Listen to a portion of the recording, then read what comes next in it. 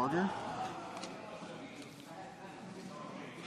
It is my duty to inform the House that vacancies have occurred in the representation, namely Mr. Maurizio Bevilacqua, member for the electoral district of Vaughan, by resignation effective September the 2nd, 2010, and Mr. Inky Mark, member for the electoral district of Dauphin Swan River, Marquette, by resignation effective September 15, 2010.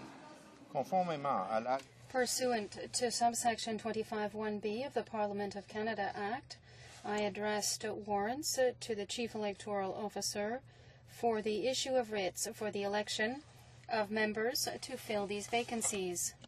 I have the honour to inform the House that for the purposes and under the provisions of Article 50 of the Parliament of Canada Act, the following members have been appointed members of the Board of Internal Economy, namely Mr. Baird, member for the electoral district of Ottawa West and Nepean, in place of Mr. Hill, member for the electoral district of Prince George Peace River, and Madame Ms. de Bellefeuille, member for the electoral district of Beauharnais-Salaberry, in place of Mr. Guimond, member for the electoral district of Montmorency-Charlevoix, Haute-Côte-Nord.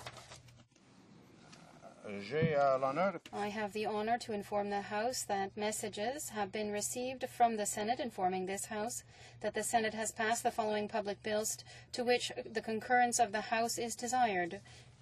Amend the Criminal Code and another act. S4, an act respecting family homes situated on First Nation reserves and matrimonial interests or rights in or to structures and lands situated on those reserves. And S211, an act respecting World Autism Awareness Day. It being 11:05, the House will now address private members' business according to the order indicated on today's order paper. The members' business consideration at report stage of Bill C-300, the Corporate Accountability of Mining, Oil and Gas Corporations in Developing Countries Act, standing in the name of Mr. McKay, Scarborough-Guildwood. The Honourable Parliamentary Secretary to the Government House Leaders rising on a point of order. Yes, thank you, Mr. Speaker. Mr. Speaker, I rise on a point of order regarding Bill C-300, an act respecting corporate accountability for the activities of mining, oil or gas in developing countries, introduced by the member for Scarborough-Guildwood. Mr. Speaker, I submit that the bill contains provisions which would require new spending for purposes not currently authorized in statute and therefore should be accompanied by a royal recommendation. Bill C-300 would add new functions to the Department of Foreign Affairs and International Trade Act by requiring the Ministers of Foreign Affairs and International Trade to establish a new quasi-judicial function regarding Canadian companies engaged in mining, oil or gas activities in developing countries. Currently, the Department of Foreign Affairs and International Trade Act does not authorize spending for that new function. Mr. Speaker, the government did not raise a point of order on this bill prior to second reading. However, Mr. Speaker, during committee consideration of the bill, the issue of new spending was raised, and I now want to bring that to your attention. On December 1, 2009, officials from the Department of Foreign Affairs and International Trade stated in committee, and I quote, "The mechanism would require the setup of a whole new procedural framework that is not currently in existence within DFATE and is not foreseen by the Department of Foreign Affairs and International Trade Act," end of quote. Mr. Speaker, let me explain why this would require new spending.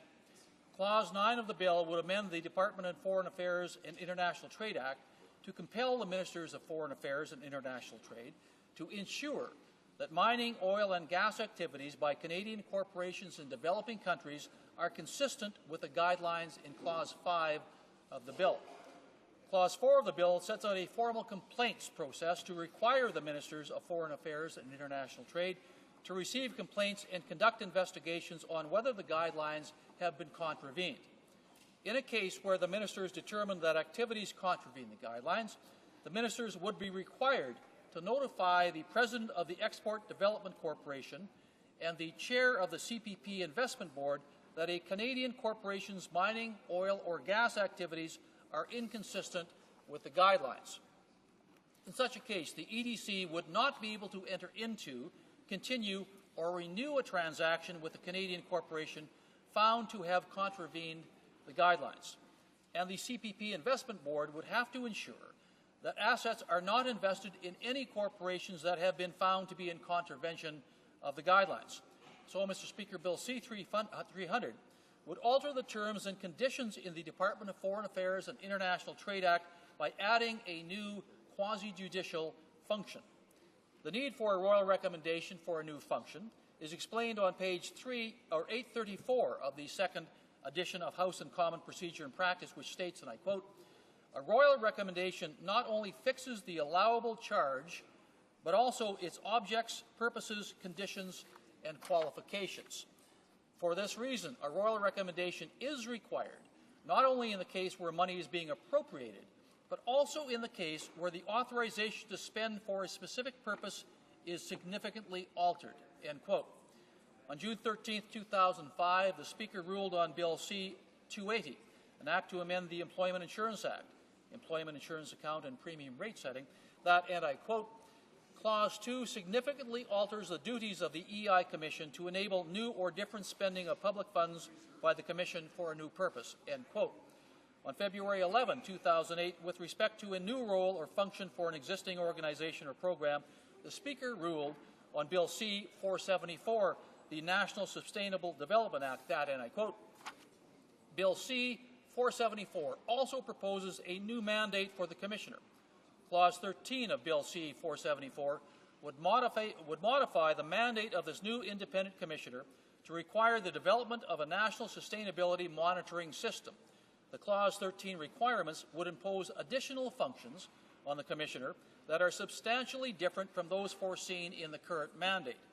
In the Chair's view, Clause 13 thus alters the conditions set out in the original bill to which a royal recommendation was attached," end quote. Mr. Speaker, I have explained how the new function proposed in Bill C-300 would alter the terms and conditions of the original royal recommendation for the Department of Foreign Affairs and International Trade Act. In keeping with the precedents that I have mentioned, I therefore submit, Mr. Speaker, that Bill C-300 requires a royal recommendation. Thank you, Mr. Speaker.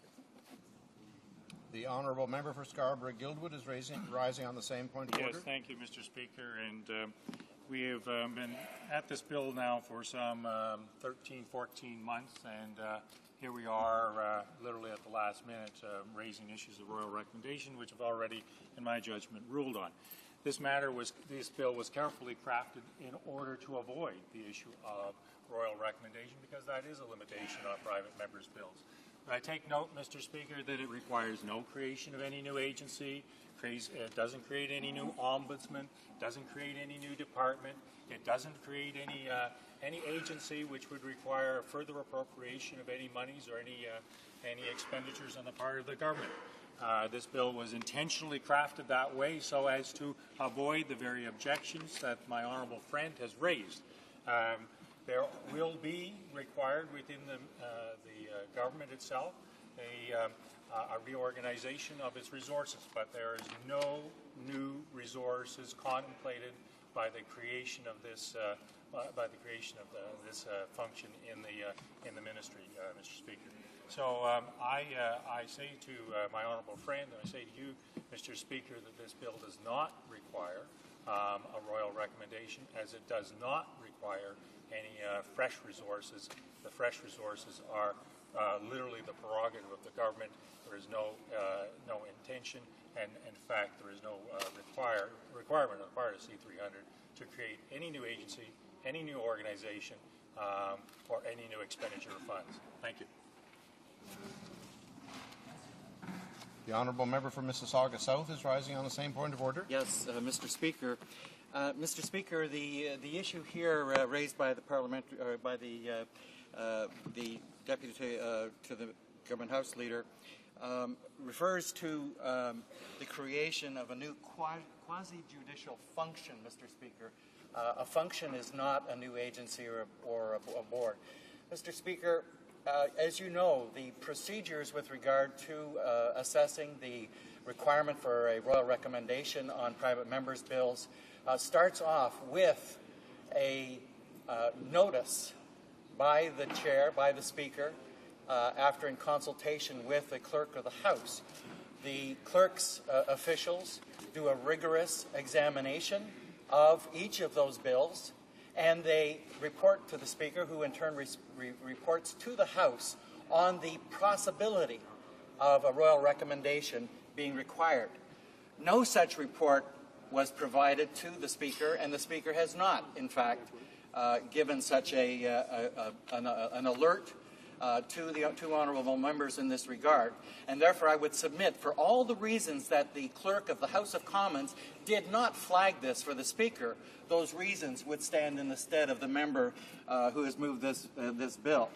Mr. Speaker, the other consideration, and I've seen this in in regard to other bills, that significant alteration of the role of any body does not necessarily rule out the fact that there is a responsibility for that.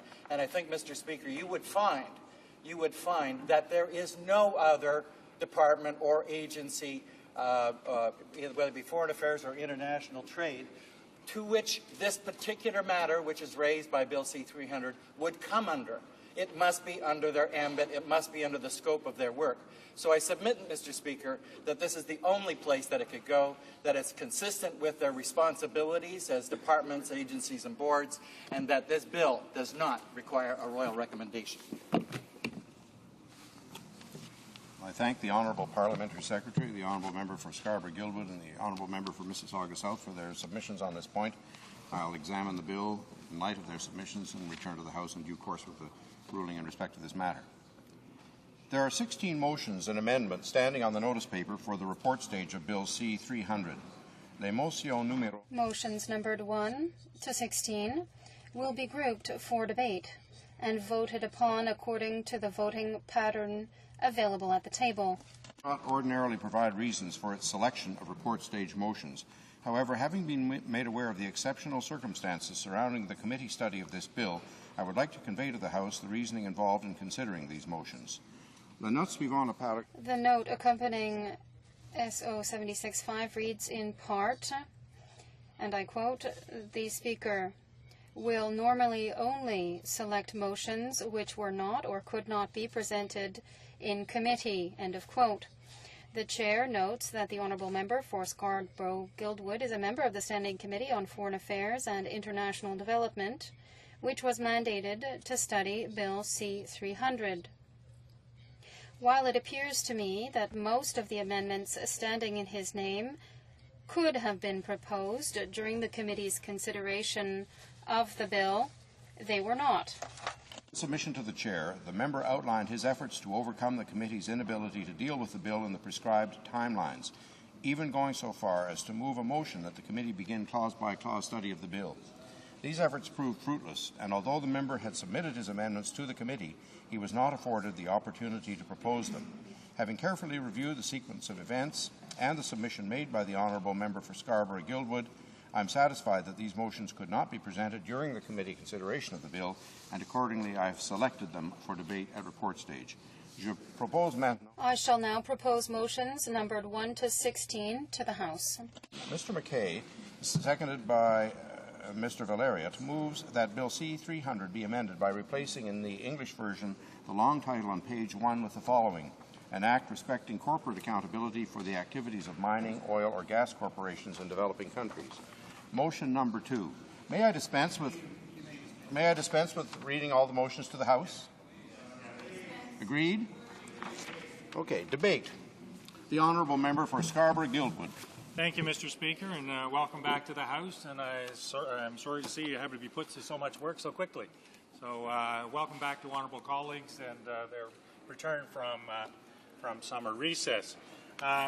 Mr. Speaker, it's an honour to be the lead speaker on C-300 on the opening of this parliamentary session. Ironically, as I said earlier, this bill has spent a lot of time in committee, some 13 months in committee. And over that time, the arguments in favor of the bill, I think, have actually become stronger. I hadn't in my wildest imagination ever have thought that this bill would attract so much attention. Certainly I hadn't anticipated it would attract so much international attention. People are literally flying in from around the world to support C-300 and are encouraging my colleagues to get behind this bill and do something for the world's poor, the world's indigenous, and the world's people who cannot speak for themselves. They are literally taking their own time and they're spending their own resources to lobby colleagues in order to be able to encourage them to support this bill. So why would that be, Madam Speaker? Why would people spend their time and their resources and have all of the international attention and domestic attention on what is ultimately quite a modest bill?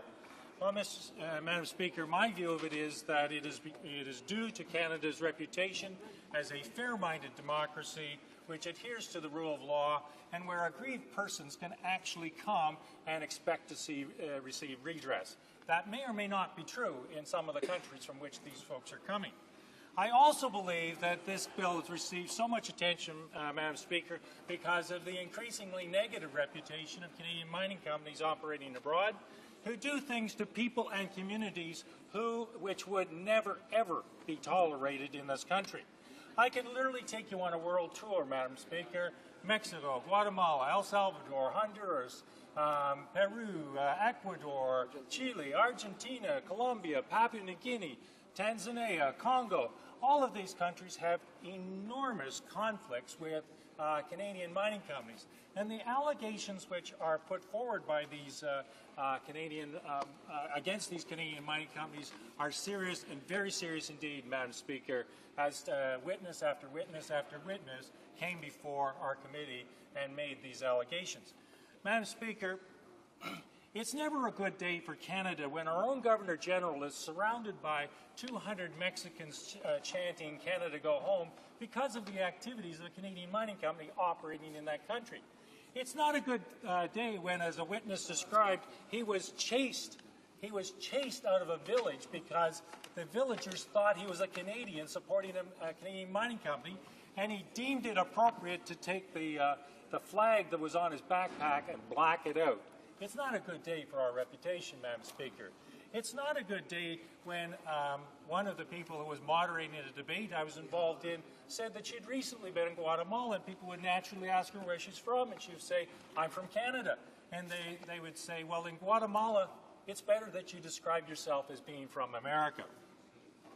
Ironically, Mr. Speaker, this is one of the great objections that the industry puts forward to the bill, that it will cause reputational damage. Reputational damage, Madam Speaker. Reputational damage to whom? Is it reputational damage to Canada, or is it to the country? We already know that a lot of activities of Canadian mining companies destabilize governments, put other companies, other Canadian companies at risk, and put Canadians traveling abroad at risk. So why the objection to reputational risk? Why the fear of a quasi-judicial process where the impartial laws of natural justice actually prevail in a hearing? Why indeed, Madam Speaker? It's hugely ironic to me that at the same time they're complaining about the process, they already say they adhere to the IFC standards that are set out in the bill itself. So they don't want to have a process to find out whether they're actually adhere to the IFC standards, but because they already say they're already adhering to them. Seems a bit of an ironic argument, Madam Speaker. Possibly, though, Madam Speaker, the real reason that the objection is so vociferous on the part of the companies and the government is that there possibly really is something to be hidden. Possibly the allegations in the aforementioned countries are possibly true. You know, sometimes, Madam Speaker, where there's smoke, there's just smoke. But sometimes, Madam Speaker, where there's smoke, there is actual fire. Where witness after witness after witness, were they really telling the truth about murder and rape and environmental degradation and officials being bought and paid for and paramilitaries enforcing the so-called companies' right? With all those witnesses, is that just smoke and mirrors, Madam Speaker? But maybe just possibly there is some truth. And the companies don't want anyone, let alone a government official, let alone a minister of the Crown, let alone the people of Canada, actually taking evidence, having a look, listening to arguments, and making a finding, one way or another, good or bad. Not only do the companies not want anything resembling a fair and impartial inquiry, they don't want any sanctions. They want to exist in a sanction-free environment. They say the sanctions are too draconian. So what are the sanctions, Madam Speaker? The sanctions are that you won't get support from the Export Development Corporation of Canada. You won't get support from the Canada Pension Plan. Canada Pension Plan won't be allowed to buy your shares in the stock exchange. and you won't get consular support, Madam Speaker. You won't get the promotional activities that our consuls generals provide right around the world to Canadians operating abroad. So in other words, Madam Speaker, no taxpayers' money, no pensioners' money, and no parties. Well, Madam Speaker, that's three teeth, three rather modest teeth, and I'm proposing actually pulling half a tooth on this, on one of these amendments, Madam Speaker, because we took the view of the Canada Pension Plan that there would be a requirement to amend the Canada Pension Plan, which would require provincial consent. And my thought was, well, if in fact the Minister of Finance can't get his own provincial counterparts to make much needed amendments to the Canada Pension Plan, then what hope did I have of getting amendments as well? So we've modified that bill, modified that objection somewhat, Madam Speaker. Then there's the full argument about extraterritoriality. This is just plain nonsense. This bill is about accountability for taxpayers' hard-earned money and how it's used, not where it's used. Like foreign aid, Canada has expectations and the absolute right to withdraw its money at any time, at any place. So also does EDC, so also does Canada Pension Plan. Canada retains the right to invest abroad, not based upon its own sets of laws and guidelines. It has the right to invest, and it also has the right to divest. The other amendment of significance is that we're proposing is an amendment whereby the company will be given a period of time to rectify its non-compliance. Notwithstanding what the government, what the companies say, and it's handmade in the government, I would much prefer compliance with. I much prefer compliance over non-compliance. I prefer honourable and responsible mining over no mining at all. So there were the objections, Madam Speaker. The buyers that Canadian mining companies wishing to list their shares on the New York Stock Exchange have to visit the department and tell the department how much money they're giving governments, how much money they're giving government officials. It's an attempt at accountability and transparency which speaks well for our American friends. It doesn't speak well for us. Where are they going to go? Great Britain? Well, there's another great place, Madam Speaker. They're actually proposing a more robust version of C-300. European Union is got a very, very high standards of corporate social responsibility. I doubt they're going to Russia. I doubt they're going to China. Possibly the only place they might be going to, Madam Speaker, is Switzerland. And when you go to Switzerland, you generally want to hide something. But, you know, if you're going to go to Switzerland, fine, Lord love you, but you're not going to take Canadian taxpayers' money, you're not going to take Canadian pensioners' money with you. So, Madam Speaker, this really is a modest bill. It's run into a virtuous tsunami of objections from the industry and the government. The government members may face a clear and overwhelming testimony have chosen to turn their backs on the poor, the helpless, and the Aboriginal. By voting against this bill, they embrace the status quo. If this bill doesn't pass, we will have failed vulnerable people and struggling democracies. We will be diminished in the eyes of the world. We will erode our credibility to speak in international forum. We will be smaller in every way. Thank you, Madam Speaker. Resuming debate, the Honourable Parliamentary Secretary to the Minister of International Cooperation. Madam Speaker, it gives me a great deal of pleasure to stand here and rebut that bunch of stuff that just came from the other side. I'm rising here today to speak in strong opposition to Bill C-300.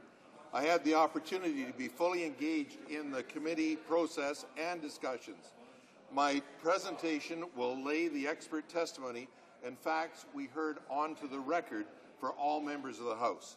The debate on Bill C-300 has been constantly muddied by partisan division and a cliche of anti-business rhetoric, and I must say that was a great exhibition that we just had. The partisan division is along party lines on the frivolous premise that one party is more virtuous in protecting human rights than others. It should be made clear right from the beginning of this debate that all members of Parliament, Canadians, indeed Canadian companies, want to ensure that human rights are protected. We all agree with corporate social responsibility. It should be noted that we're very fortunate in Canada, in a country where the big bad corporations that this member is trying to make out just don't exist. There is no avatar planet full of blue people and mysterious trees that is being destroyed by the big bad mining company. We live in a country where everyone realizes the value of human rights and corporate social responsibility. Canada has an independent corporate social responsibility councillor who works with NGOs and companies to ensure that Canada is a world leader in respecting human rights abroad. Around the world, Canadian companies are noted leaders practicing corporate social responsibility, contrary to what that member just said. Bill C-300 should be defeated here in this chamber for the following reasons. It's a badly written piece of legislation, it has extremely poor process, and its implementation mechanism. I want to be clear. The MPs who are voting against this bill are not voting against corporate social responsibility. None of us would vote against corporate social responsibility and human rights. Canada has its own independent CSR program, which involves consultations, public reporting, third-party verification. Bill C-300 dismisses the existing collaborative approach and promotes an open-ended, punitive one. Madam Speaker, Bill C-300 would harm our businesses who are already world leaders on corporate social responsibility. This bill is often referred to as the product of the National Roundtable on Corporate Social Responsibility. It doesn't deserve that title, Madam Speaker. This bill doesn't represent the Roundtable. The Roundtable was very successful, and it involved representatives from civil society, corporations, and the bureaucracy. All participants were happy with the results of the discussions, but I tell you, not all are happy with this bill. As previously noted, the government response to the National Roundtable was the establishment of Canada's independent corporate social responsibility councillor. In contrast to the thoughtful government action, Bill C-300 was hastily drafted with no consultations, as we heard time after time during the committee process. The product we see before us is sloppy. The bill, if ever enacted, would have drastic consequences that were never ever envisioned by the Roundtable. In this bill, the complaints mechanism is placed in the hands of the ministers of the Crown. Bill C-300 converts a process that should be fair and independent into one that is entirely partisan. The complaints mechanism should be run at arm's length by an independent individual who reports to the government, and that is precisely the existing role of Marquetta Evans, Canada's Corporate Social Responsibility Councillor. In comparison, this bill will promote soapbox partisan antics on the issue. No minister would be able to deem a claim frivolous without that decision being derided by the opposition's partisan political agenda. However, the same claim could be deemed frivolous by an independent corporate social responsibility councillor because she is independent from politics. Unfortunately, the problems with the complaints mechanism go further. Any claim will automatically be perceived as having credibility because of the involvement of the ministers of the Crown. Even the most frivolous accusation could be perceived as legitimate. Bill C-300 does not have any mechanism to protect the system from frivolous claims, and therefore even the most facetious claim could be given false credibility when the minister so-called investigates. This issue is so obvious that several prominent Liberal politicians have put partisan politics aside and expressed their concern about the bill, stating that foreign governments could end up withholding or taking away permits from Canadian firms, citing the minister's investigations. This could happen in spite of the fact that at the end of the investigation, there still may be no evidence of wrongdoing against the company. When Bill C-300 was in committee, scores of expert witnesses came to testify against the bill. Many of the witnesses had voluntarily participated in the National Roundtable discussions. We heard from the Canadian Chamber of Commerce and the Export Development Canada Corporation. These two organizations are representative of the leaders of Canada's economy, and the fact they are strongly opposed to the bill shouldn't be ignored. We heard from countless Canadian companies that have outstanding reputations and are examples for the world when it comes to investing in the communities in which they operate. We even heard from the Foreign Minister of Burkina Faso, who, appearing on a different topic, spoke of the immense contributions that Canada's private sector is making in his developing nation. If you collect the committee witnesses, placing them onto a scale, those opposed to the bill on one side and those in favour of it on the other, the scale will be overwhelmingly tilt in opposition to the bill. We cannot ignore the qualifications of the witnesses who spoke out against the bill. They are experts and came with precise concerns about specific details of the bill. I won't deny there were witnesses in favor of the bill. However, they spoke in favor of corporate social responsibility in general and could not rebut the concerns about specific sections of this bill. Let me restate, around the world, Canadian companies are noted leaders practicing corporate social responsibility. Canada has its own independent CSR program, which involves consultations, public reporting, third-party verification. Bill C-300 dismisses the existing collaborative approach and promotes an open-ended, punitive one. Bill C-300 will harm our businesses who are already world leaders on corporate social responsibility. In fact, it is important to note that many witnesses stated that this bill would jeopardize the ability of Canadian corporations to purchase mines from less reputable operators. Frequently, Madam Speaker, Canadian companies will purchase mines that were previously run with little regard to human rights, and the Canadian companies will correct the problem. Canadian companies invest heavily in the local communities and bring mines up to acceptable standards.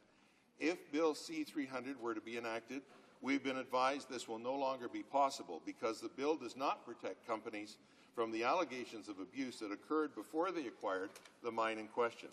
The Canadian corporation could be in jeopardy of liability for prior actions by previous owners. If Canadian companies are unable to purchase previously poorly run mines, then the local communities will be left at the mercy of the less reputable companies from countries with lower human rights standards than those here in Canada. We've also been advised that it will be difficult for Export Development Canada to partner with any mining operation overseas. Madam Speaker, mines are not entirely financed by one organization, but are a collection of international investors. This typically includes Canadian companies, Export Development Canada, private investors from around the world, and some investment sources.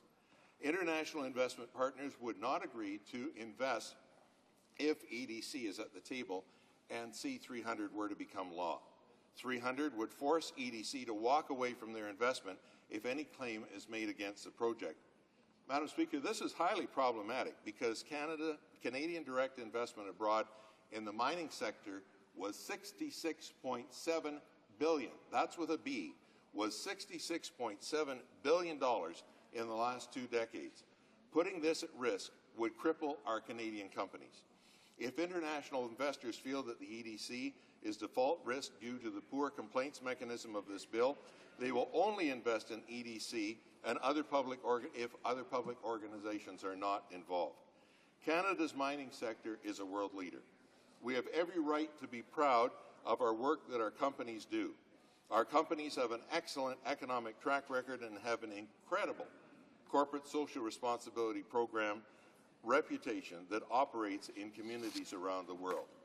Canada is well positioned throughout the current worldwide economic crisis, but we're not out of the woods yet.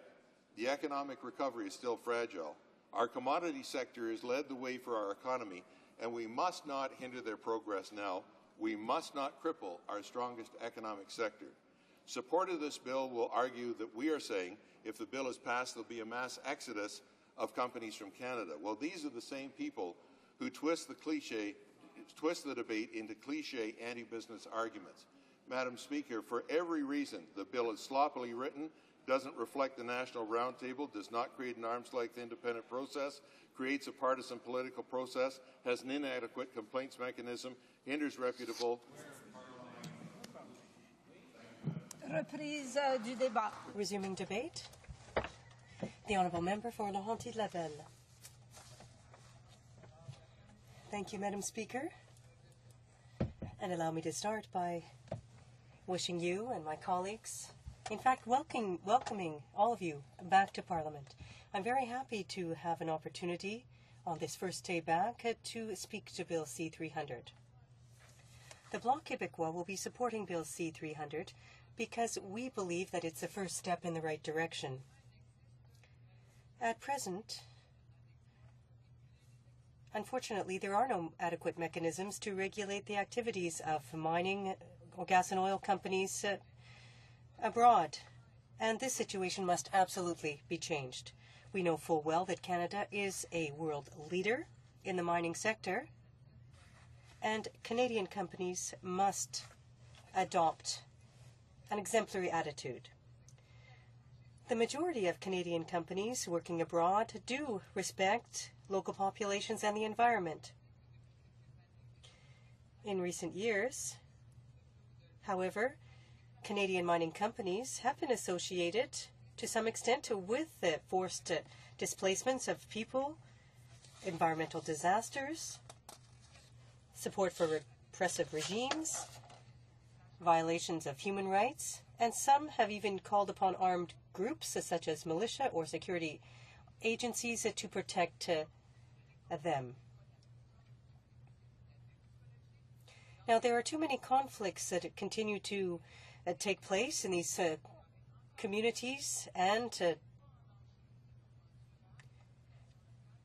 in fact, it's very important to focus on these issues because defenders of human rights are saying that these people here are victims of psychological abuse, kidnapping, and even murder. There are several reasons that explain the importance of having a framework to monitor the activities of Canadian companies involved abroad. The Bloc Québécois advocates a clear mechanism, an independent and transparent one, that will make it possible to be accountable and make it possible to oversee standards for Canadian companies. Madam Speaker, we're here today debating C-300 and its amendments because it is urgent that we act. Too many people are affected by the negligence of certain Canadian companies who are turning a blind eye to the situation. There are serious shortcomings that currently exist, and several people, on many occasions in fact, appeared before the Standing Committee on Foreign Affairs and International Trade to address them. As did many of my colleagues, I met on several occasions with people, individually or members of organizations representing civil society, who work in the Honduras, Guatemala, Mexico, Colombia, and in Africa, where people are affected by this dubious behavior of Canadian mining companies. Their evidence have all addressed distress, suffering, and injustice. Now, Bill C-300 is a legislative tool. It's high time, Madam Speaker, that Canadian parliamentarians adopt legislation to oversee the activities of mining, oil and gas companies, Canadian ones that are working abroad.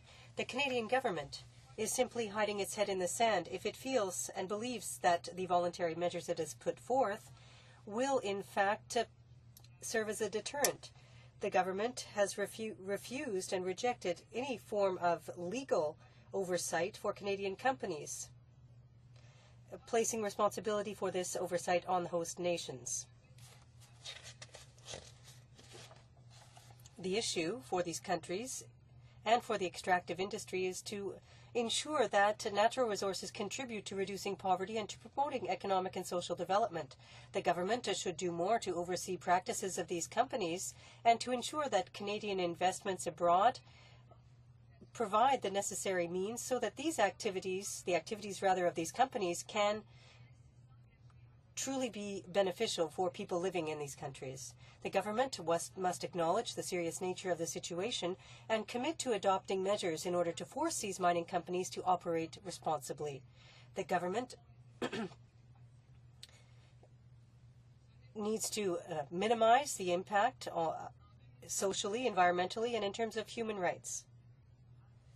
Now, in 2005, the Standing Committee on Foreign Affairs and International Trade published a report dealing with the mining industry in developing countries and corporate social responsibility.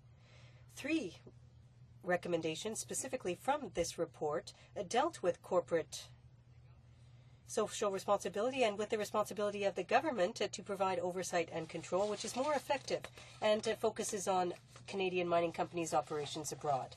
2 recommendations that deal with the need to establish legal standards which are clear for accountability and to develop functional mechanisms to oversee the activities of Canadian mining companies in developing nations.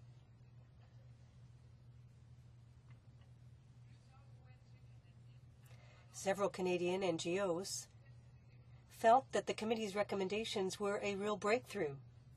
As we know, the government's response was very disappointing because it focused simply on voluntary measures. When it provided its response, the government committed to organizing a series of roundtables to study in depth the issues raised by the Standing Committee report. Between June and November 2006, 4 roundtables were held in Vancouver, Toronto, Calgary, and Montreal.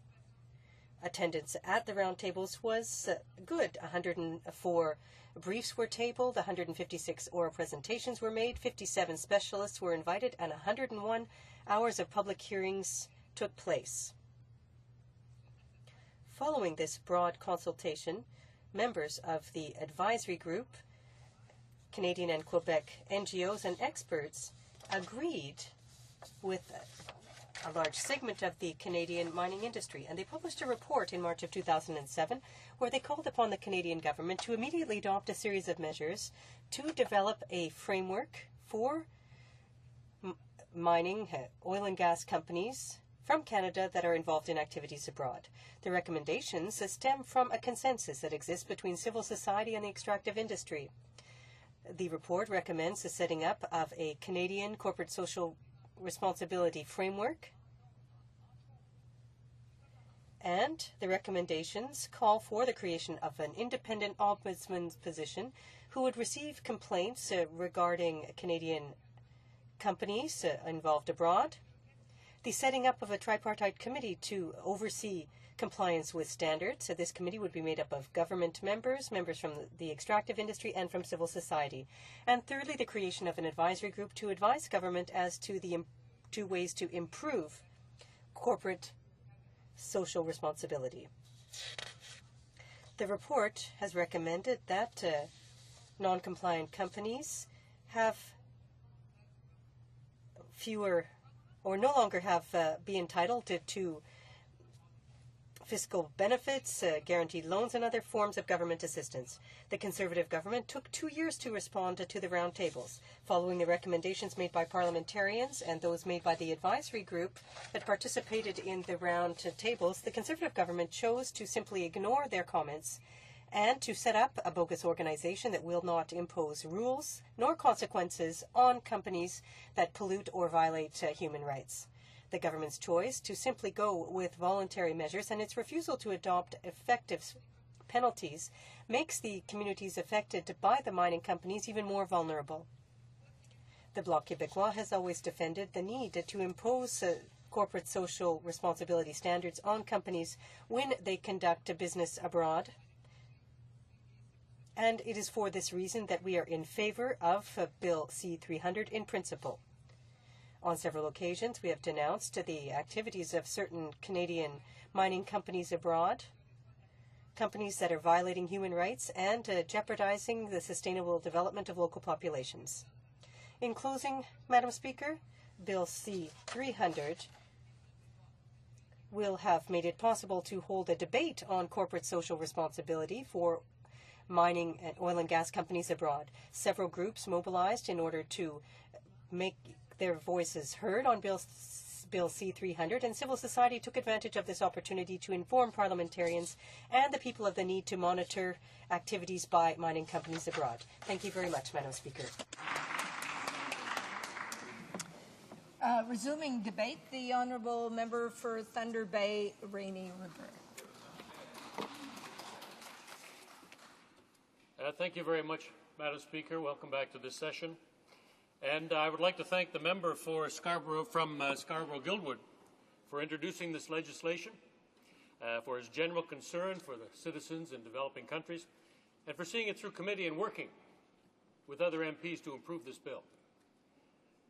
I thank the member while noting that corporate accountability for Canadian resource extraction companies operating abroad is long overdue, and thanking other members and groups who have worked so hard to put this issue on the public agenda, including the member from Ottawa Centre. We know that many players in the extractive industries have taken advantage of political cultures in developing countries that cannot or do not accept or respect our domestic principles of democratic accountability and transparency. We also know that such companies will continue to act unethically so long as there is no requirement, penalty, or incentive to encourage them from acting in a different, more responsible manner.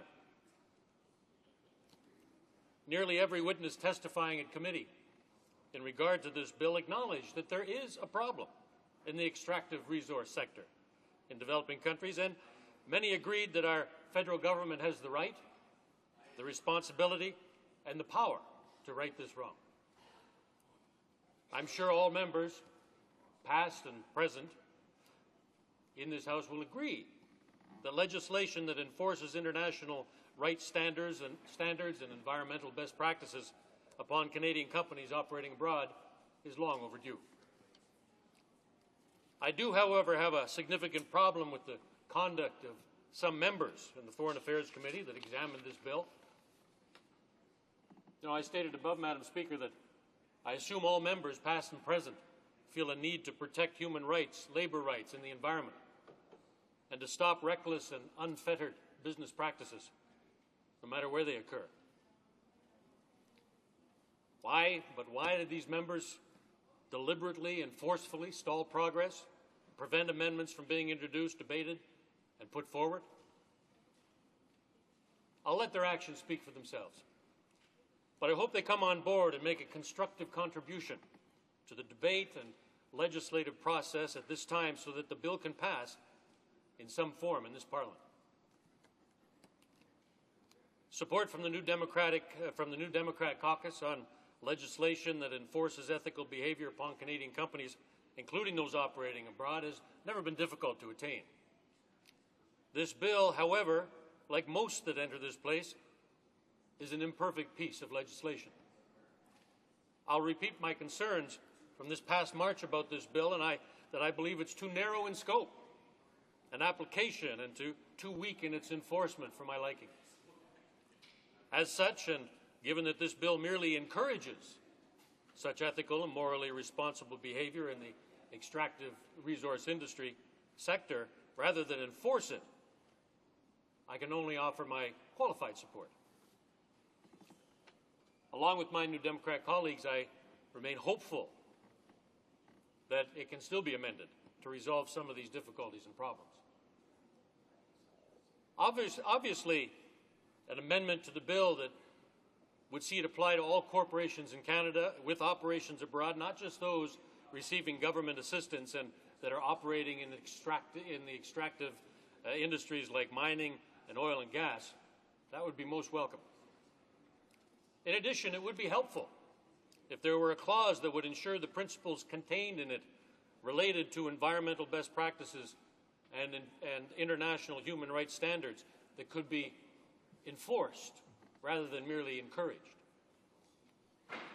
Equally helpful would be the creation of an independent ombudsman office to help ensure the principles of it would be respected and to investigate any claims that may be brought against companies with respect to the provisions of the bill. Finally, let me say I'm very pleased to see an amendment put forth that puts an incentive in place for companies with poor corporate accountability histories or those who violate standards set forth so as to encourage them to change their practices to re-earn the support of our government. And I thank the member for that amendment. I think the member from Scarborough-Guildwood, I thank him for taking such a bold step, tabling amendments, if it is still possible, of course, at this late stage, and tabling them regardless of what the outcome is, beyond the reach of the destructive and corrosive behavior of some MPs who sit in the Foreign Affairs Committee. This bill, for all its imperfections, is progress on the issue. And I thank the member again for using his private member spot to table a substantive legislative measure that can make a real difference in this world. Thank you, Madam Speaker. I just have to. Resuming debate, the honourable member for Guelph. Madam Speaker, I stand before you to speak in favour of Bill C-300, an act respecting corporate accountability for the activities of mining, oil or gas corporations in developing countries, as well as its recent amendments, which serve to incorporate recommendations made by Canada's extractive sector. The bill grows out of actual recommendations made in the 2006 Government Roundtable report on corporate social responsibility and the Canadian extractive industry in developing countries.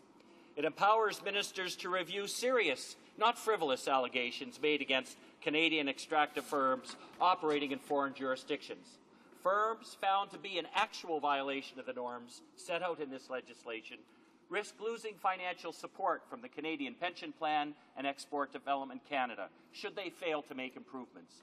Currently, no investigation is even allowed without the actual consent of the company. Having briefly described what this bill will do, I will now explain why we need to pass it, and we'll begin with a brief quote. Canada has shown its determination to be a good world citizen, end quote. This quote comes from a children's book on Canada and the world.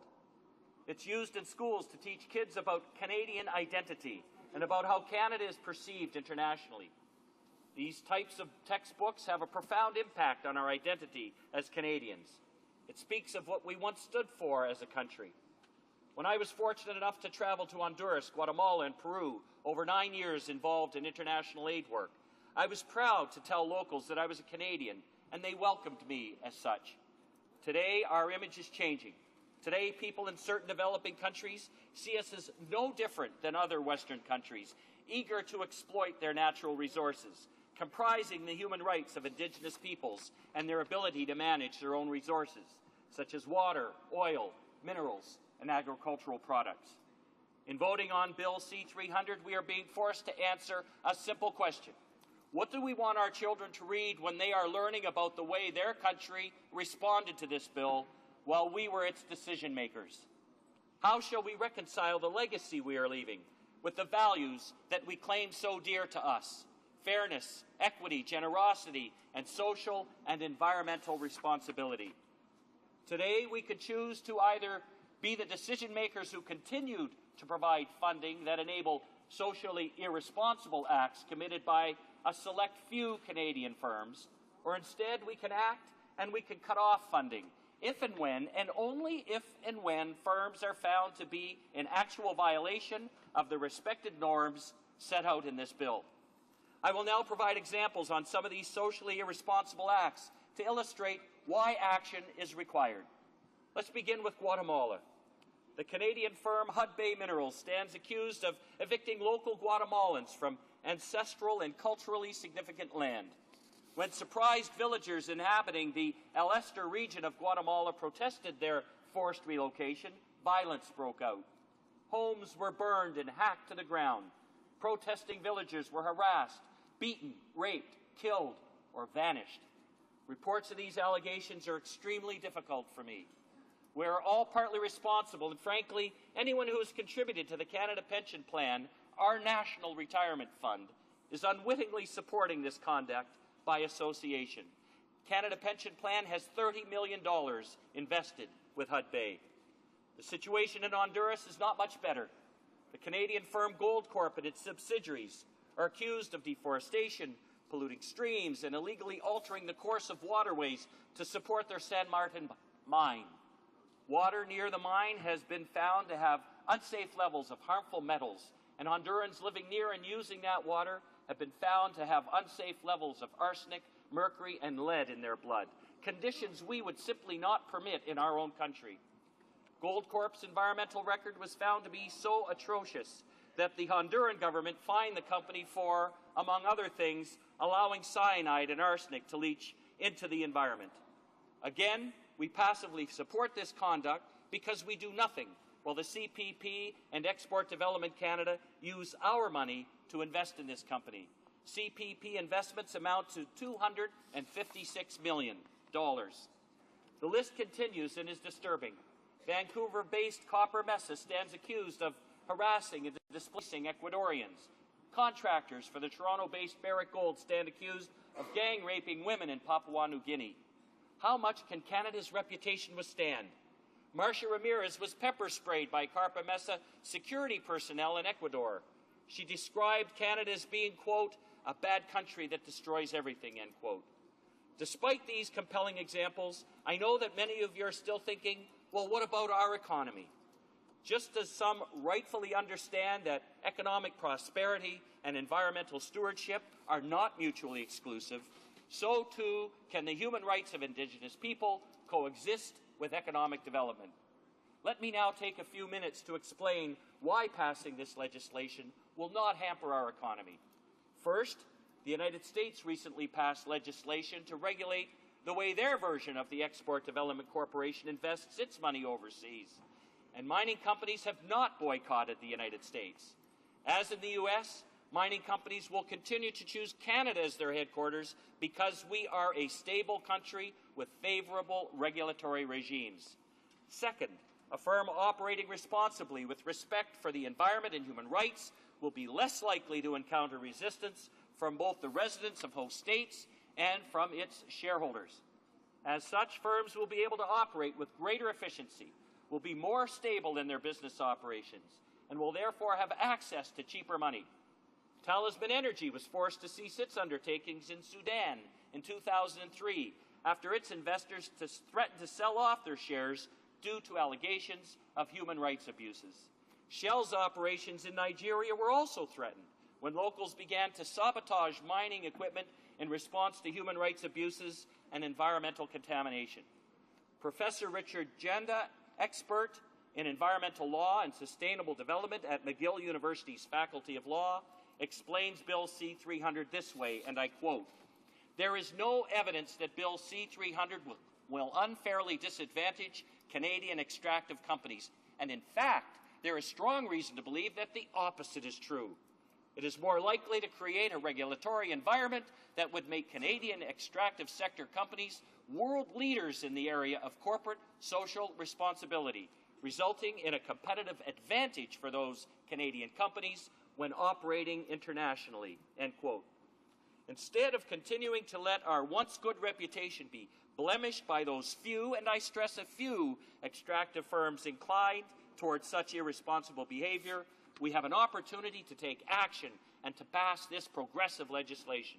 Today we can show people in the developing world that, yes, we are capable of doing the right thing. We can show them that we will no longer be and I quote, "an evil country that destroys everything," end quote. Instead, let us vote for this legislation so that we can once again be thought of as international leaders on human rights. Members of Canada's Honourable Foreign Service undergo rigorous training before they're posted overseas to represent Canada to the world. Some, and I stress some, of our corporations go into these same countries and with heavy-handed brushstrokes undermine the efforts of our Foreign Service and paint Canada and Canadians as human rights abusers or as militia funding displacers of local populations, as environment destroyers and water contaminators, or as rapists or killers.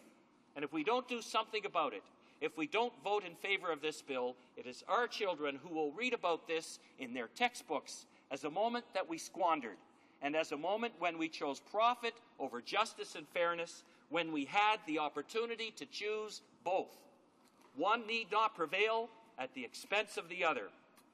While not posing a threat to Canadian extractive businesses, this bill represents an important first step towards enabling the government to, in the most severe cases, investigate and sanction conduct that is, by all accounts, irresponsible. We have a choice. We can either sit back and let our country's identity be shaped by certain irresponsible firms whose objectives do not include the positive portrayal of Canada or the protection of human rights and the environment abroad, or we can do something about it. Join me in ensuring that our children learn of a Canada and inherit a legacy they can be proud of, and not a Canada that many in developing countries are starting to question. We must grasp this opportunity to correct this wrong, strengthen our legacy, and rewrite the stories that our youth will otherwise read if we do not. Thank you, Madam Speaker. Resuming debate, the Honourable Parliamentary Secretary for Official Languages. Thank you, Madam Speaker. I'd like to further expand on some of the challenges that Bill C-300 would present in its implementation. I will drill down, no pun intended, on at least 7 substantive issues we have with Bill C-300. I should say from the outset that the Great Kenora Riding is home to vast mineral assets and, in fact, has one of the most productive gold mines in the world operated by Goldcorp in Red Lake and Pickle Lake. Needless to say, constituents, families, communities, and corporations performing exploration and mining activities in the Great Kenora Riding have expressed serious concerns with respect to Bill C-300. I'm therefore pleased and honored to speak to this bill on behalf of my constituents. Bon nombre de... Many of them have mentioned a number of practical issues with the bill that must be considered while recognizing the intent of the bill. Now, Madam Speaker, I want to reiterate that this government is a firm believer in corporate social responsibility. However, this bill is not the way to go in terms of promoting it. For the last year, the Standing Committee on Foreign Affairs and International Development has heard from almost 70 witnesses on the issue of C-300. Many witnesses have raised a number of practical issues with the bill that must be considered while recognizing the intent of the bill. I'd like to highlight some of the more significant obstacles to the effective implementation of the bill that they have raised, Madam Speaker. First, Bill C-300 does not appear to include any procedural safeguards to ensure that it is consistent with Canada's administrative fairness, procedural fairness, or even every Canadian's right to a fair and public hearing by an independent and impartial tribune. For example, Bill C-300 would not require those conducting an examination to give notice or even consider evidence from the affected company itself. It would, however, permit complainants to give evidence against affected parties without the need or availability to be cross-examined. Furthermore, this bill puts at stake the rights, privileges, and interests of an affected company. Because a negative judgment under C-300 would significantly impact a company's reputation and operations, we owe our Canadian companies the right to procedural fairness. Secondly, Mr. Speaker, Madam Speaker, Export Development Canada, EDC, uses its commercial leverage to encourage companies to develop strong corporate social responsibility policies, and Export Development Canada works with them to put them in place. However, the black and white compliance standards of this bill would require EDC to exit a relationship with any Canadian company the moment that a corporate social responsibility violation would have been determined. This means that if Bill C-300 becomes law, EDC's ability to provide lending and insurance to companies in the extractive sector will be seriously compromised without providing any real corporate social responsibility benefit. This means that if Bill C-300 becomes law, EDC's ability to provide lending and insurance to companies in the extractive sector will be seriously compromised without providing any real corporate social responsibility benefit. This year alone, estimates show EDC's support generated $61 billion in Canadian GDP. That's 5 cents of every Canadian dollar, and sustained 642,000 Canadian jobs in communities across the country. When you consider that the extractive sector compromises 1/3 of EDC's total business volume, you can appreciate, Madam Speaker, the impact that EDC's departure from the market would have on working families here at home. This clearly highlights the economically reckless and irresponsible nature in which this bill was conceived. Thirdly, the Department already has 2 mechanisms in place to assist in the resolution of disputes: the National Contact Point for the Organization of Economic Cooperation and Development Guidelines for Multinational Enterprises, and the Extractive Sector Corporate Social Responsibility Counselor. Both of these mechanisms focus on improving the performance of Canadian companies. This allows for longer-term solutions that benefit all parties involved. By comparison, Bill C-300 is largely punitive. Unfortunately, in many cases, the Government of Canada has no leverage over extractive companies, as is presumed in the bill. Junior companies especially often do not seek the government support this bill proposes to deny them. In these cases, the company would not be compelled to change its performance with the threat of Bill C-300. The implications of this bill would see changes we do not want, because such a prejudicial regime as proposed by this reckless bill could only serve to encourage more companies to leave Canada.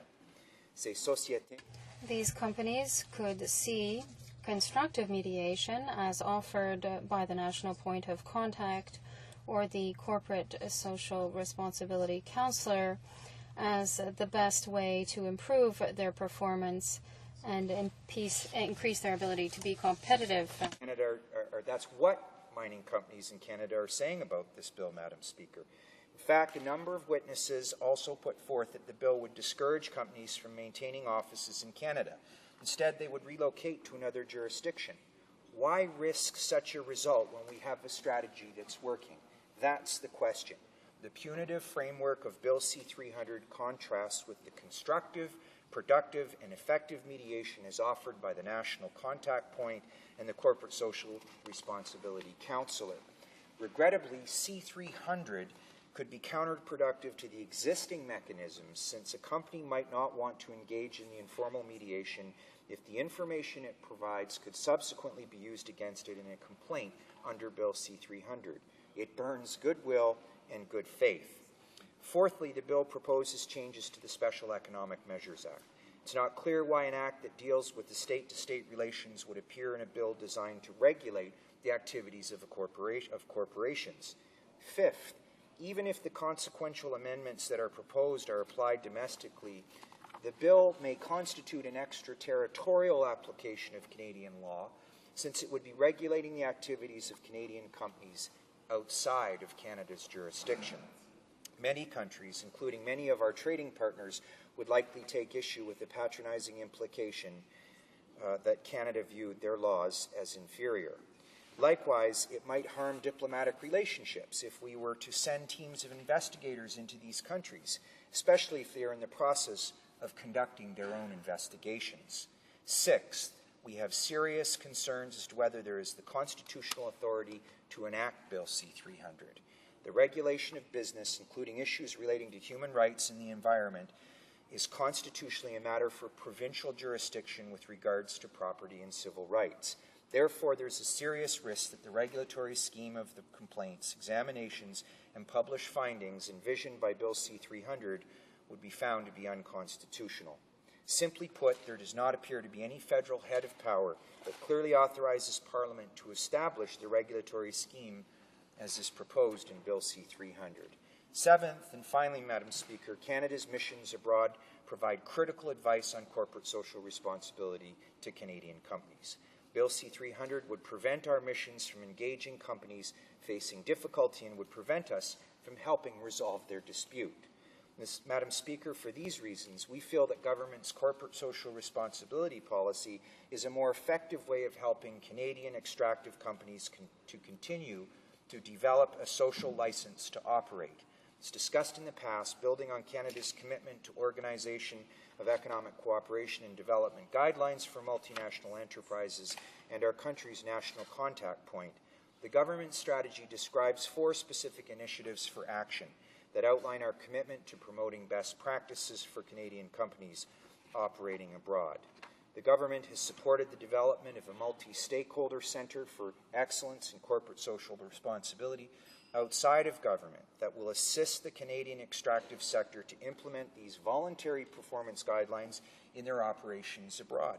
Indeed, we applaud organizations like the Prospectors and Developers Association of Canada, who have developed E3+, a framework for responsible exploration which are intended to complement established norms for corporate behavior as exemplified by international organizations like the OECD, Guidelines for Multinational Enterprises, and the United Nations Global Compact, to name a few. Madam Speaker, our efforts to promote corporate and social responsibility build domestically and abroad. I ask all members to support from both sides of the floor as we continue to take measures to ensure that Canadian companies can make the most of our global opportunities. Thank you, Madam Speaker. Resuming debate, the Honourable Member for Parkdale High Park. Merci, Madame la Présidente. Thank you, Madam Chair. Honored to rise in support of this bill. This is a bill that is about what is possible for Canada. This is not a bill for, I suppose, members who do not want to address the real fundamental problems that Canada has. We need to have impact on world trade. We need to be agents of our own way forward in terms of how we're going to get good results, good jobs, good outcomes for people from this globalized economy. And it's our champions, in mining in particular, in this case, that can lead the way. And I think what's most disappointing to some of the argumentation we hear against this bill is that there was a consensus that's reflected in this bill. This is the outcome of the Corporate Roundtable on Social Responsibility. Clause after clause, measure after measure, many of these things are to be found in the guidelines that corporations have for themselves. What's the difference? We're actually going to enact something. We're actually going to make something workable. We're actually going to make it plausible. And as is often the case when it comes to progress, there are people, doomsayers saying all these incredible things that will come about as a consequence without looking about what this really could mean. This could mean corporations have an ability to resolve disputes. This could mean an enhanced reputation for Canadian-based mining companies. And of course, for those of us interested in the benefits for Canadians of companies, it's a little rich hearing from some of the government members about how they'd like to see Canadian headquartered companies when they keep rubber stamping sale after sale and creating conditions under which our mining companies are being sold off. This bill had quite a different context a few years ago when we were world leading. This government has ridden us to a different place. But the companies we do have understand these issues. They deal with them every day in the sovereign nations that they are part of. And it is, I think, a bit of stampeding on somebody's part to bring them away from where this bill could put them, which is in a consensus position, a functional position of leadership in the world. And it's what we need to see happen in terms of trade if we look at our own vulnerabilities in terms of our dependence on foreign decisions in a range of things. We want to start to see not just a code of ethics, but a basis for behavior on the part of companies in terms of advancing some of the other outcomes that we have. It's simply not about the bottom line has to include some of the bottom line benefits for the local populations. And Canada is in that position in a number of industries.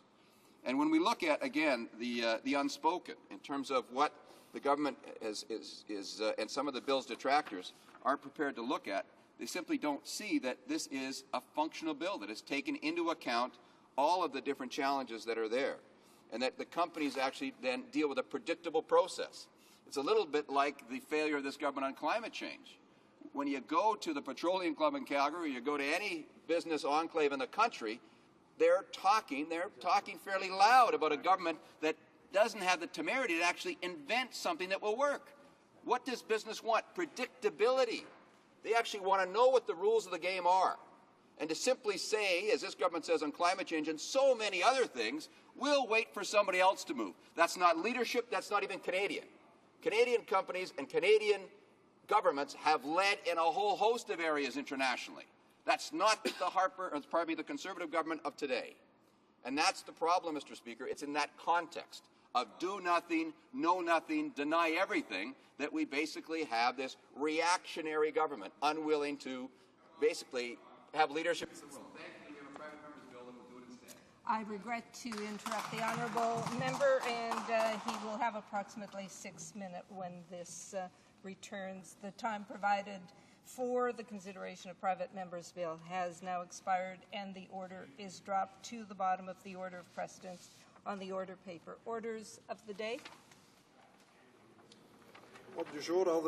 Orders of the day, government orders, government bills commons, second reading of Bill C-17, Combating Terrorism Act. Monsieur Nicholson. Mr. Nicholson, seconded by Mr. Baird, moves that the Bill C-17, an act to amend the Criminal Code, investigative hearing and cognizance with conditions, be now read a second time and referred to the Standing Committee on Public Safety and National Security. Honourable Minister of Justice.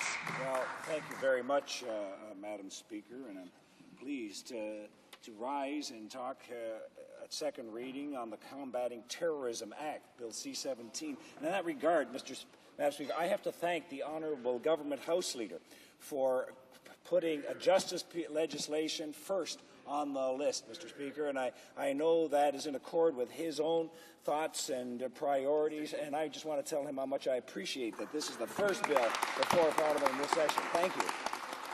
Mr. Speaker, Madam Speaker, I'm pleased to lead off the debate on the vital piece of the government's national security legislative agenda, Bill C-17. This bill, with which many of you are familiar, is seeking to reinstate with additional safeguards the investigative hearing and recognizance with condition provisions that sunsetted in March 2007. Madam Speaker, this government has put national security and, in particular, anti-terrorism at the forefront of its agenda. In the March 3rd, 2010 speech from the throne, the government committed to taking steps to safeguard Canada's national security, maintaining it as a peaceful and prosperous country and one of the safest places in the world in which to live. Madam Speaker, this is our goal, and the proposals in this bill represent one significant step in the right direction. There is somewhat of a history in this place on these powers. These provisions were first introduced in the Anti-Terrorism Act in December 2001 and were subject to a sunset clause. You will recall that the ATA also contained a mandatory parliamentary review component which led to two separate reviews, one by a Senate special committee and in this place by two subcommittees, the last being Public Safety and National Security Subcommittee. Madam Speaker, as the committees were winding down their review of the ATA, including the investigative hearing and the recognizance with conditions powers, the sunset date on these provisions was fast approaching.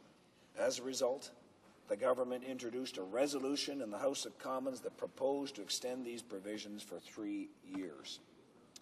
Unfortunately, the powers were not extended by a vote of 159 to 124, and the provisions therefore expired on March 1st, 2007.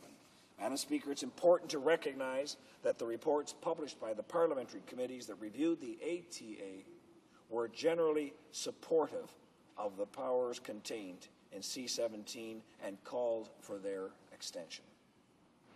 Since that time, attempts have been made by this government to reinstate these important tools. First, S3 was introduced in the Senate in the 39th Parliament and contained additional safeguards and technical changes to respond to the recommendations of the committees reviewing the ATA. Now, the Senate passed S3 on March 6, 2008 with a few amendments, but it died on the order paper when the election of 2008 was called. More recently, in the last session of Parliament, this government again made efforts at bringing this important piece of legislation back to life through Bill C-19. C-19 contained the amendments made by the Senate to the former bill. In summary, these were making mandatory a review of these provisions by a parliamentary committee within 5 years, deleting some words in the recognizance with conditions provision to track charter jurisprudence, and making a technical amendment for consistency. Now, these changes are also now found in Bill C-17. I want to make that very clear. They're all there in this piece of legislation. Now, with that short history, let me turn, Madam Speaker, to an explanation of how the investigative hearing and the recognizance with condition provisions of this bill would operate. What will become very clear as I describe these proposals is that they achieve the appropriate balance between the respect for human rights without compromising effectiveness and utility. First, with the investigative hearing provisions, the courts would be empowered to question as witnesses those persons who are reasonably believed to have information about a past or future terrorism offense. Now, Madam Speaker, I'm going to repeat that.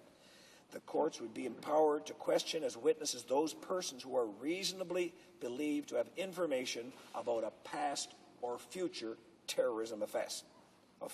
The key here, Madam Speaker, is that the person required to attend an investigative hearing is treated as a witness, not someone who is accused of a crime. It's important to note that witnesses could be questioned under this scheme without the commencement of any prosecution. Madam Speaker, earlier I noted the balance between human rights and security.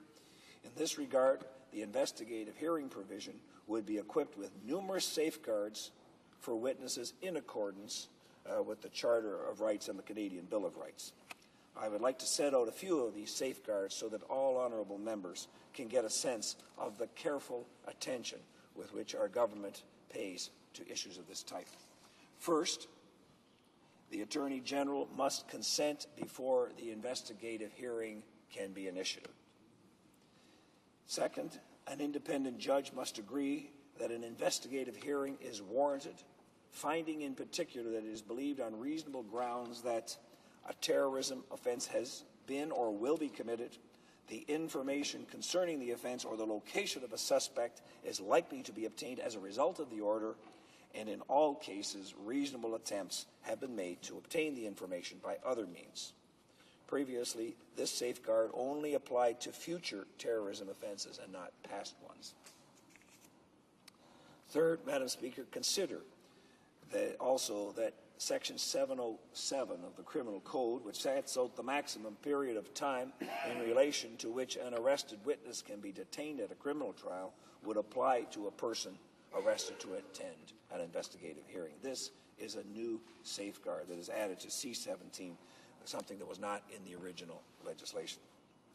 Fourth, Madam Speaker, the person named in the investigative hearing would have the right to retain and instruct counsel at any stage of the proceeding. And finally, there is a robust prohibition against the state using the information or evidence derived from the information against the person. Now, it's important for all members of this place to know that, in fact, in 2004, the Supreme Court of Canada ruled that the investigative hearing was constitutional, having regard to the safeguards that existed at that time in a case called reapplication under Section 83.28 of the Criminal Code. Therefore, Madam Speaker, I think all members would agree that the safeguards set out in C-17 in relation to the investigative hearing are robust and effective and reasonable. Now, let me turn to the recognizance with conditions portion of the bill. The recognizance with conditions proposal would permit the court to impose on a person such reasonable conditions as the court considers necessary to prevent terrorist activity. This would prove to be a vital tool in efforts at keeping Canadians safe. As I set out in the various components of the recognizance with conditions scheme, I would ask honourable members to take note of the numerous safeguards contained within the proposal. Under the proposed bill, before a peace officer is able to make an application to a judge for a recognizance order, again, the consent of the Attorney General would have to be obtained. A peace officer could lay an information before a provincial court judge if the peace officer believed on reasonable grounds that a terrorist activity would be carried out and suspected on reasonable grounds that the imposition of a recognizance with conditions on a person or the arrest of the person would be necessary to prevent the carrying out of the terrorist activity. This would be the legal test to be met in order to obtain the judicial order to compel a person to attend before a judge. Madam Speaker, under this proposal, a judge would be able to compel a person to attend before her for a hearing to determine if a recognizance would be imposed. Now, Madam Speaker, the bill proposes a very limited power to arrest without warrant, the purpose of which is to bring a person before a judge so that the judge can exercise his or her power of judicially supervised release. This power can only be exercised in two situations as follows. The first is where a peace officer has the grounds for laying an information before a judge, but by reason of exigent circumstances it would be impractical to lay an information, and the peace officer suspects on reasonable grounds that the detention of the person is necessary in order to prevent a terrorist activity. Now, the second is where an information has already been laid and a summons issued by a judge, and the peace officer suspects on reasonable grounds that the detention of the person is necessary in order to prevent the terrorist activity. For example, suppose that a peace officer has the requisite grounds to lay an information before a judge. However, he or she also learns that the terrorist suspects are planning an imminent terrorist attack and the person is about to deliver material that could be useful in making, for instance, an explosive device. In such an example, the peace officer could reasonably suspect that it is necessary to detain the person to bring him or her before the judge in order to prevent the delivery of the material and therefore the carrying out of the terrorist activity.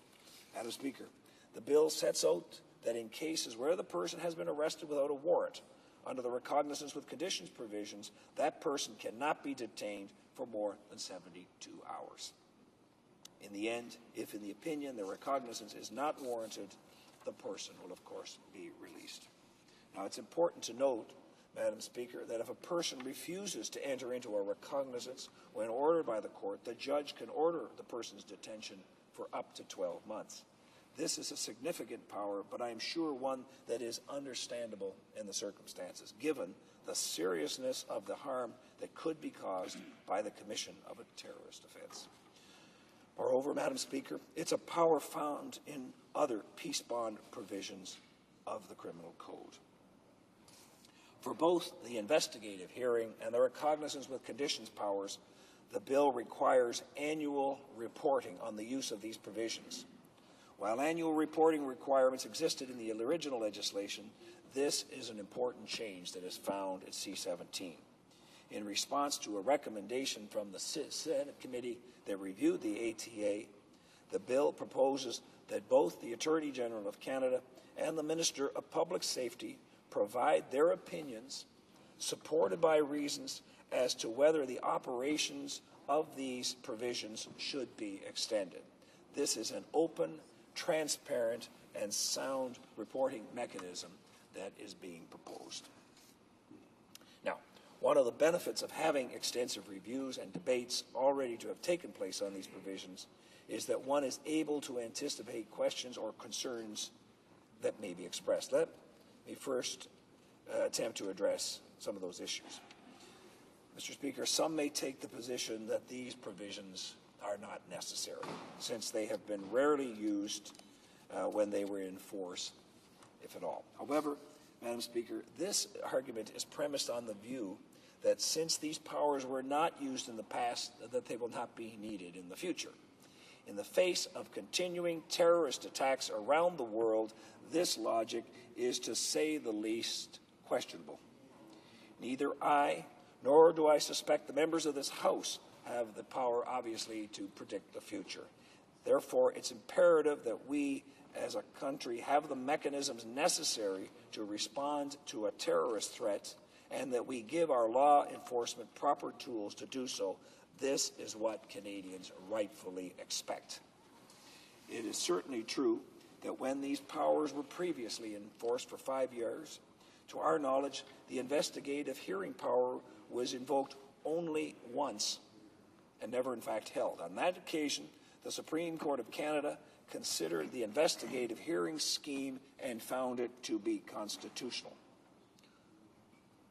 And to my knowledge, the recognizance provision was not used at all. I suggest that this is clear proof, not that these powers are not needed, but rather that Canadian law enforcement is prepared to exercise restraint when it comes to using these powerful tools. I would like to restate that the recognizance with provisions cannot be imposed solely on the ground of reasonable suspicion. The bill would require that the police officer believe on reasonable grounds that a terrorist activity will be carried out, and that he or she suspects on reasonable grounds that the imposition of a recognizance with conditions is necessary to prevent the terrorist activity. This is a significant threshold and not one based on mere suspicion. Madam Speaker, some have argued that the Criminal Code already contains similar provisions that could be used for terrorism-related offenses, such as 495 1A and 810.01 of the Criminal Code, and that accordingly these provisions are unnecessary. Well, Section 495(1)(a) in part allows a police officer to arrest without a warrant a person reasonably believed to have committed an indictable offense or about to commit an indictable offense. Madam Speaker, what this argument fails to realize is that the arrest powers in that section apply to a much smaller class of persons than those that would be covered under this bill. Similarly, the peace bond provisions, which I talked about earlier, target only potential perpetrators of offenses themselves, the actual person doing it. Provided the criteria, the recognizance of the conditions are met, this bill would apply more broadly to persons who could not be arrested for terrorism offenses in order to disrupt the planning of terrorism. I think all members of the House would agree that this is a class of persons who must, in order to save lives, be subject to a form of judicially supervised release. In conclusion, Madam Speaker, we all know that terrorism is not a new phenomenon. Since the attacks on the United States in September 2001, the world has witnessed numerous acts of terrorism. But more importantly, as the recent guilty pleas and convictions in terrorism cases in our countries have shown us, Canada is not immune to the threat of terrorism. We as a government and as parliamentarians have a responsibility to protect our citizens. In doing so, we must provide our law enforcement agencies with the necessary tools to achieve this objective. It's equally our responsibility to do so in a balanced way with due regard for human rights. This was our goal with this reform, Madam Speaker, and I believe that we have achieved it. Madam Speaker, the investigative hearing and the recognizance with conditions powers are necessary, effective, and reasonable. I call on all parties to work together to make Canada a safer place to live, work, and thrive. Thank you, Madam Speaker.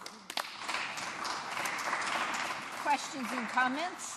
The Honourable Member for Ajax-Pickering. Well, thank you, Madam Speaker, and I thank the Minister for his comments. I don't necessarily share the joy that he expressed that the House Leader brought this in at this time, given the fact that many of the amendments and things that we were pushing for were originally suggested in 2007. In fact, we had to wait until March 12th of 2009 for the government to bring this bill forward. I can recall speaking more than a year ago on this bill on the imperative need to get it before committee. And yet here we are more than a year later waiting around for this government to deal with this bill. Of course, prorogation killed it once. It brought it back.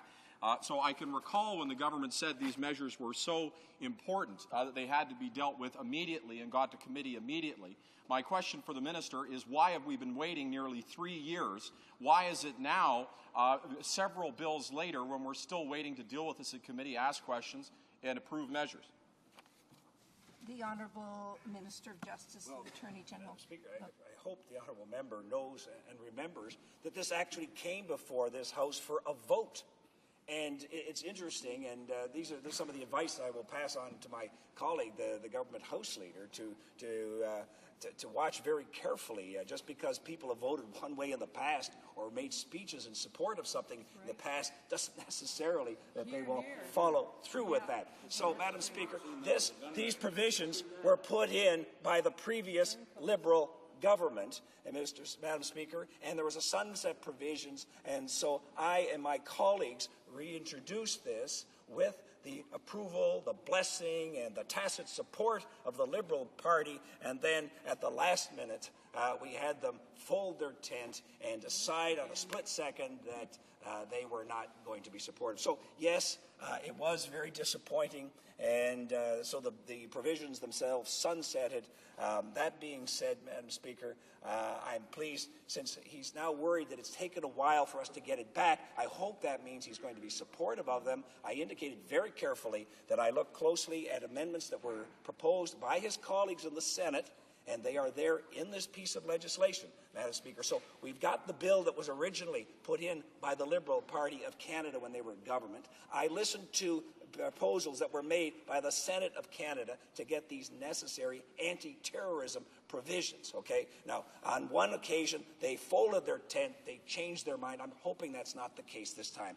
And so I'm somewhat encouraged that the honourable member says, well, how come we're not dealing with this? Well, great, we're dealing with it right now. He made comments about the honourable government House leader. I tell you, Madam Speaker, this is an outstanding individual, an outstanding appointment, and I thank him again for placing a justice legislation right at the beginning of this session, Madam Speaker. Again, it's what we've been saying for a long time. The economy is absolutely vital to Canadians, and this is vital and important to Canadians as well, our justice agenda. So I thank you for the question.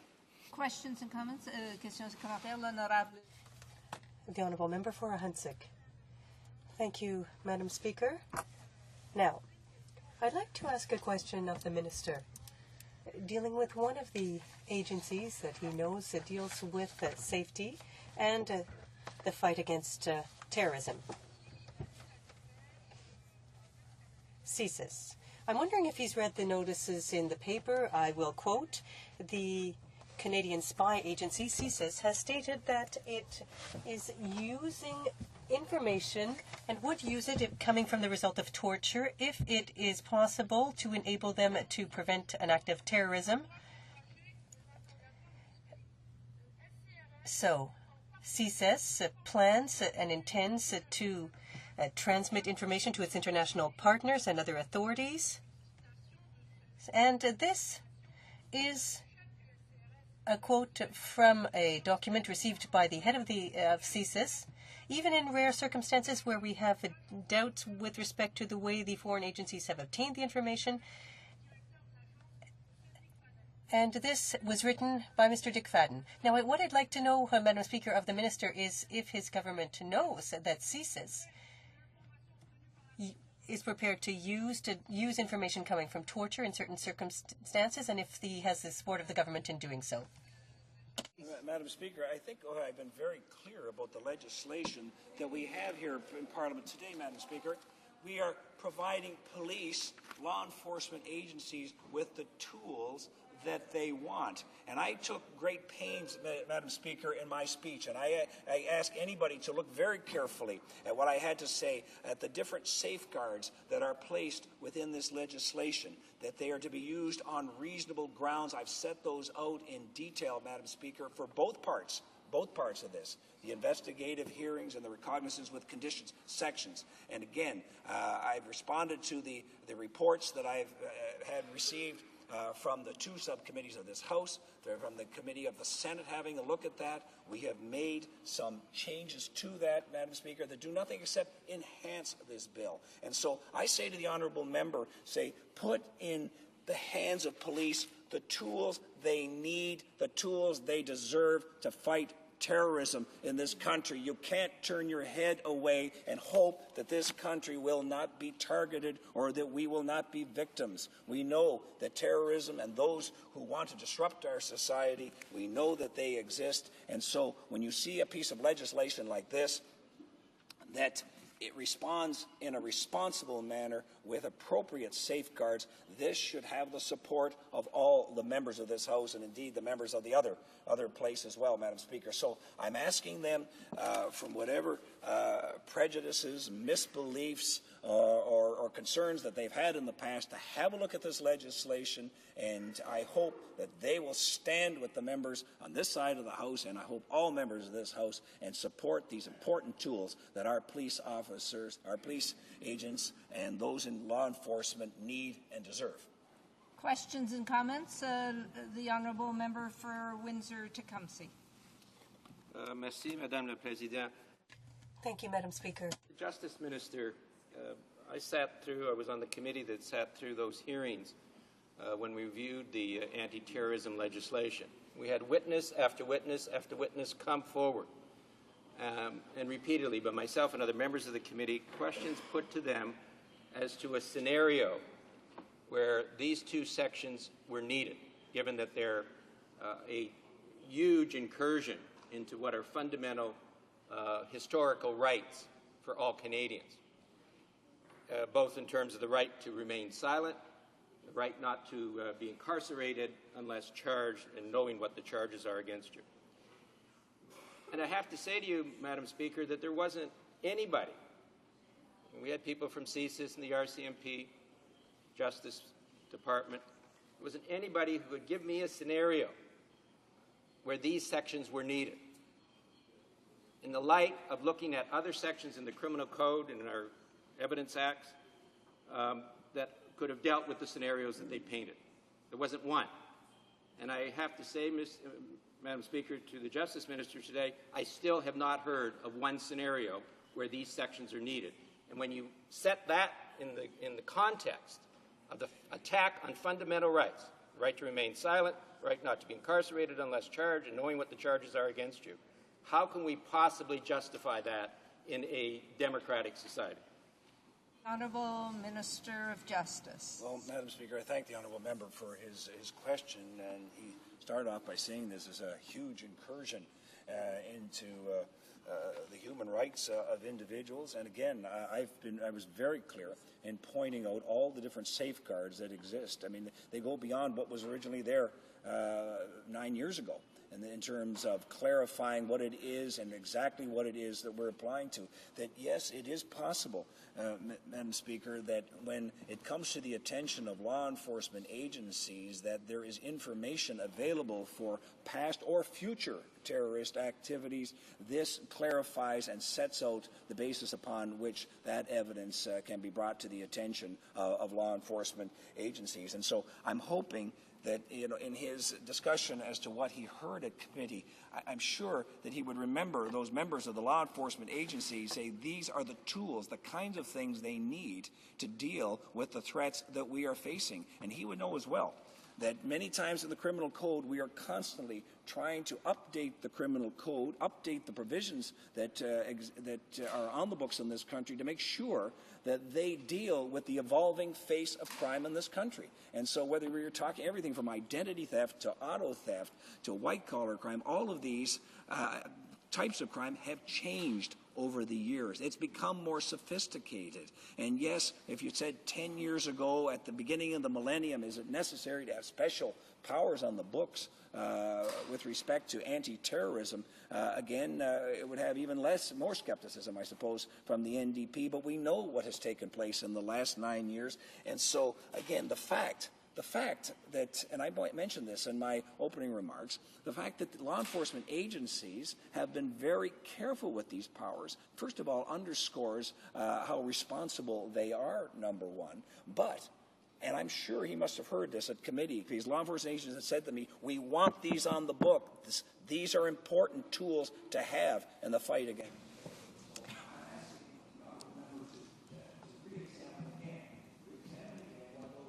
Order, order, order. I regret to interrupt the Minister, but his time has run out. The resuming debate, the Honourable Member for Ajax Pickering. Well, thank you, Madam Speaker. It's good to be back, and this is indeed an important matter to speak on. I expressed some of my frustration in the question, and perhaps I'll come back to it for a moment. If we go back to 2007, when we were considering at that time this whole matter, it was in fact our party, along with other opposition parties, that said we needed to work collaboratively as quickly as possible to find solutions to ensure that police did have appropriate powers, but that we struck the right balance. And at the time, the government was all over us, saying that if there wasn't action immediately, the end was nigh, that this was going to open the doors to all kinds of threats, and attacked us for even daring to ask questions or suggest that the matter needs to be studied appropriately. And of course, immediately after this hue and cry about the urgency of how important it is, it disappeared from their radar. And off it went for a long period of time until it suddenly became enormously urgent again when they reintroduced it in March of 2009. Again with much fanfare, and again saying this is incredibly urgent. Well, 2 years had passed and they had done nothing, but suddenly now it was deeply urgent and a matter of national security that we do something immediately and with next to no debate. Then, of course, they forgot about it again for a while, and we debated it in June. We ended up having prorogation, which killed that bill and many others. and off it languished yet again. And now here we are, some 3 years later, dealing with this bill that yet again the government tells us is urgent, essential, and must be dealt with immediately. Well, it just doesn't wash. I mean, the government, it would appear, is using the timing of the bill more as a distraction than having any genuine interest of getting something done. This committee, the Committee on Public Safety and National Security, should have been looking at this issue years ago, and having detailed, in-depth conversations that we were told we didn't have the time to have. This is a fundamental problem that I have with this government, where it raises an issue, it says it's of such urgency that no one can ask any questions. Ram it through. Put it through. Don't dare ask a question, and they question even your patriotism if you ask a question, as if somehow we're soft on terror because we want to strike the appropriate balance.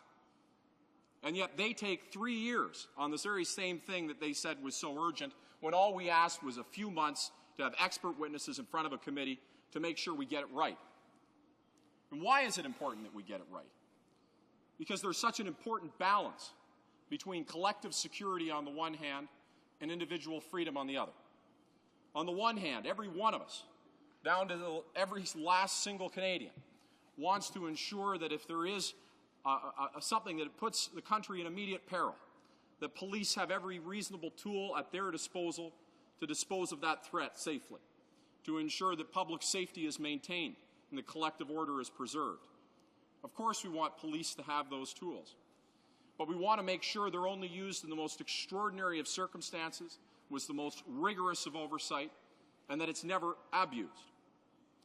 And this leads us to the second point, which is that this whole process of standing in Parliament, of asking questions, of having committees, is about a process of protecting those individual freedoms as well, making sure we don't go so far in the name of collective security that we erase our right as individuals to have freedoms.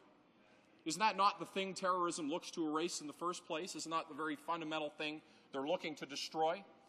So if we accept provisions without caution and we end up going too far, then we have situations like we had with Mayor Arar, or like we had with Mr. Nuruddin, or Mr. El-Malki, or Mr. El-Mahdi.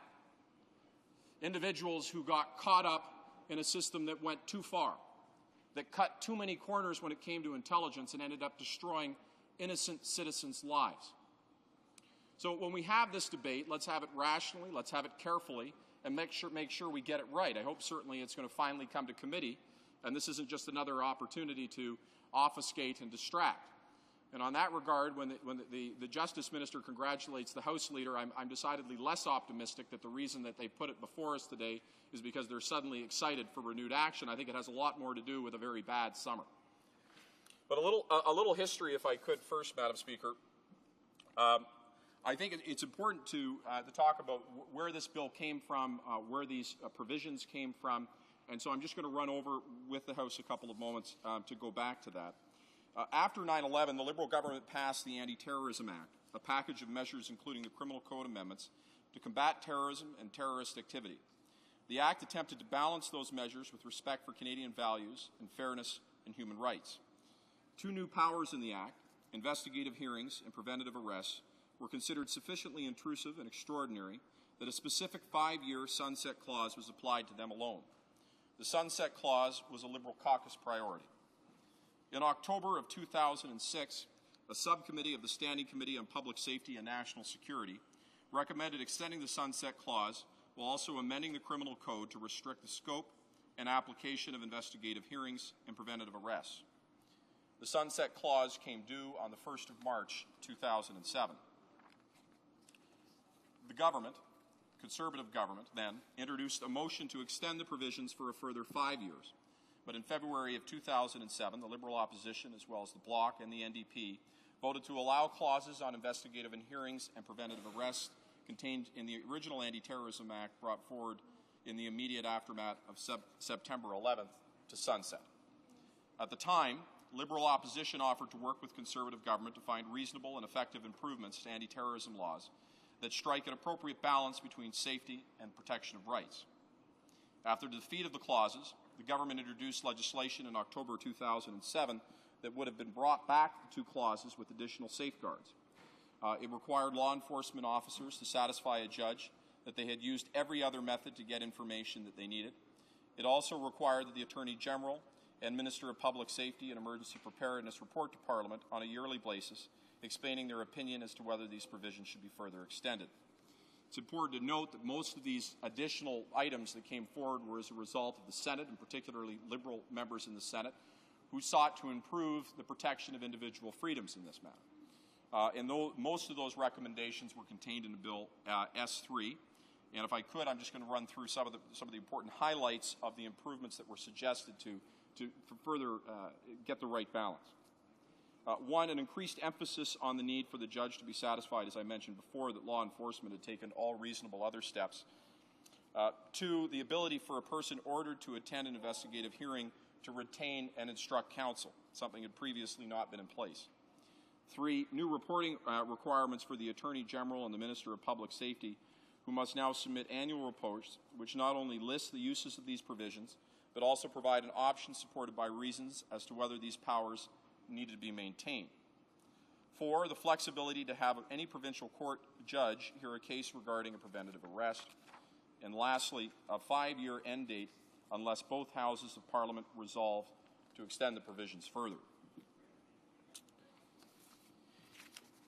I don't accept the argument that's posited by some that because these provisions haven't been used with great frequency, that they don't have purpose. I think we have to be cautious to dismiss this just for that reason. There has to be a lot more than that. Clearly, these clauses should only be used in extremely extraordinary situations, and we would expect and hope that if they were used, that it would be an extremely rare occurrence. So that unto itself is not enough to not support this bill. I am, however, concerned with a couple of items, and I think they're items that we're going to have to explore at committee. One is oversight. We have to look at whether or not once every 5 years is an appropriate length of time under which to review this. I think we also have to take a look. Right now, there's a provision that would only have one of the houses review the bill. I think we saw in this case, after the sunset clauses came, that in fact the Senate did great work and was able to be very instructive with a number of recommendations that are now a key part of this bill and a key part of the debate. So I would suggest that a review perhaps by both houses would also be appropriate. But I'm concerned as well about the broader issue of oversight, and particularly with how intelligence oversight is left right now. And I think it would be inappropriate to have this debate without mentioning the fact that this government has completely ignored most of the key recommendations that came from Justice O'Connor, that were supported by Justice Iacobucci, that were repeated by the RCMP Public Complaints Commissioner before he was let go because he criticized them and did a good job. That's what they do with people who do a good job in criticizing them. These recommendations were repeated over and over and over again, saying that our security and intelligence services do not have adequate oversight, that has led to major mistakes, and that there's an incredible need to reform that. And so if we're going to proceed with giving additional powers on the one hand, how can we proceed without dealing with these problems of oversight? Just as an example, the RCMP right now, and the Public Complaints Commissioner, Paul Kennedy, again, he was the Public Complaints Commissioner, issued a great number of concerns with the fact that he could only investigate something if there was a complaint made to him. If he had concerns, he couldn't proactively investigate it. If he wants to get information, he can't compel that information. He can sort of ask pretty please for that information to be granted to him.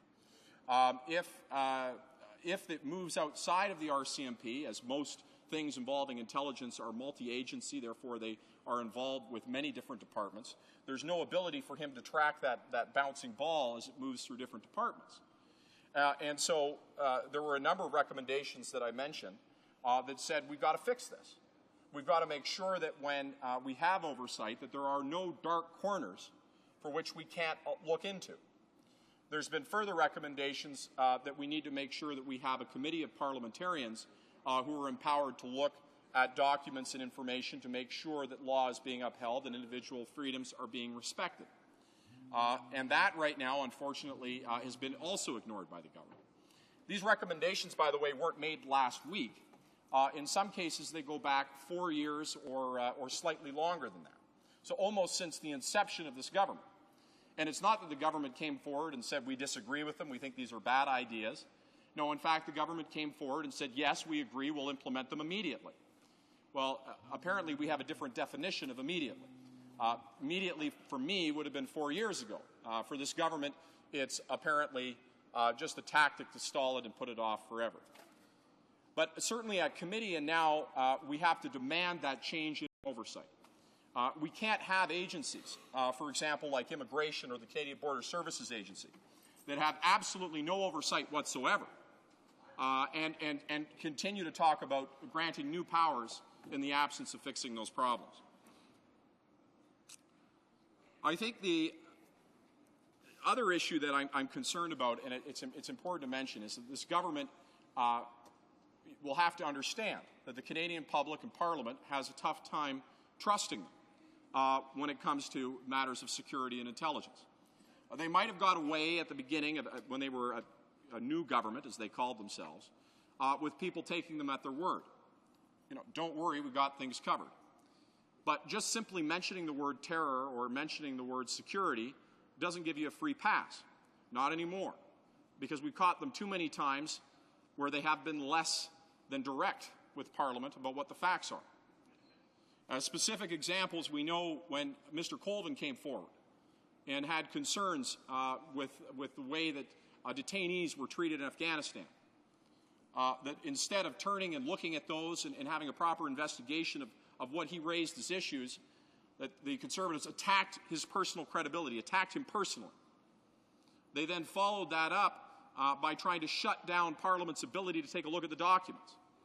It came to such a point that there was a crisis in the House, something that had to be determined by the Speaker, or the whole Westminster system of parliamentary democracy was looking at, to rule on the fundamental right of Parliament to know the truth, to look at documents, to demand information.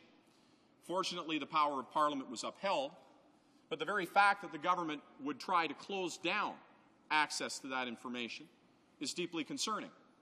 So when the government says, give us more powers, let us have more ability to do things without scrutiny and just trust us, they'll have to understand that there's a great deal of reticence to do so because of that history and others. And there's a great deal of disbelief that they're going to fix things like the problem of oversight, because the pattern, as I mentioned earlier, and I'm going to go through specifically now, has not been to respond to thoughtful criticism with thoughtful answers or with review and reconsideration. It's been to go on the attack, to fire, to discredit, and to try to obliterate opponents, as opposed to trying to actually respond to their concerns. We saw the Nuclear Safety Commissioner, Linda Keenan, came forward and expressed a number of concerns and disagreed with the way the government was proceeding. She found herself fired. I mentioned Paul Kennedy, somebody who did his job with tenacity, and I think anybody would have a tough time criticizing the work that he did.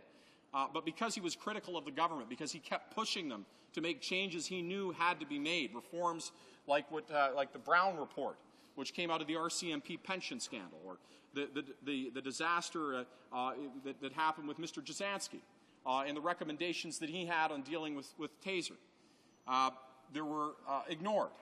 In fact, not only did they ignore him, but when he became more vocal and more concerned and more passionate in his plea to do something, he was fired. The Victims Ombudsman, who came forward and said that the government's approach to crime is unbalanced, that it won't work for victims, that it's the wrong approach, found himself fired. The Military Ombudsman, who spoke out on behalf of military men and women and criticized the government. This government often lauds what it supposedly does for the military, and yet you have a military ombudsman criticizing them and saying there's changes are needed, that there are things that are grossly unfair, that people who are coming back from serving their country are not being treated fairly. The government responds by firing that individual. The Public Complaints Commissioner for the military was also fired. We know that Marty Chiliak, who was head of the Canadian Firearms Program, who went across the country passionately speaking about how the gun registry saves lives, about how it's an essential tool for police, pleading with the government not to destroy it, not on a partisan basis, but on a basis of fact and truth, was fired, gotten rid of. So I'm sure the Conservatives can understand why opposition members and Canadians are reticent to just hand over new powers to them, carte blanche, we trust you. We don't. And those are some of the very many reasons why. I think there's an issue, though, beyond trust, and the way this government tries to hide things or fire people or discredit and attack and malign those that would have the courage to speak truth to them. It's also a function of incompetence. If you look at how they've handled other matters that deal with security, let's take the G8 and G20. Now, here was an opportunity for Canada to host the world, and it was at a time when the meetings were going to be on austerity, on the need to rein in spending, on the need to find a way to deal with an international debt crisis. It certainly would have been a great opportunity to show leadership, to hold it in a place that was easy to secure, to make sure that the meetings were toned down in their costs and the focus was on policy and substance. Instead, this government first tried to shove the entire thing into a cabinet minister's riding where it wouldn't fit, and then realized that they couldn't possibly manage it, and then they split it in half and tossed half to Toronto, basically telling Toronto seconds before it was dumped on them that you're going to be hosting world leaders in a downtown core in a security nightmare. Good luck to you. And so they divide this up. They completely mismanage it. They show no ownership of their mistakes. They don't come forward and say, we need a protocol going forward to make sure for international meetings that we have basically the rules of who's going to lead, who's going to take responsibility nailed down. Instead, fingers point everywhere but themselves, and they say good luck to everybody. And meanwhile, Toronto was left with just a complete disaster, something that portrayed the city in an incredibly negative light unnecessarily, something that could have very easily been avoided. And of course, we all know the price tag, well over $1 billion, probably more than even the $1.3 billion that's being reported right now, for what turned out to be nothing more than a photo op and a black eye for Toronto. But it doesn't end there. You know, I spent the summer touring across the country, and one of the things that really struck me was how deeply offended many of the communities across the country are by the comments of Mr. Fadden. Comments that cast aspersions upon Canadians and upon their citizenship, treats them like second-class citizens, and gives them no proof or no explanation. This government so terribly mishandled the situation with Mr. Fadden. And now the Chinese community and others are left with a growing cloud of suspicion that hangs over them and no ability to clear it and no promise that it will be. And so how they handled Mr. Fadden, how they handled the G8 and G20, how they're handling the gun registry, which I'm going to talk about tomorrow, so I won't today, and how they've dealt with issues generally when it comes to security intelligence, tells us that they're incompetent, and that to hide that incompetence, they try to shut down any dissent or any other voices. And on that reason, we're going to have to be very careful with this on this committee and very careful with this government as we go forward in this House. Thank you, Madam Speaker. Questions and comments?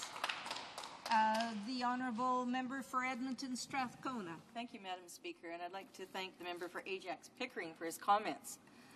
I've looked very carefully at the input by my colleague from Edmonton Kingsway in the predecessor to this bill, and his intervention on this bill raises very serious questions to me. As a lawyer in Canada, I commit to abide by the rule of law. This is why we have legislatures. This is why we have parliaments. We are duly elected through an open election to enact the laws and then to rule our country by the rule of law. What I find extremely troubling by this bill, and including the amendments, is there really is no attempt to balance. This government's always talking about its efforts to balance the two interests in the country. I see very serious incursions into the democratic principles of this country and to our ability to rule by the rule of law, particularly where this bill would take away the right to know the charges, would take away the right to be charged before being interrogated and incarcerated. I wonder if the member could speak to whether or not he believes that the amendments put forward through this new bill remedy that situation. On my review of the bill, it looks like those provisions are frankly contradictory. The honourable member for Ajax Pickering. Thank you, Madam Speaker, and thank you very much to the honourable member for the question. I think we have to be very cautious, and I think that we do need to look at this in committee because we do have conflicting information. As recently as the last couple of months, we've heard from law enforcement authorities that say they do need additional powers. That what they have today is insufficient in the extraordinary case of a situation that is highly volatile and puts the country in immediate peril. By the same token, you know, I can read from the former director of CSIS, Mr. Reid Morden, who said that, and I quote, that the police and Canadian Security and Intelligence Services have perfectly sufficient powers to do their job. And he said if they're properly resourced, he went on to say, they don't need more powers. So I think there is a careful balance here. I think we have conflicting information from both the intelligence community and the policing community on what additional powers are needed. And that's why I really think that people have to discount and ignore this government as they try to ram things through, because we don't want to get it wrong. And I would also add that any balance we have in this bill today, any additional leveling out we've had, is because of the good work in the Senate that was done by our Liberal colleagues there. And I really want to commend them for the work that they did to bring forward a number of amendments that I do think substantively improve this. But no doubt we have more work to do at committee. I think it's important to look at it there. I think from the witnesses we're going to have, we're going to need to sort out some of these things to make sure that we get it right. Questions and comments? The honourable member for Windsor-Tecumseh. Well, I appreciate my friends calling for this balance and for more investigation to being done, but it still comes back to this. These are fundamental rights. And how long have we had the right to remain silent? You know, in the parliamentary system we have in English common law, 400, 500 years. I mean, it's just fundamental. Pre-charter, pre-constitution. This goes way back. And this is a direct attack on it. And when you juxtapose that direct attack with speculation that you might need it at some time in the future, and then again you set it in the context of the history in this country, of the way the War Measures Act was used against the sovereigntists in Quebec and the labor movement in Quebec and civil rights advocates in Quebec in 1970. I mean, we don't have a good history of doing this right. We don't have a good history of the way we treated the Japanese, the Italians, and the Germans in the First and Second World War. So I say to my colleague, when it's that fundamental an issue of human rights and civil rights in this country, and all we've got in terms of trying to justify it is a speculation, which I have to say, quite frankly, mostly is based on paranoia, how can we possibly justify, how can your party justify supporting this legislation? The honourable member for Ajax Pickering. Well, I thank the member for the question, and I think it goes back to the comments that we're hearing from police, which are saying that there are instances where all their other powers are insufficient, and that they're unable to act with the expediency that's needed to avert a tremendous tragedy. But I agree with everything he's saying in terms of saying that we have to be extraordinarily cautious. We have to make sure, A, that there is, in fact, a need for that power. It has to be demonstrated demonstrably. B, we have to make sure that if that power is then granted, that there are sufficient oversight and controls of it, that it would only be used in that extremely limited circumstance, and it would only be used on a very temporary basis, and that there would be a very strict and rigid regime of accountability for when it was used. And so I think what we owe ourselves to the member is a debate on this and an opportunity to hear from both conflicting sides. Because what we haven't had, the only thing we've had for the last 3 years on this issue is bombastic statements about either approve it now or you're against or you're for terrorism. I mean, that's the only thing we've heard. We've had no intelligent debate on this subject. And what I think we've had the beginnings of here today in the House, and what I want to see continued in committee, is a mature, honest conversation about the real factual need for these provisions.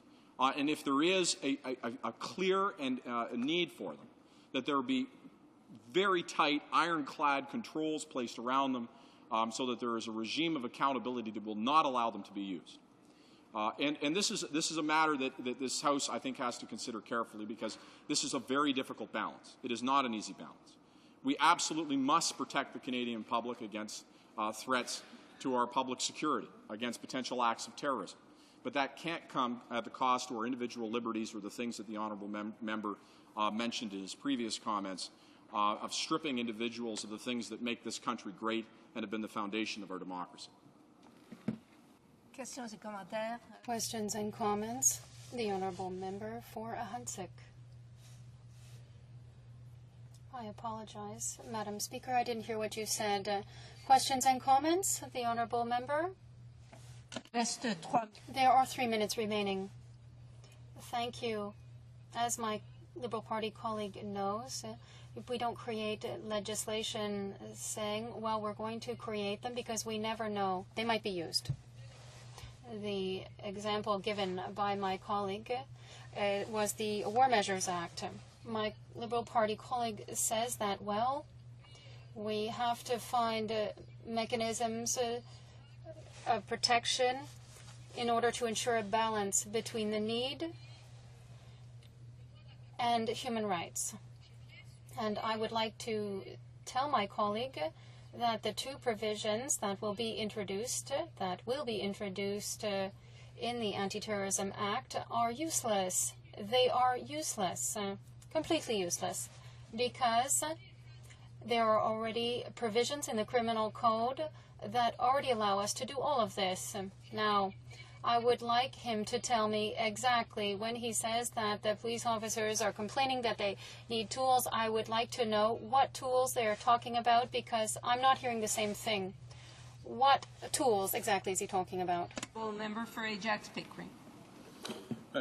Je veux dire clairement. I want to say clearly that there is a need to ensure that if there is an extraordinary situation, not a normal situation, but rather an extraordinary situation, we need to ensure that the police have all the tools. That, well, there is a need. They need to do their jobs. At the same time, it's completely irresponsible not to have a debate in the committee on this matter, because there are experts on both sides who are saying completely opposite things. And in the committee, there is a need to talk about it and to ensure that we are protecting society as well as the rights of Canadians. Resuming debate, the honourable member for HoC. Thank you, Madam Speaker. Madam Speaker, we start this return to Parliament with a double specialization by the Conservative government. In other words, a bill to put on a show and a warmed-over bill. And it's been warmed over in the microwave, a microwave bill. This is the third time that the government has brought the same thing back, and they haven't understood that we don't agree. In fact, after Parliament decided not to renew the two provisions set out in the Anti-Terrorism Act on February 27th, 2006, the had investigative hearings were cognizant with conditions, and now we're taking the former provisions of C-19 from 2009, and we're seeing it's also based on S-3 from the Senate, and that's from March 2008. This bill, in fact, wants to reintroduce the measures that expired in February 2007 pursuant to a sunset clause. So when you put a sunset clause in a bill or legislation, it's because you're putting exceptional measures in place because you know that they do not respect human rights, but that we will ensure that this has a sunset clause on it and it will end. So what are those measures? We're talking about investigative hearings and recognizance with conditions, as I mentioned earlier. Measures that I will get into detail as I give my speech. They were not extended by either House of Parliament because they were never used. There was no investigative hearing. There's never been one. And no one has ever talked about recourse to the recognizance without conditions. So these are provisions which have been around for some time and which could have been applied, but which have not been used, and yet they would have very important repercussions with respect to human rights. Now what we see here is something we've seen before, and it seems to be something that the Conservatives keep using to scare people. They're saying we live in a dangerous world full of terrorists, we need legislation, and to make people believe that you're dealing with the important issues. So it's one big show, a completely useless piece of legislation, which is meant to convince the public that they're very concerned about their safety. And as usual, well, Madam Speaker, I'm getting a little tired of this habit of the Conservatives of trying to scare people, of fear-mongering, and of always serving up the same thing again and again. They bring in bills on crime, and again I say it's always the same thing served up with slight differences. And often these things have repercussions for human rights. In December 2004 and in March 2007, we heard from witnesses who made presentations, we put questions, we listened to people representing the police and others. And we in the Bloc Québécois feel that this process needs better safeguards, needs better guidelines, that it should be used only in very specific cases where there is an imminent risk. So we opposed the provision about preventive arrests, for example. And Madam Speaker, I'd like to specify from the very beginning that we are against this bill. Our opinion has not changed since 2007, and we will be voting against it.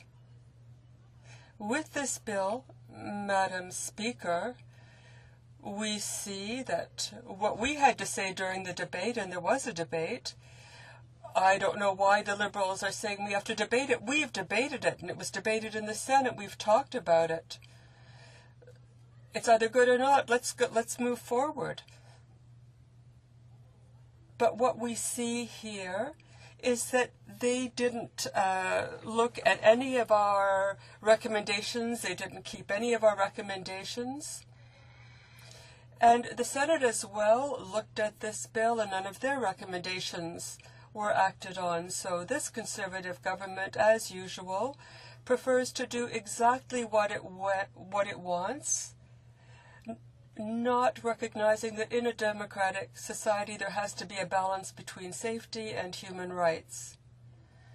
And obviously, with terrorism, what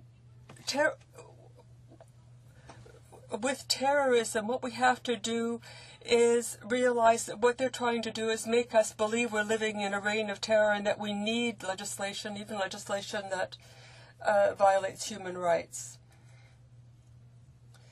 So with this legislation that the government wants to bring in, there's a provision on in investigative hearings. And this would change certain parts of the criminal code. You would be able to ask a judge of a provincial court, a superior court, asking for an order. If the order is accorded, they can ask for a person to appear before a judge, to be interrogated, etc. So the person who is targeted by the order would lose his right to remain silent. And let's remember that the relevant section means that this person, if they do not turn up at the investigative hearing, can be arrested. In fact, if the police have never used this provision, it is because in the normal, usual context of investigation, they can already make searches to look for documents. We already have the instruments we need in the criminal code, and we have the safeguards we need. Let's look at another provision. And this one is, really, it's the worst. So we have this recognizance without conditions, which would amend 83.28, 23.3, and we'd get an officer of the peace could, for unreasonable grounds, arrest somebody suspected of being about to commit a criminal act. So preventive arrests already exists. Someone who was arrested under this provision would be brought before a judge who could set conditions as the same as in the ATA. If it is felt that this person's release might be a risk to the public safety.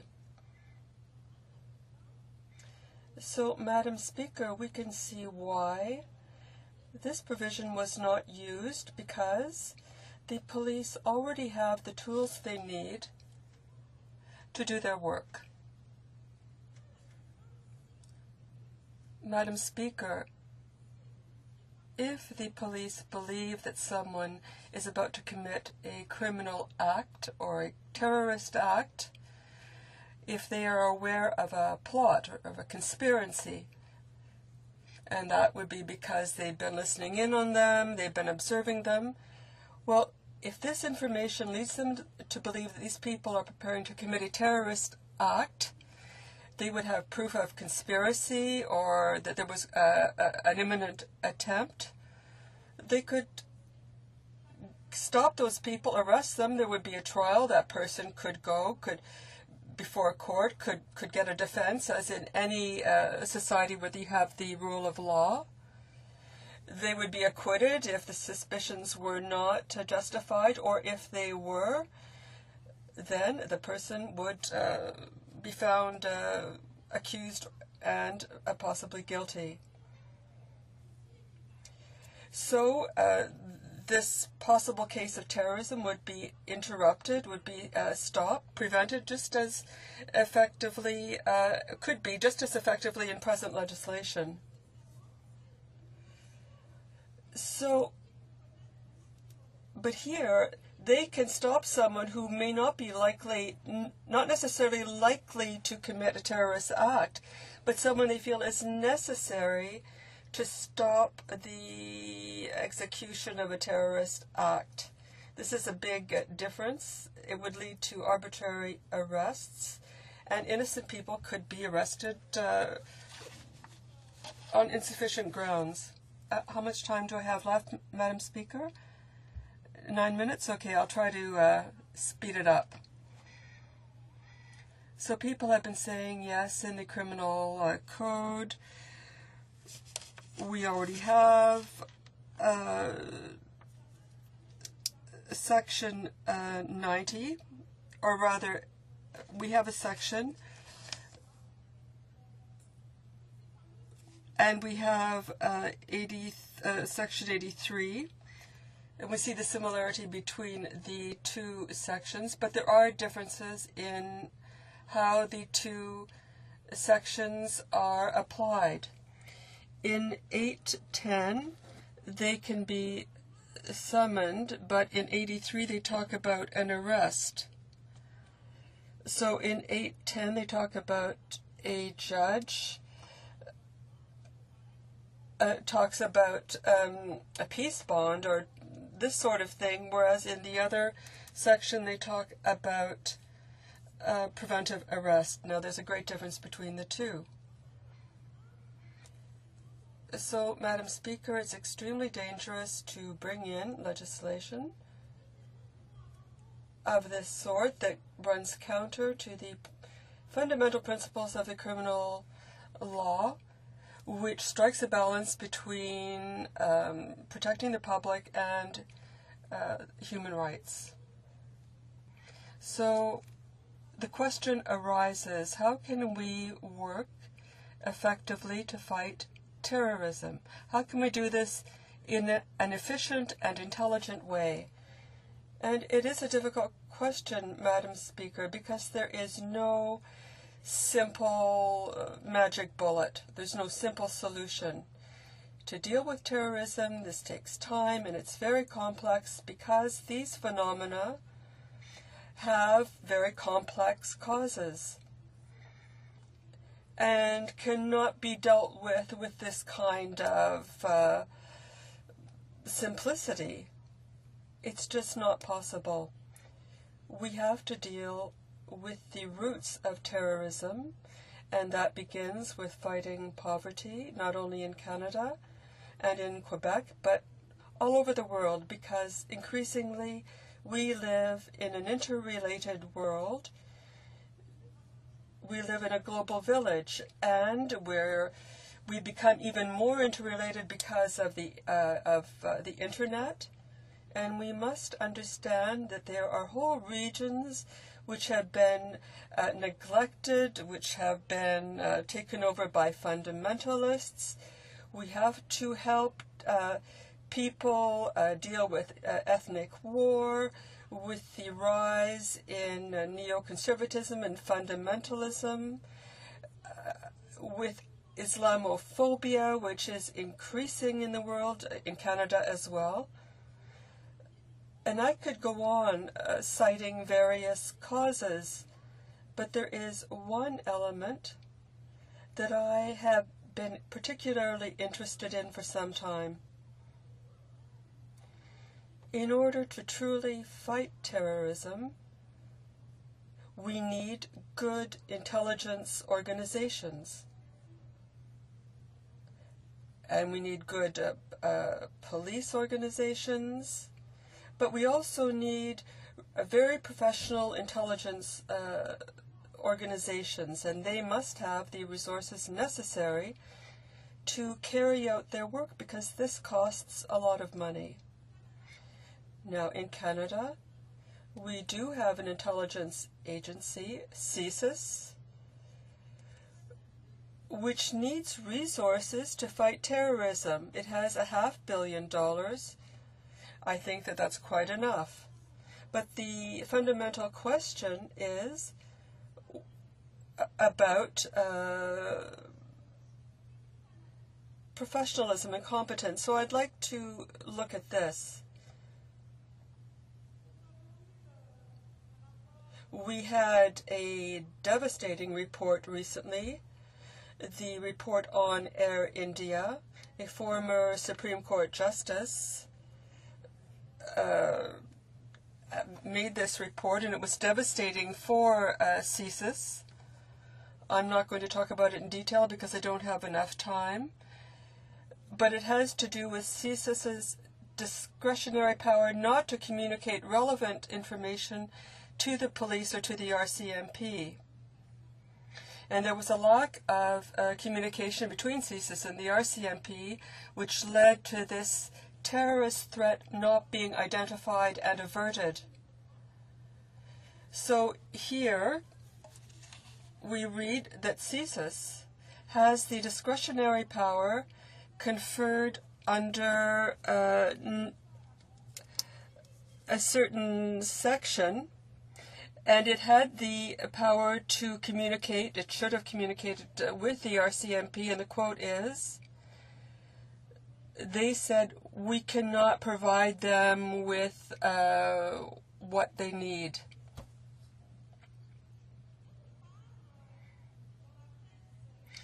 And in the Canadian press of June 2010, they say that this former Supreme Court justice said that security intelligence agents weren't ready for the possibility of a terrorist attack at the time this took place, and that there are still flaws and gaps in our intelligence system.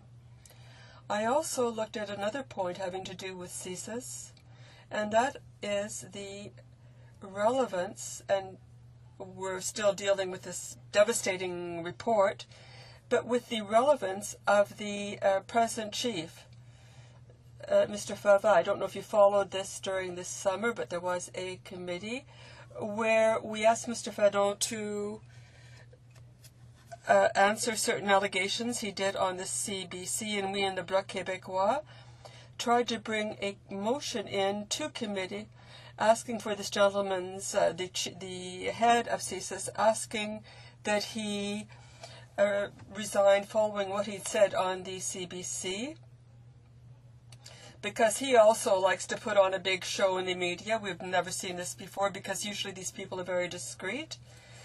And he did come to committee, and he said that there were ministers, we don't know which ministers, and municipal officials in British Columbia, but we don't know who were, he talked about agents of influence from other countries. We don't know on what he was basing these allegations. Were these gratuitous statements, unfounded statements? He simply wanted perhaps to start a witch hunt and talk about these ministers and elected representatives in British Columbia who were agents of influence. He'd already made these sorts of statements where he had accused various ONGs of being complacent vis-a-vis terrorism. I have a minute left. Well, this is the kind of accusation we hear from this government when they talk about people who don't agree with them supporting terrorism. But when we see an intelligence agency like CSIS being led by this sort of person, I think that we have asked for his resignation. It hasn't happened. Perhaps he was simply following orders that had been handed down to him from on up, from on high. And my last point, and I'll try to make it quickly, this has to do with what we read in the Canadian press in September of this year, according to which there was a memo which was sent to the head of CSIS, according to which CSIS was using information obtained by torture.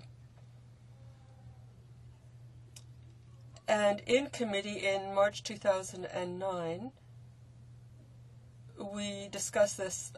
All right, sorry, I'll deal with this later. Questions and comments. The Honourable Member for Windsor-Tecumseh. A simple question, if my colleague would like to continue with her speech on that particular point. The Honourable Member for Hunsik. Well, I'd like to thank my colleague very much.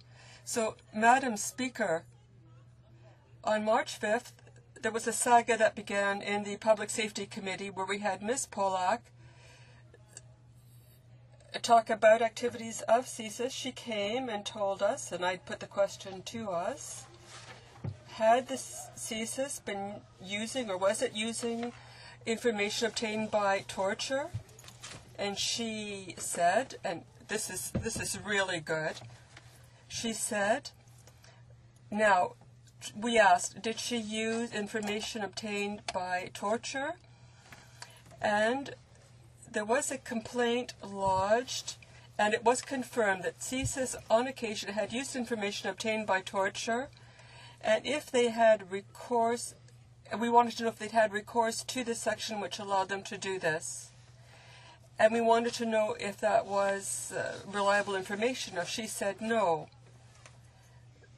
But it was Ms. Polak from the Supervisory Committee of CSIS. But we also had a representative from CSIS in March, Mr. O'Brien, who was a legal advisor for CSIS. And we asked the same question of him. And he was a very honest man. He told the truth. He said, after several comments skating around the issue, frankly, to answer the question as to whether or not we use intelligence coming from torture, what I want to say is, in 4 words, yes but, no but the answer is we use that information only in cases where lives are at stake. So he said we use that type of intelligence and information. So we have the Minister of Public Safety, we had the head of CSIS who told us, Madam Speaker, in committee, no, Canada does not use that kind of information. CSIS does not. But what did we discover in September 2010? On the 13th, a note to Mr. Fadden stating that even if that type of information could be used to pursue someone, the government must use the information in order to deal with the threat. So that is the reality of what's happening at CSIS, Madam Speaker. Questions and comments? The Honourable Member for Compton-Stansted. Thank you, Madam Speaker. I listened to my colleague Fora Hunsick talk about terrorism, etc. I'd like to know what she thinks about the international agreement. We can't torture people just for the sake of torturing them, but I'd like her to shed some more information on the way the Conservatives have been camouflaging threats of torture and what people are being subjected to in other countries. Thank you, Madam Speaker. The Honourable Member for Hunsick. Well, thank you, Madam Speaker, and I'd like to thank my colleague for her question. Torture is not allowed. We're not allowed to use information coming from torture. Canada has signed the agreement against torture, and so Canada and all these agencies, the departments, the bodies and agencies that depend upon it are required to honor those conventions. CSIS isn't above the law. No. CSIS is there to study threats, to look into the threat assessment. But stating that they've used information that comes from torture, it's dangerous, Madam Speaker, because those sources of information are not reliable. So the analysis is false. And if the analysis is false, then we need to ask ourselves questions about our security and our safety. Because if the terrorist threat is based on faulty information, and CSIS has said that on occasion, when there's an extreme threat, they use information coming from torture. And this is, in many cases, false information. Look at what happened to Omar Kader under torture. He admitted to having seen Mayor Arar in an al-Qaeda camp in Afghanistan. And we know that that's false. When you're 15 and you're in Guantanamo and you're being tortured, don't you think you're going to say that you'll admit that you've seen aliens? We've seen everything. We've seen it all. Statistically speaking, all of the studies show that information coming from torture is not only immoral, but unreliable. So, we have this agency that obtains information. It gives this unreliable information to the RCMP, and our taxpayers' money is spent based on this unreliable information. And what's worse, we give them $500 million for that kind of analysis at CSIS. So, Madam Speaker, we don't need legislation with additional provisions that are not helpful. What we need is a comprehensive review of the CSIS Act. We need to look at the way it proceeds. And that's what we need. What we are here to debate is not, in fact, those provisions that are useless. We need to debate what needs to be done with CSIS to make it competent and responsible. Questions and comments? Resuming debate. Reprise du débat. L'honorable député. The Honourable Member for Windsor-Tecumseh.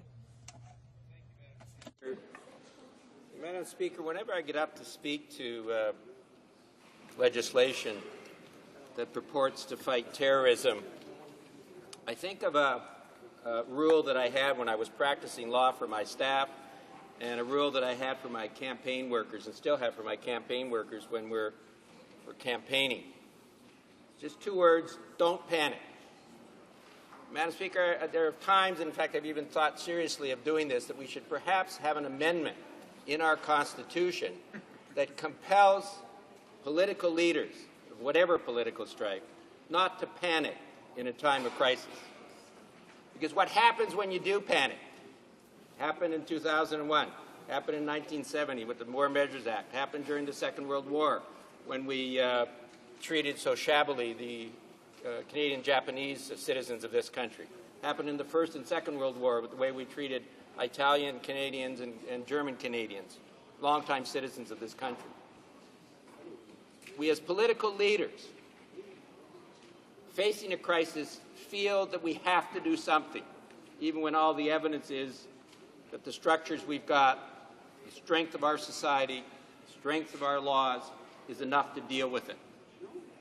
And so we do panic, Madam Speaker. And when we do, we pass legislation, as we did in early 2002, coming into effect in 2002, dealing with terrorism. And everything that we've learned in the next 8.5 years, is there was no need for that legislation. Madam Speaker, you might be able to say in response, well, as we heard actually today from the Justice Minister, well, we might need it. We might need it. And Madam Speaker, if it wasn't for the fact that we're dealing with fundamental human rights and fundamental civil liberties, there might be some merit to that argument. There might be some logic to that argument. But we are, in fact, Madam Speaker, with these two sections that we're talking about of the anti-terrorism legislation, we are talking about a serious incursion into rights that have existed in this country since Confederation, pre-Confederation. Goes back in the common law of England 400 or 500 years, perhaps even longer when you look at it. The right to remain silent. Looking at the speeches of one of my colleagues, made that point. In elementary school in this country, vast majority of our children know that you are supposed to have an absolute right to remain silent. The whole weight of the state cannot be used against you to force you to testify against yourself. And part of that, as we heard just now from the block, part of that is, of course, historically, the use that torture has been made to force people to confess, to make statements against their own interest because they're being tortured. And so we have this fundamental right, or at least we did until this legislation came into effect in Canada. Madam Speaker, if you set it in that context, there's absolutely no justification, none whatsoever, for us to have this type of an attack on those fundamental rights. And again, Madam Speaker, you hear the speculation. Well, this might happen, or this might happen, and we may need it in those circumstances. Well, 9/11 was 9 years ago. We haven't needed it in that whole time. And we have had incidents of people who were contemplating using violence for political ends. One of the definitions of terrorism. We have had incidents of it. And Madam Speaker, we never, in any of those, have needed these pieces of legislation. Again, one of the former directors of CSIS has come out publicly and confirmed that. We haven't needed it, and in his opinion, Reed Morton said, there is no need for this type of incursion into those fundamental rights.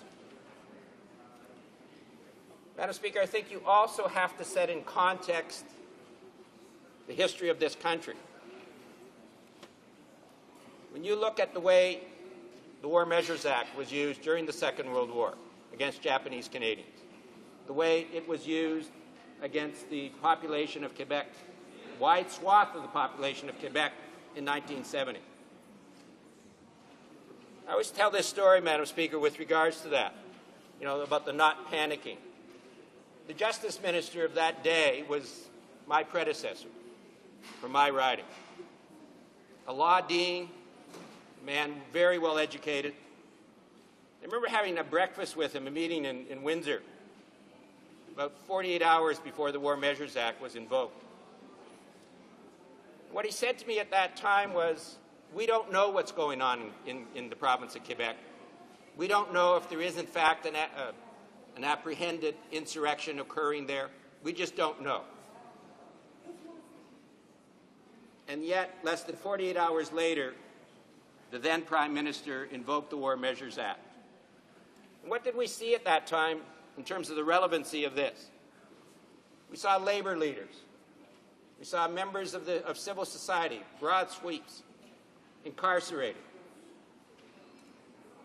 No explanation, no charges, some kept for short periods of time, a large number kept for weeks and even into a month or more. And I have to say, Madam Speaker, in spite of the protestations by the government, and I have to say the Liberals and the official opposition, of some of the protections they're building in, trying to build in, that risk still exists with this legislation if it was to become the law of the land. Because when you panic and you start making decisions based on that, whether it's political leaders, whether it's prosecutors, whether it's police, judgment goes out the window. Those fundamental rights get breached rapidly and dramatically. Madam Speaker, the bottom line, it is not worth the risk to pass this legislation, to have that incursion into our fundamental rights in this country for what might happen in the future. I want to make this other point, as I made earlier when I was asking a question of the Justice Minister. We had extensive hearings when the review occurred of the anti-terrorism legislation. We did those in 2006 into early 2007. We had a large number of witnesses come before us to try to justify this legislation, this type of legislation. They were repeatedly asked, what are the scenarios? And they would describe scenarios where they thought they could use this legislation. None that had ever occurred in Canada up to that point, and none that have occurred since then either. But when pressed about other sections of the criminal code that could be used for charges at that time, or sections in the Evidence Act that could be used to justify getting out the information they needed, without exception, that I can recall, and I think I'm accurate on this, without exception, there wasn't one of those scenarios that stood up to an analysis of why you needed this legislation versus what we already have in our law as tools for our officers to use. And I want to digress for just a second. I really don't think it lies in the mouths of the Conservative government to try and justify the use of this legislation because they're being asked to do so by our police forces. Our police forces aren't out lobbying for this legislation. They are out lobbying to hold on to the gun registry. And this government is ignoring them 100%. In fact, in many cases, accusing them of misleading facts and ignoring all of the recommendations from them, based on facts, Madam Speaker, in that situation, as opposed to speculation under this bill. Madam Speaker, another part of this, they're trying to build in these protections, which is an admission of how much this could affect, and in fact will affect, I say that without hesitation, will affect us in another crisis as individual citizens of this country. Will it be the First Nations? Will it be the sovereigntists in Quebec? Will it be the labor movement? Will it be radical students? We don't know who the target will be. But there will be a target, and it will be used against them. when they go into that panic phase. I want to say to the Liberals, their reliance on the review being able to be done by both the Senate or the House does give me no sense of comfort that when this comes up for review again, should this law ever get through, that you turned that responsibility over to an unelected Senate, which has now been stacked, or will be in another few months, by the Conservatives. I have no sense of comfort that that body will protect these fundamental rights of all Canadians. No sense of comfort at all. Madam Speaker, we go back to what are we trying to do here? And I hear from both sides, the Conservatives and the Liberals, we're trying to strike a balance. Fundamental rule, you don't compromise on fundamental rights, whether it's here in this country or at the international level. The right to remain silent is a fundamental right.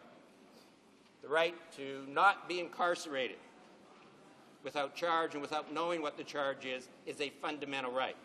There is no compromise on fundamental rights. And if we use that as our guideline, then we have to vote against this legislation. We have to turn it down. Madam Speaker, I could go into the details of some of the objections that I'm hearing from the Conservatives in particular to our position. But when you look at the protection they're trying to build in, it's just not there. One of my colleagues earlier today pointed out, with regards to the right to remain silent, you don't have that anymore. You have to give information. They've now tried to build in to the legislation a right to have counsel, which wasn't there before in the prior legislation. It wasn't there in one of the original drafts of the legislation either. It's now been brought in. But those two sections are completely contradictory. And I quite frankly don't know what a court is going to do. My sense is that they will determine that in fact you don't have a right to counsel, that you do have to give the evidence that's being demanded of you if you don't have time to get counsel in to assist you. Again, another fundamental right that's created by the Charter, long-standing in our country, going to go by the wayside if this goes through. So, Madam Speaker, if I can, in summary, recognizing we're about to break in any event, rules. Don't panic when you're in a crisis situation. Never, ever compromise on fundamental rights, which is what is being proposed here. Do not rely on an unelected Senate to protect those fundamental rights, which is also being proposed here. And certainly, Madam Speaker, when you look at the so-called protections that are here in this incursion, they're not there. Thank you, Madam Speaker, or Mr. Speaker. Libby. Questions and comments? The honourable member for Miramichi. Oh. Which one? Moncton, Riverview, Dieppe. Sorry, it slipped my mind. Thank you, Mr. Speaker. I'm glad you enjoyed your time off. I would like to ask my friend, Mr. Speaker, about his position. He goes back to the annals of history with the War Measures Act. He didn't quite go back to the War of 1812, which he may be personally acquainted with, but does he not concede that the War Measures Act, when it was applied in the Second World War and again in 1970, was in the pre-Charter era, and that there is no danger whatsoever that any of the ATA provisions would not be reviewed within the scope of the Charter? The second question I have is, surely he's aware of court decisions which were very adamant to ensure that the right to counsel of the choice of the detainee would be inserted in the law. Surely he thinks that could be either made by way of amendment at committee or maybe even proposed by the government. With that provision, which is the really salient point that the courts have opined upon, would he not be comfortable with the Charter in place, with the right to counsel, and finally, his statement that these are fundamental rights, right to counsel, right against self-incrimination, does he not concede that Section 1 of the Charter, which overrides, in the case of national security, certain fundamental rights exists and has been held by the courts, the Supreme Court of Canada, in fact, to have been applied. In other words, does he not concede that even though we haven't used these provisions, we may need these provisions, and that it is prudent government to look at legislation that takes into account the modern laws, not the laws of the 1940s, which his speech was, with all due respect, replete with? I hesitate to cut the honourable member off at this point in time, but it being 2 o'clock, we have to proceed with statements by members. So I'm afraid the honourable member for Windsor-Tecumseh is going to have to wait until the debate resumes to answer this question, and I'm sure I was looking forward to that. Déclaration. Statements by members. The honourable member for Yorkton Melville. Mr. Speaker, I've spent 15 years and made over 550 access to information requests to uncover the true costs of the wasteful long gun registry. The registry does not improve public safety in a cost-effective way. Firstly, it only targets law-abiding citizens. Secondly, frontline police officers do not rely on the long gun registry data because to do so would put their lives in danger. Thirdly, laying a piece of paper beside a gun does not prevent crime. But above all this is the overwhelming cost. At a price tag of well over $1 billion, only about 1/3 to 1/2 of the rifles and shotguns in Canada have been registered. A police chief in Saskatchewan has warned me that if we don't get rid of the long gun registry, it will cost at least another $1 billion to register the rest of them. Another $1 billion, Mr. Speaker. Are Canadians willing to squander up another $1 billion to register the remaining firearms, or would they rather spend the money targeting organized crime and real criminals that are threatening the peace in our communities? The honourable member for Winnipeg South Centre. Thank you, Mr. Speaker. While the Minister of Public Safety proclaims that Manitoba has had more than its fair share of government funding, the real needs of Lake Winnipeg continue to be grossly ignored. The rehabilitation of Lake Winnipeg, the 10th largest freshwater lake in the world, requires real federal leadership. In 2005, the Federal Provincial Lake Winnipeg Implementation Committee called for a $40 million 5-year investment to bolster scientific understanding and to begin rehabilitation. In the 2006 election, Liberals understood the critical state of Lake Winnipeg and went further, committing $120 million over 10 years and developing a comprehensive plan for cleanup, which included reducing the levels of harmful pollutants to the pre-1970 level. However, despite these calls to action, the Conservative government waited until 2007 to announce $3.5 million per year for Lake Winnipeg, while at the same time committing $6 million annually to Lake Simcoe in Ontario, which has a watershed a fraction the size. The honourable member for Rimouski-Neigette, Témiscouata-les-Basques. Mr. Speaker, this morning, the official inauguration of the old train station in Rivière-Bleue took place. This initiative by the local Heritage Corporation received on September 12th the Heritage Award in the category Keep, Restore and Conserve from the Lower St. Lawrence Culture Council. Located in the center of town, the old train station in Rivière-Bleue, which was built in 1913, is typical of train stations in the transcontinental style of that era. It is the only one to have been preserved and to have kept its picturesque architectural elements. It was saved from demolition in 1981 thanks to being purchased by the Rivière-Bleue municipality and was then named a historic monument in 2007. I want to congratulate the citizens and authorities in Rivière-Bleue for this wonderful achievement. Thank you, Mr. Speaker. Honourable member for Burnaby, New Westminster. Tonight in New Westminster, a formal apology will be given by the city to the many residents of Chinese origin for racist, exclusionary policies passed several generations ago.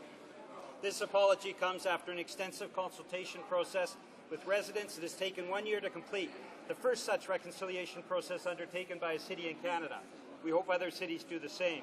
Sadly, it was a predecessor who rose in this House as MP for New Westminster who introduced the resolution which led to the infamous law which excluded Chinese immigrants to Canada for decades. The contribution that Chinese Canadians have made to this country is immense. Though it is with sadness that we look at this part of our past, we look with optimism to the future as Canadians of Chinese descent contribute mightily to the building of Canada. I rise today to formally apologize for the actions of my predecessor and his contribution to the racist and exclusionary policies that were enacted at the time. Woman Henbao Chen, we are sorry. The Honourable Member for Abbotsford. Mr. Speaker, the summer is over, and this week we vote on whether to scrap the costly and ineffective long gun registry. No longer can the NDP and Liberal MPs hide by saying one thing in their ridings and quite another thing when they're in Ottawa. Take the NDP leader. After promising to allow a free vote, he's now secretly trying to force 12 of his MPs to vote to keep the billion-dollar registry rather than do the right thing and listen to their constituents. And then there's the 8 Liberal MPs. Last November, they followed the wishes of their constituents and voted to eliminate the wasteful registry. Today, they've sold out to a Liberal leader who proudly states, "It's my way or the highway." Mr. Speaker, what a sad and sorry state of affairs. 12 NDP MPs, 8 Liberal MPs, all making a solemn promise to their constituents. On Wednesday, Canadians will know whether they can be trusted or not. Honourable Member for Random, Buren, St. George's. Mr. Speaker, I rise today to pay tribute to a former resident of Harbour Breton, a community in the riding of Random, Buren, St. George's. Captain Sid Hines, who early in his career distinguished himself as a Marine captain, has also proven to be equally adept as a captain of business. In honor of his many accomplishments, Captain Hines has been appointed an honorary naval captain by the Canadian Navy, and to date is the only individual from Newfoundland and Labrador to garner such recognition, and one of only 17 in Canada. He has been named one of the top 50 CEOs in Atlantic Canada, and recently Captain Hines was awarded the Medal of Merit by the Association of Canadian Port Authorities. His years as a sea captain, coupled with his experience as a strong business leader, as former president and CEO of Marine Atlantic, as well as his present position as CEO of OceanX, Captain Hines is shown to be someone who gets the job done. Since becoming CEO of OceanX, Captain Hines has increased the company revenue by 16%. Mr. Speaker, Captain Sid Hines is a Canadian who has made and continues to make a difference in our country. He deserves our recognition and our appreciation. Thank you. Honourable Member for Edmonton Centre. Thank you, Mr. Speaker. 70 years ago, the skies over London and southern England were a tangled mass of contrails and roar of Merlin engines as Churchill's few hurled their Spitfires and Hurricanes against the Nazi onslaught on the island, standing majestically alone in the face of aggression. From airfields like Biggin Hill, Northolt, and Tangmere, more than 100 Canadian fighter pilots in No. 1 Fighter Squadron of the Royal Canadian Air Force and 13 Royal Air Force fighter squadrons, including 242 Canadian Squadron, commanded by the legendary Douglas Bader, fought valiantly and with great effect, contributing significantly to the British victory. By the end of the battle, Hitler's dreams of Operation Sea Lion were dashed, but at the cost of 544 aircrew, including 23 Canadian fighter pilots who made the ultimate sacrifice in the cause of freedom. The Battle of Britain was a turning point in the war, and yesterday we celebrated the 70th anniversary and the spirit of the British, Canadian, and other Commonwealth aircrew that made this indeed the British Empire's finest hour. Mr. Speaker, bless them all, the long and the short and the tall, for Ardua ad Astra.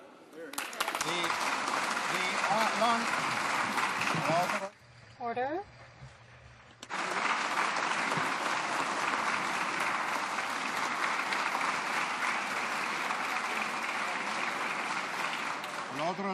Order. The Honourable Member for Abitibi Bay James, Nunavik EU. Mr. Speaker, on October 3rd, the first step of the Nutrition North food program will begin, replacing the mail food program. It will be better and cost less, according to public servants in the Department of Indian Affairs, and yet, by abolishing a well-established system at the entry ports, the department is ignoring over 30 years of success. With the new program, expertise will matter little because the market rules will prevail. In this way, a retailer as far away as Winnipeg will be able to purchase and send food to the northern Quebec if he is able to provide the quantities required. Logic is that the planes be supplied from the closest land point will no longer hold. Not only is the new food program could cause negative economic repercussions on the so-called entry ports, but it's unable to show us that the program's objectives will be met, which is the availability and quality product at lower costs. Thank you, Mr. Speaker. Member for Kitchener-Conestoga. Mr. Speaker, today, with the House back in session, Canadians have reason to celebrate. Today is the first day that parliamentarians will be subject to the rules and obligations of the Lobbying Act. When this Conservative government brought in the Federal Accountability Act, we toughened up the lax Liberal rules and delivered greater accountability to government. As a result, Canadians now have an independent officer of Parliament with the tools, rules, and independence needed to do the job. Anyone who lobbies public office holders must register with the Lobbying Commissioner and report monthly on their lobbying activities with designated public office holders. By extending these rules to members of Parliament, senators, and exempt staff in the Opposition Leader's Office, we can ensure that all lobbying activities directed towards parliamentarians will be accounted for, fully transparent, and fully available to Canadians. As the House of Commons resumes today, we look forward to working together to ensure that Parliament is delivering results for and is accountable to Canadians. Thank you, Mr. Speaker. Honourable Member for Etobicoke North. Mr. Speaker, people living with MS are protesting across this country, including on Parliament Hill, today for clinical trials for the new liberation procedure for chronic cerebrospinal venous insufficiency, or CCSVI. Over 1,500 liberation procedures have been performed worldwide, with researchers from Bulgaria, Italy, Kuwait, and the United States showing similar results, namely that 87 to 90% of MS patients show venous abnormality. Of the 400 cases reviewed by Canada's Dr. MacDonald, 90% show a venous problem. And of the 381 patients angioplasty, the gold standard by Dr. Simka in Poland, 97% show a problem. We need evidence-based medicine in Canada. Again, I call on the government to collect the evidence through clinical trials and a registry. Time is brain, and any delay in clinical trials possibly means more damage and may mean the difference between walking and not walking, living on their own or in care, or living and not. The Honourable Member for Montmagny, Lille, Kamouraska, Rivière-du-Loup. Mr. Speaker, as Parliament resumes, the economy remains the top priority of Quebecers and Canadians, which means that it's the top priority for our Conservative government. Although the economic recovery remains uncertain, our government is working to keep the jobs of families and communities. Over the next few months, our actions will be guided by three bold principles: support job creation and economic growth, ensure the safety of our communities, streets, and our families, and protect them against terrorism and crime, show the way for Quebecers and Canadians towards economic recovery, renewed growth and jobs. Mr. Speaker, over the next few months, our Conservative government will use wisdom and the Council of Canadians in order to develop the next phase of its economic action plan. We must remain vigilant more now than ever. We must make the right decisions in order to ensure that we have a good and strong Canadian economy in the future. For Vancouver East. Thank you, Mr. Speaker. I welcome the BC government's recent decision to undertake a public inquiry into the investigation of the Downtown East Side's murdered and missing women. Families and friends deserve answers as to why the disappearance of their daughters, sisters, mothers, and friends were overlooked for so long. For decades, law enforcement policies played a real part in allowing over 60 women to go missing from the Downtown East Side with little notice from authorities. Society failed these women at every turn. A public inquiry into the actions of law enforcement and the judicial system must rectify these failures and protect the most vulnerable in our society. I call on the federal government and the RCMP to fully cooperate and assist in the inquiry. We must also engage in a community-led process that allows the Downtown East Side to deal with the trauma and the impact on so many lives. Mistakes, discrimination, racism, harmful laws and policies must be identified and then rectified. Thank you. Honourable Member for Kitchener-Waterloo. Mr. Speaker, the economy remains the #1 priority of Canadians and of our Conservative government. At a time when our economic recovery is still uncertain, Canadians can count on this government and this Prime Minister to continue to focus on maintaining jobs, security, and prosperity for Canadian families and communities. Our government knows that Canada's long-term prosperity is driven by the creativity, ingenuity, and the common sense of entrepreneurs, small business owners, and hardworking families across the country. In the coming months, our actions will be guided by three bold principles: supporting job creation and economic growth, keeping our communities, our streets, our families safe from terrorism and crime, and mapping the path to economic recovery to ensure jobs and prosperity for all Canadians for years to come. We urge all members to work together with us during this parliamentary session so that we can continue to deliver for all Canadians. Thank you, Mr. Speaker. The Honourable Member for Quebec.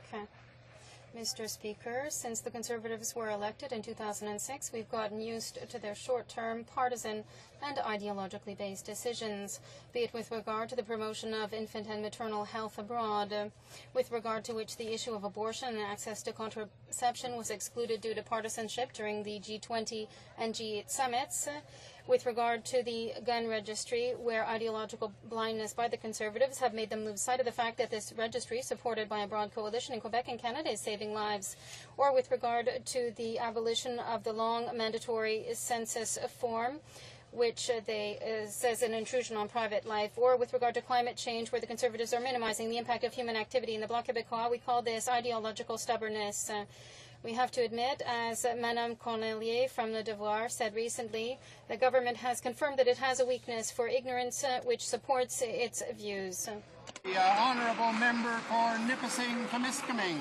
Mr. Leader, this summer the Liberal leader and the Liberal Express team was met by enthusiastic crowds in all 13 provinces and territories in over 165 events, covering 56,000 kilometers. Notre chef a été accueilli par des gens. Our leader was welcomed by people who only asked to meet him, to speak with him, and to get his picture taken with him. He took all the time to listen to each person individually, and wherever we went, the message that we heard was clear. Government's priorities of planes, prisons, and photo ops are out of touch with the average Canadian's family, what they really need. Help with paying for post-secondary education, strong and substantial public health care, help with caring for sick and aging loved ones, a secure retirement, and high-quality, full-time jobs. Mr. Speaker, Liberals will keep fighting for hard-pressed Canadian families by focusing on their real priorities. The Honourable Member for Bruce, Bray, Owen Sound. Order. Mr. Speaker, today the member for Sackville Eastern Shore announced that he was changing his vote on the long gun registry, and he will be following his leader's orders to vote to save the wasteful and inefficient long gun registry. This sudden change of heart comes despite the member's clear record on this issue, and that his constituents voted for him in the last election, believing his word that he would vote to scrap the registry. As he recently said on August 30th, less than 1 month ago, if Bill C-391, as it is currently written, comes up for a vote, I will be voting in favor of it. And last year he told this House that in my 12 years in this place, all I've ever asked is that the government bring in a bill that is very clear and ends a long gun registry. I would personally stand up and support that. On Wednesday, his constituents will see once and for all if he stands with them or with his out-of-touch Toronto leader. Why is the member turned away from his constituents when it matters? Mr. Speaker, democracy has taken another hit. The Liberals have been whipped while the NDP have flipped. What a sad day for democracy. Order. Oral questions. Questions orales. The Honourable Leader of the Opposition.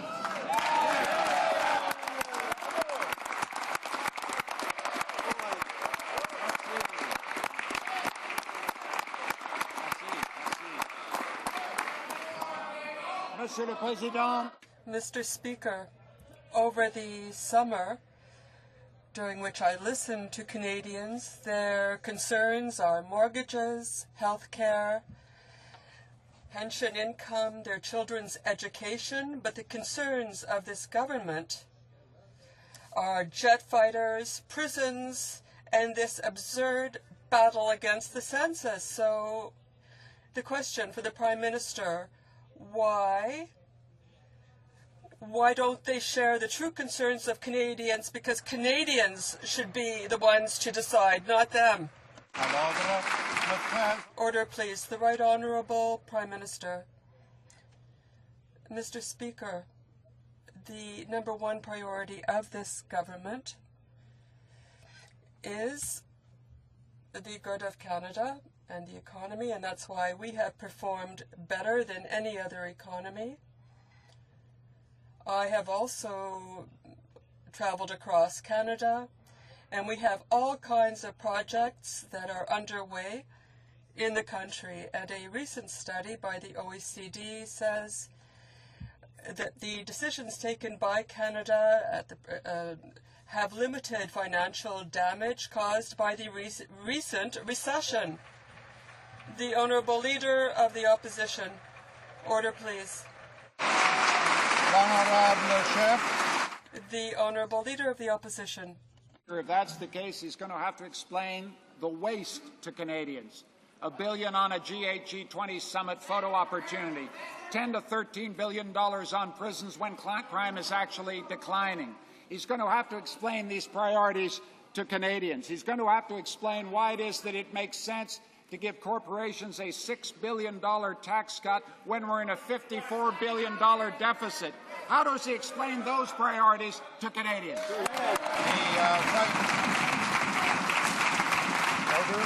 The Right Honourable Prime Minister. Well, Mr. Speaker, I have no difficulty explaining that this government's priority when it comes to crime is having criminals in prison, not out on the street. I have no difficulty explaining to Canadians that when we send our men and women into dangerous military situations, we're prepared to give them the equipment they need.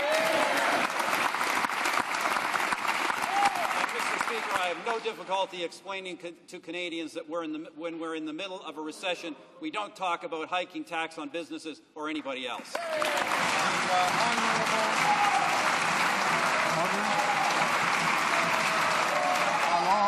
Honourable Leader of the Opposition.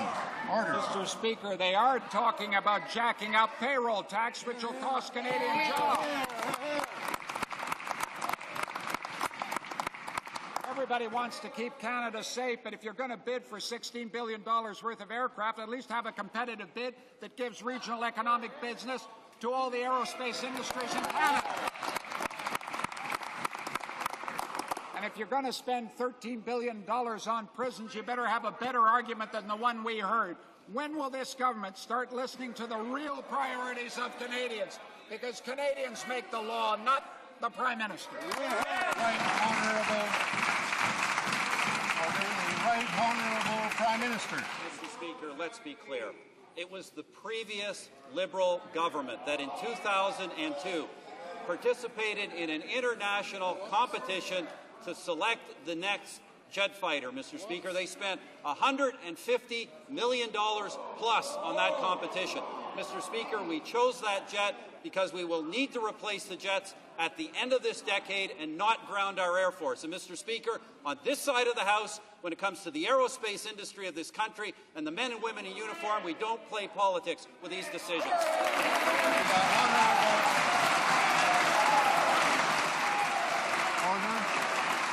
The Honourable Member for Wascana. Mr. Speaker, the Air Force expected a competitive process to take place. Monsieur le Président, le choix devant le Canadien. Mr. Speaker, the choice before Canadians is not between a party that spends and one that does not spend, but it has to do with what kind of expenses and what priorities. The Conservatives would spend would use up $6 billion in cutting tax for the richest corporations instead of helping families with their pensions or in taking care of their aged parents. The Honourable Minister of Finance. We're proud of the tax relief that we've provided to Canadians. It's about $3,000 per family across the country. So far,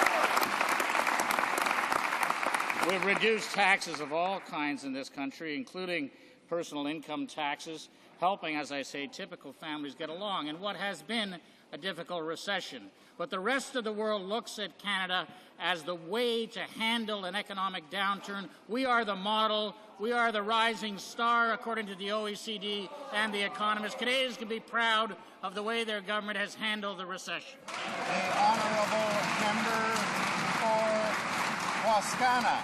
Mr. Speaker, thanks to the legacy of Jean Chrétien and Paul Martin. The big corporation tax rate in Canada has already been slashed by more than 35%. It's already the lowest in the G7, except for the UK. It's already 10 points lower than the American rate. When this country is deep in a conservative deficit, why borrow an extra $6 billion every year to make those already competitive tax rates even more generous? Corporate tax cuts on borrowed money. What good is that for families or pensions or caregivers or learning? The Honourable Minister of Finance. Order. Well, Mr. Speaker, there are two clearly different approaches. One is to reduce taxes and help Canadians and help their families. We've done that for more than 4 years now. The other approach is to raise taxes, which is what the official opposition plans to do. Or as the leader said back in last year, it was only he said this, he said, federal taxes must go up. We will have to raise taxes. That's the position of the leader of the opposition. Tax and spend. Our position is to give Canadian families a break. The Honourable Member for Laurier-Sainte-Marie. Mr. Speaker, a few days ago the Conservatives announced that law and order would be a part of their priorities again this fall. And yet the President of Treasury Board said that he was continuing to fight to abolish the firearms registry, and this no matter what the result of the vote is on Wednesday. So everyone agrees that the registry is an indispensable tool. The RCMP, chiefs of police, women's groups. Will the Prime Minister finally admit that it's for ideological reasons that he's digging in his heels on the long gun registry? The Prime Minister. Mr. Speaker, our position is clear. We want targeted control that targets criminals, not hunters and farmers.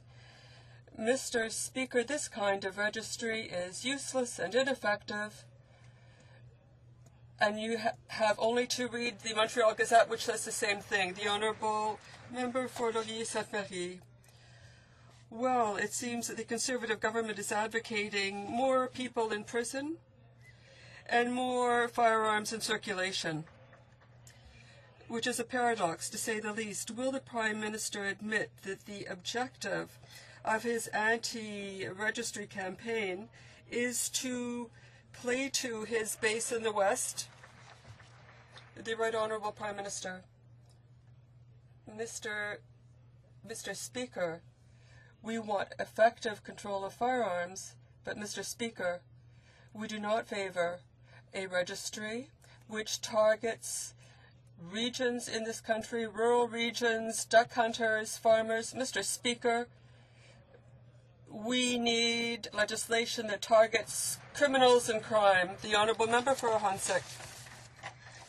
Mr. Speaker, the government's approach concerning the dismantlement of the firearms registry is inspired by NRA policies in the United States. And if there's one model we shouldn't be following, it's that one. In the United States, the homicide rate is 3 times higher than in Canada and 5 times higher than in Quebec. Instead of playing the NRA's game and following Americans' lenient policy, why will the government not give up on dismantling the firearms registry? The Honourable President of de la sécurité publique, pardon. The Honourable Minister of Public Safety. Gun registry is wasteful, inefficient, and it criminalizes hardworking farmers and hunters. Our Conservative government knows that criminals do not want to register their guns. It's interesting, the Bloc says, don't put criminals in prison, but register their guns. It's an amazing philosophy of crime. The choice is clear for all MPs. You can either vote to keep the wasteful and inefficient registry or vote to scrap it. The Honourable Member for HoC. Mr. Speaker, instead of consorting with the NRA, the government should listen to the coalition, the broad-based coalition in Quebec. The National Assembly, the police, victims and their families, specialists in public health, all of them want the long gun registry to be maintained. Does this government prefer to listen to the NRA rather than Quebecers? The Honourable Minister of Public Safety. We are listening to victims, and victims want dangerous repeat criminals in prison. They want safe streets. They don't want the dangerous criminals on the streets. Right. And they want laws that target the criminals. They don't believe that the long gun registry targets criminals. In fact, it targets law-abiding hunters and farmers and sports people right across this country. It's not a law we need in Canada. That's right. The honourable member for Toronto, Danforth.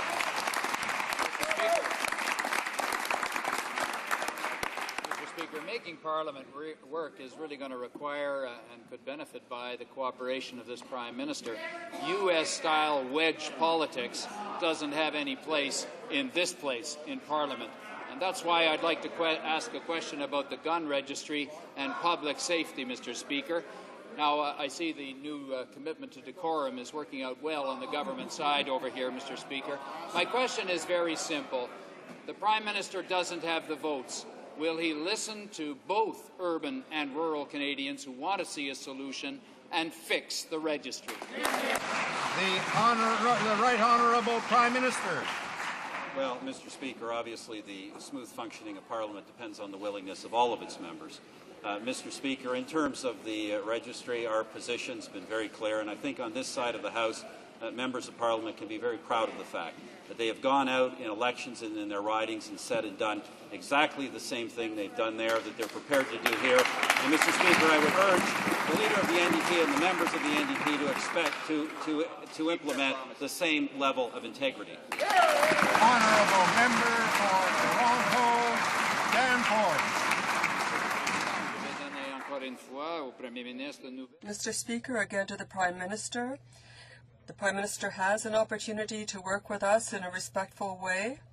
60% of people have a hard time making ends meet because of the recession. The pensions of various workers are in danger, and the government has stopped benefits, these special unemployment benefits. Will the government extend them to help the unemployed? The Right Honourable Prime Minister. Mr. Speaker, the government has its economic action plan, which is helping to fight this global recession. When we look at EI benefits, they were part of temporary measures, and these measures of the 5 additional weeks will be available for the unemployed until August 2011. And I would encourage the New Democratic Party to support the Economic Action Plan and what is in it. The Honourable Member. 0 for 2 so far in working with other parties like us on trying to help out the unemployed. Let me try again. What about protection of resource industries? We're talking here about key strategic industries in our country. We've seen the case of Xstrata, we've seen the case of Valley, and the disastrous consequences that have flowed from the carte blanche approvals given by this government to those takeovers. Now we have the situation involving potash. Will this government work with us to make sure that the potash takeover is not approved, that it benefits, or that it benefits the people of Saskatchewan who own the resource? The Right Honourable Prime Minister. Once again, Mr. Speaker, whether it's employment insurance or infrastructure projects, I would continue to urge the NDP to support the government when it actually does favour these measures that help the Canadian people. Now, Mr. Speaker, in terms of foreign takeovers, as you know very well, this government's position has not been to give a blank check to foreign takeovers. There is a law in place. Mr. Speaker, I've spoken about the particular case the Leader of the NDP raises with the Premier of Saskatchewan, and obviously, Mr. Speaker, we will examine his concerns as we do the review that is required under the Foreign Investment Review Act.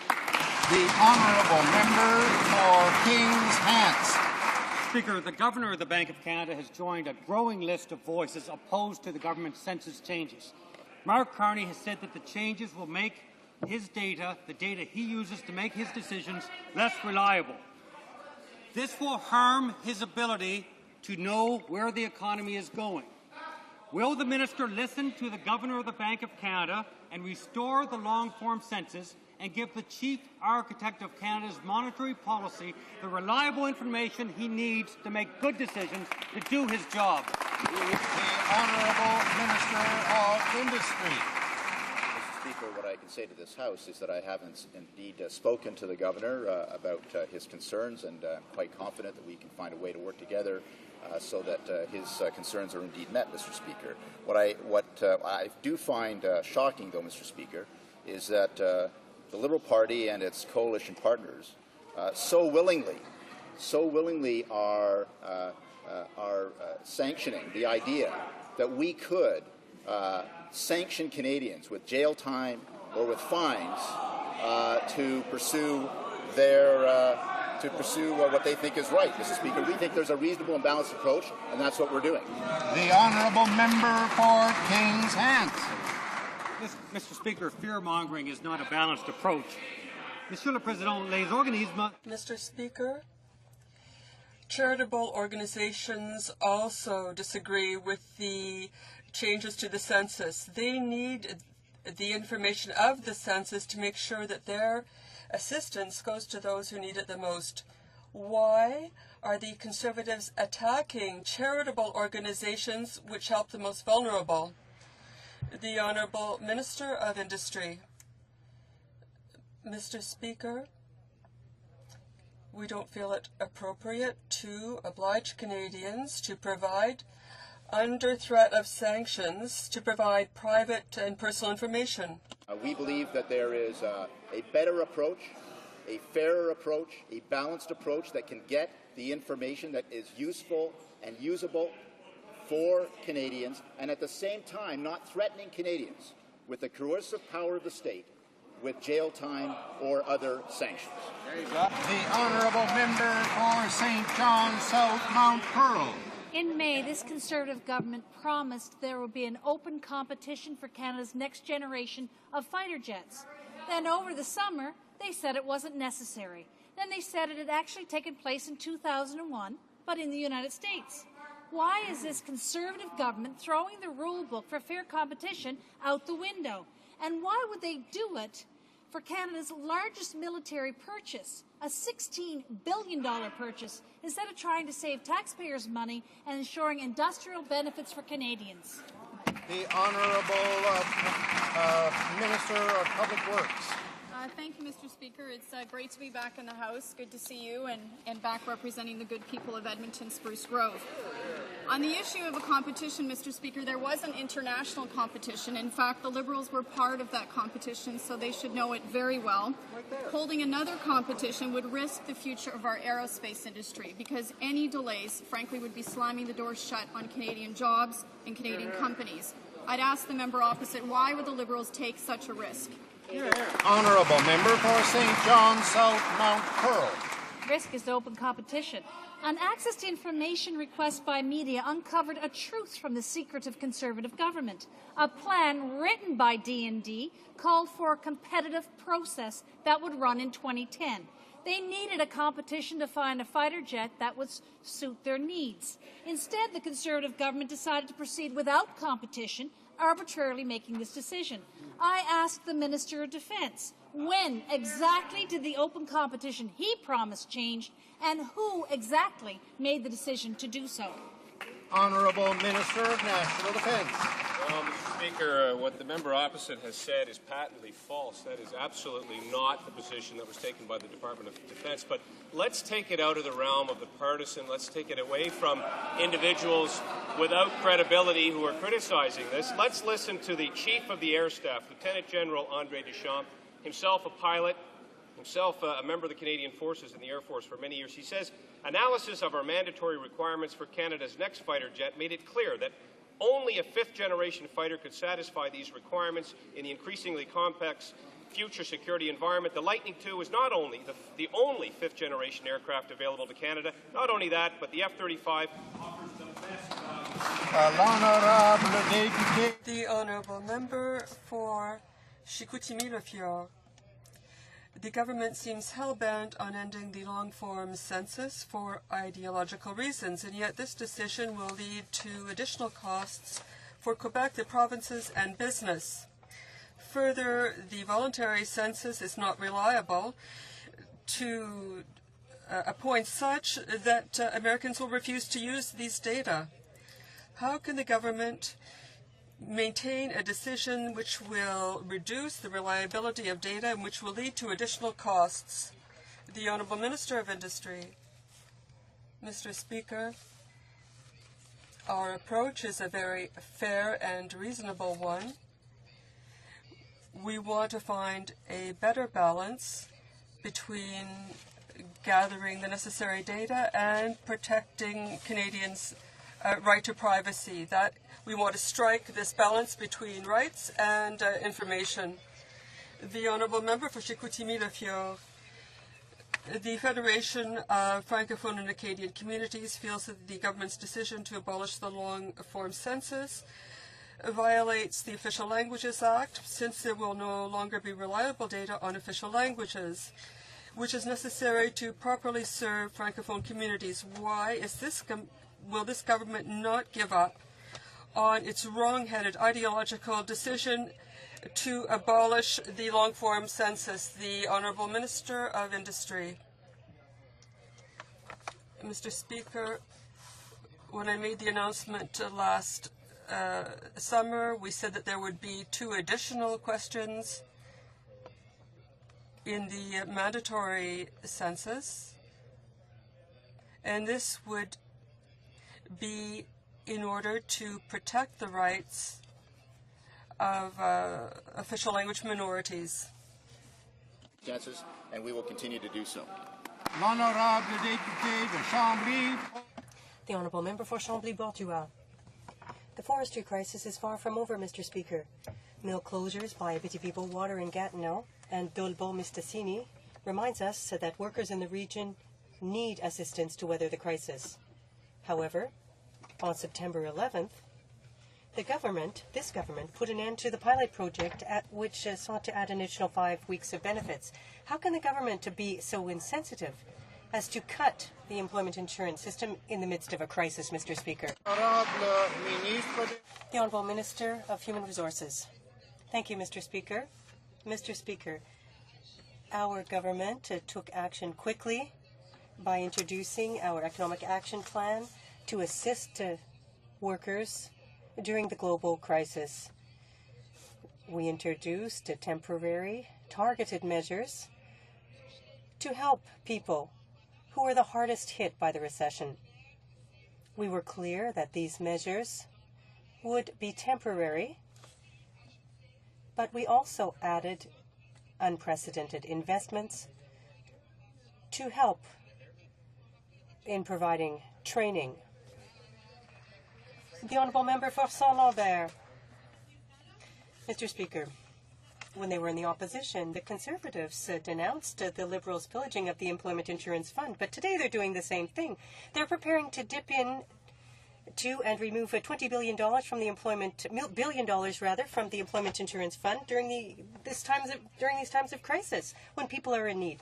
How can the government claim that it wants to help people when it's preparing to dip into the Employment Insurance Fund this way? The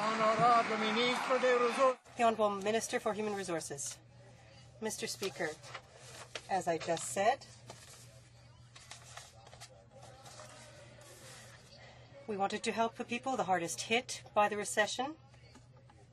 Our efforts were targeted, temporary measures, and this is a very important aspect. And I would point out that the Bloc voted against this. These measures also provide training so that these people can obtain the skills that they need for jobs of today and tomorrow. The Honourable Member for Notre-Dame-de-Grâce-la-Chine. Mr. Speaker,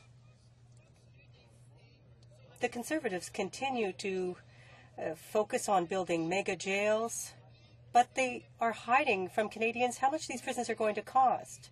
Kevin Page has stated that for one project, one of the bills set by the government, there would be some $1 billion at a time when we're still running a deficit in this country.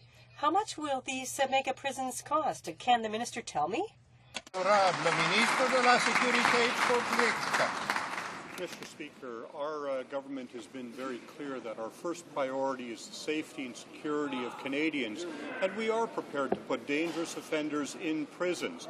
We believe that the cost in respect of these prisons is justified in terms of the safety on the streets that it will create. And we would ask the member to support these initiatives to ensure that law-abiding Canadians can walk the streets and that prisoners remain in prison until it's time for them to come out. The Honourable Member for Notre-Dame-la-Grasse, Lachine. Wants to spend $13 billion on mega prisons made up on a made-up statistic about unreported crime. It's no wonder that they want to abolish the long census. Facts and numbers are unimportant to the Conservatives. Canadians are worried about their jobs, their pensions, and the economy. Meanwhile, this government recklessly borrows billions of dollars to give tax breaks to the wealthiest corporations and cuts millions in funding for crime prevention programs. Why? The Honourable Minister of Public Safety. Interesting philosophy, Mr. Speaker. The Liberals don't want dangerous criminals in prison, but the Liberals want a registered gun. So they come up with the long gun registry. Target law-abiding citizens, and if they don't register their guns, send them to prison. What a bizarre criminal justice philosophy. Keep dangerous criminals on the street and send hard-working Canadians to prison. That's the Liberal philosophy. Honourable Member for Markham Unionville. Mr. Speaker, while Canadians struggle with rising debt, the Conservatives made an economic decision to install and track exactly 8,587 giant signs. Media reports say each can cost upwards of $8,000 to buy and install. Since the Conservative has spent so much effort tracking each sign, right down to the square meter where it was installed, can they tell Canadians just how much these signs cost, down to the last penny? The Honourable Minister has the floor. Well, Mr. Speaker, it is true there are a lot of signs out there, Mr. Speaker, and they're not just signs that you'll find hanging on a wall or hanging on a signpost, Mr. Speaker. They're signs of recovery, signs of hope, signs of opportunity. And, Mr. Speaker, wherever we travel in the country, taxpayers are saying, what are you spending that money on? Are you sure this is a good investment? Mr. Speaker, we're being open, we're being transparent, and Mr. Speaker, we're seeing the evidence of the man who put the action in the Economic Action Plan, the member from Ottawa West Nepean, right here.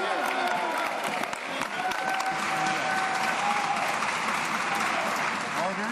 The Honourable Member for Markham Unionville. Monsieur le Président. Mr. Speaker, last year, the Conservatives doubled their advertising costs, bringing them up to $89 million. Several announcements rather resembled announcements for the Conservative Party. When will the government put in place a mechanism, a third-party mechanism, to ensure that the announcements are in the best interest of Canadians and not the Conservative government? The Honourable Minister of Transport. A lot of advertising goes to advertise things like awareness for H1N1 and so on. But, Mr. Speaker, it was interesting to look at the quote from the Leader of the Opposition who was traveling this summer and found out, Mr. Speaker, he said, we should prepare for 2017. What I want to see ribbon cuttings everywhere. I want to see things opening. I want to see big banners, Mr. Speaker. You know, no doubt about it. He knows how to spend money. Mr. Speaker, does he know how to spend it wisely? The answer, of course, Mr. Speaker, he knows how to spend it because he's going to get it out of taxpayers' pockets. Our way is to spend it wisely, show Canadians transparently and openly how we're doing it. And, Mr. Speaker, that's what we've been doing since the beginning. The Honourable Member for Sarnia-Lambton. Order.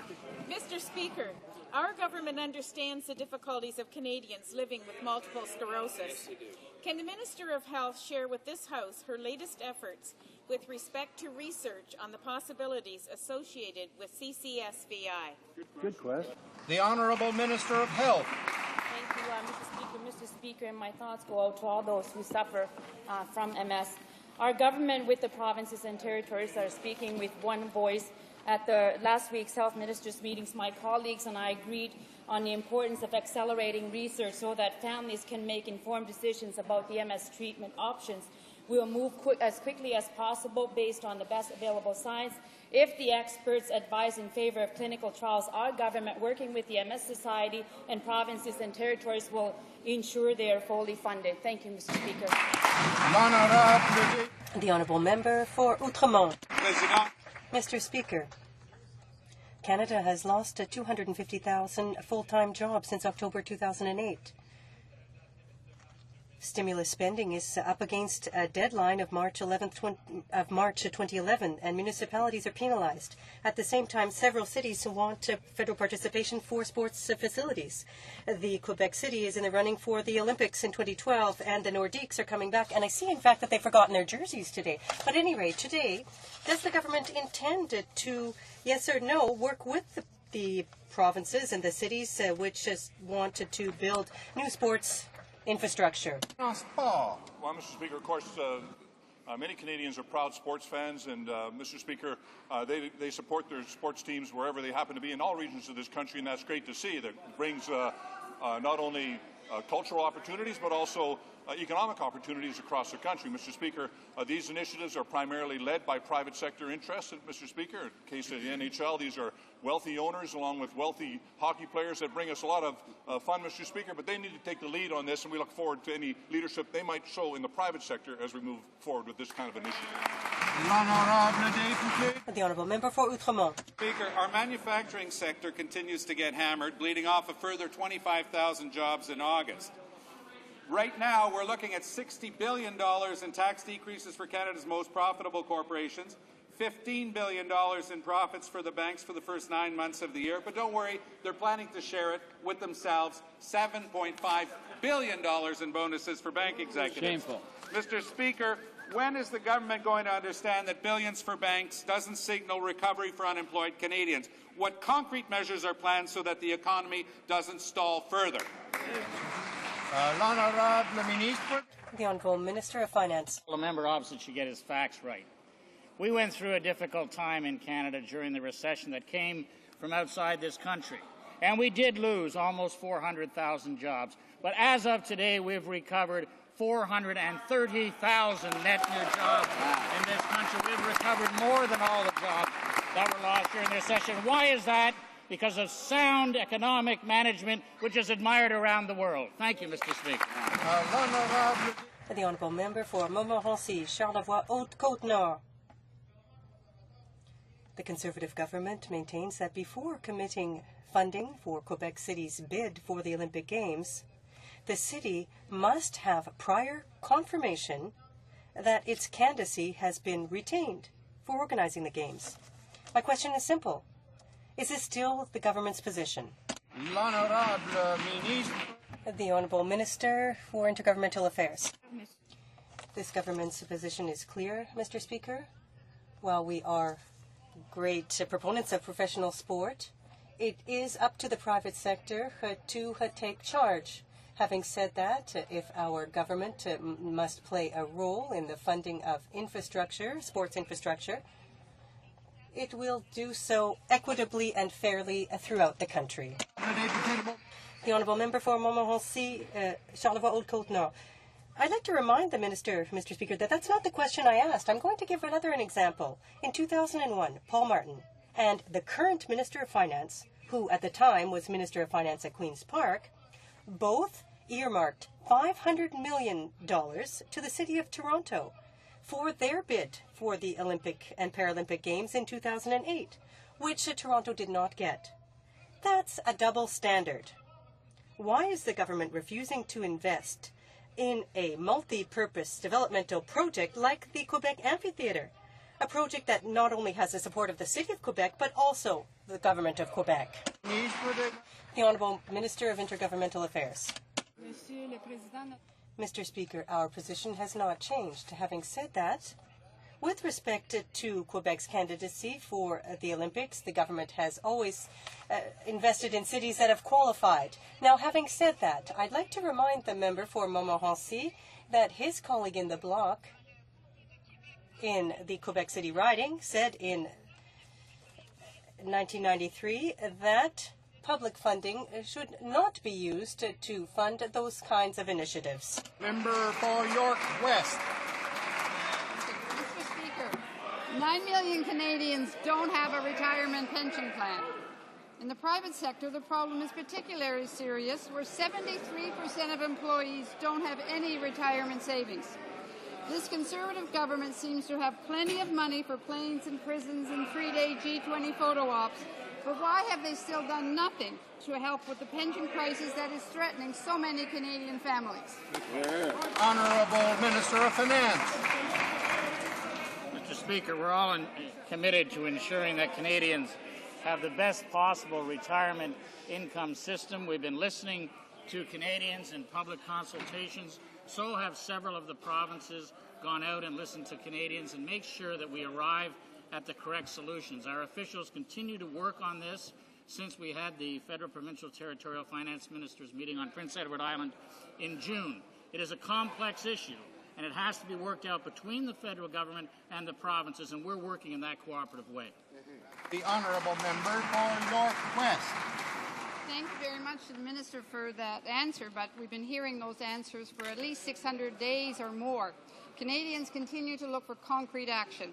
But we're more than willing on this side of the House to work with the government today and yesterday, but I'm talking about today, to improve pensions by a variety of ways. One of them is to implement a supplementary Canada pension plan.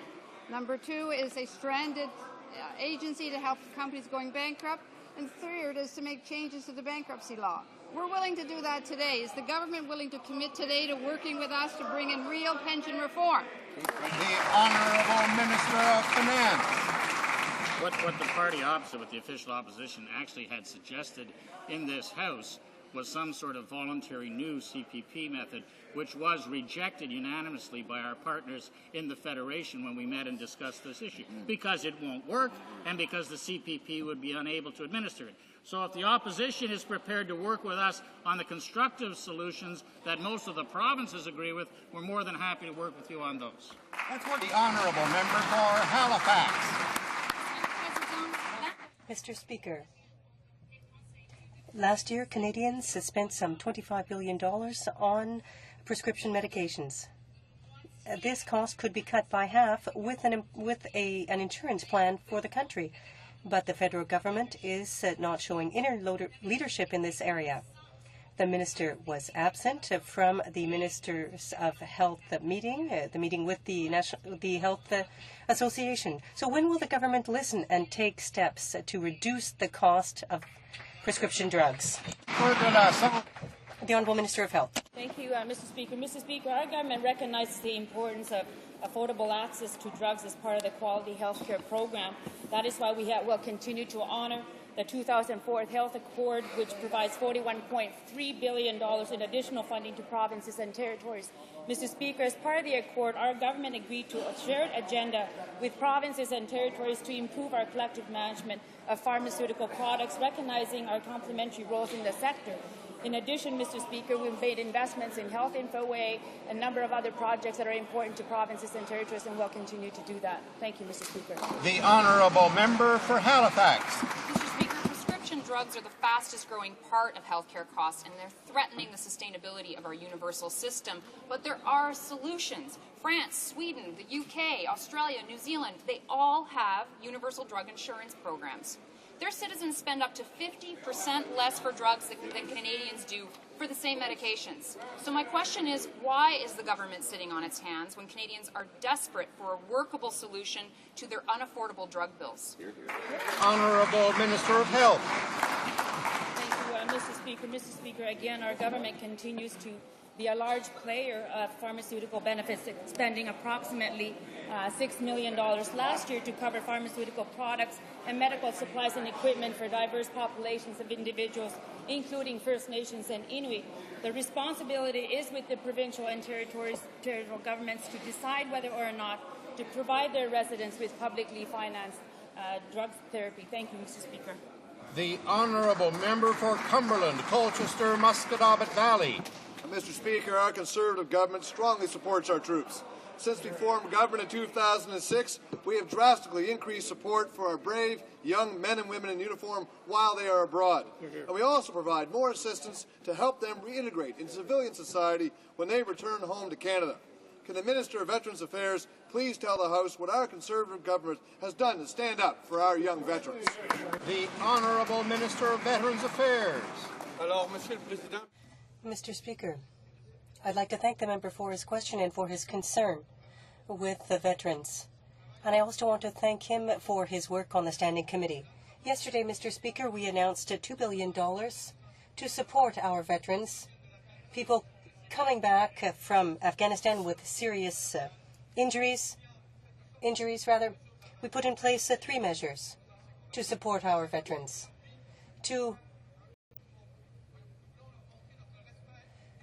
so that we show them the respect and dignity they deserve. The Honourable Member for Bourassa. Thank you, Mr. Speaker. Now, Mr. Speaker, it is increasingly clear that the Conservative government is going back to the 50s. Not only were people muzzled who didn't think like them at the time, but people were kept in the dark. We've learned now that all requests by the media to scientists needs to receive the approval of the minister without exception. Why is the minister so afraid of letting the experts speak? What is the minister afraid of? The Honourable Minister of Natural Resources. First of all, we're not muzzling anyone, Mr. Speaker. There's a government policy that has been adopted. It was adopted by the previous government, the Liberal government, in 2002, and it was a policy that dealt with government communications. It was improved in 2006. We broadened the criteria for transparency through. So those are false accusations being made by my colleague opposite. It's clear, crystal clear, that we want to communicate, and the policy is such that the minister is the spokesperson for the department. The Honourable Member for Trois-Rivières. Mr. Speaker, the Minister of Natural Resources and Prime Minister's Quebec Lieutenant has in his possession notes dealing with the shale gas. Now, of course, we're not asking the government to intervene in this area because it's under Quebec's jurisdiction exclusively. However, does the minister intend to make public and transfer to the Bureau for Public Hearings on the Environment information that it has on the potential effects of shale gas? The Honourable Minister of Natural Resources. I'm eager to answer that question, Mr. Speaker, but it's curious to understand that they're talking about unpublished documents obtained by La Presse under the access to information. It's already public. So, secondly, Mr. Speaker, we will call upon our experts to comment on this issue and to provide information. I will be holding discussions with my counterpart in the Quebec government, and this information is important for the public, and that is the situation. Mr. Speaker, world leaders are meeting this week to review progress on global poverty goals. The UK and other countries are keeping their commitments despite tough economic times. Sadly, Canada has been called out as a laggard. Conservatives have frozen aid and decided not to honour our commitment to help end global poverty. It shouldn't be this way. Our Prime Minister has an opportunity to change this trend at the UN this week. Will he lift the freeze on our foreign aid budget, or is he just going to cop out? The Honourable Parliamentary Secretary. Mr. Speaker, I'm very proud of Canada's record on the international stage. Canada is playing a part in advancing the Millennium Development Goals. Canada met its commitment to double international assistance to Africa from 2003-2004 levels to $2.1 billion in 2008-2009. We have forgiven more than $1 billion in debt to the world's poorest country, and we are on track to make our commitment to double our international assistance from the 2001-2002 levels. Mr. Speaker, this is a record that our government is proud of, and I know all Canadians are too. The Honourable Member for Oak Ridges Markham. Mr. Speaker, today the President of the Treasury Board announced that members of Parliament, senators and staff in the Opposition Leader's office are no longer exempt from the lobbying rules that apply to ministers and senior public servants. I wonder if the minister could tell this House why this is such good news for Canadian democracy. Good question. The Honourable President of the Treasury Board. Mr. Speaker, we brought changes into the Lobbying Act so that Canadians can be assured that all members of Parliament and senators and the staff that goes with the offices of the Leader of the Opposition in the Senate and the House of Commons, that all are subject to the concerns and the views of their constituents and not to the concerns of special interest groups. And that's why the law, Mr. Speaker, now applies to everybody. It's a new era of ongoing openness and transparency in this particular area. We brought this act in and we're continuing to improve it, Mr. Speaker. Order. That will conclude our question period for today.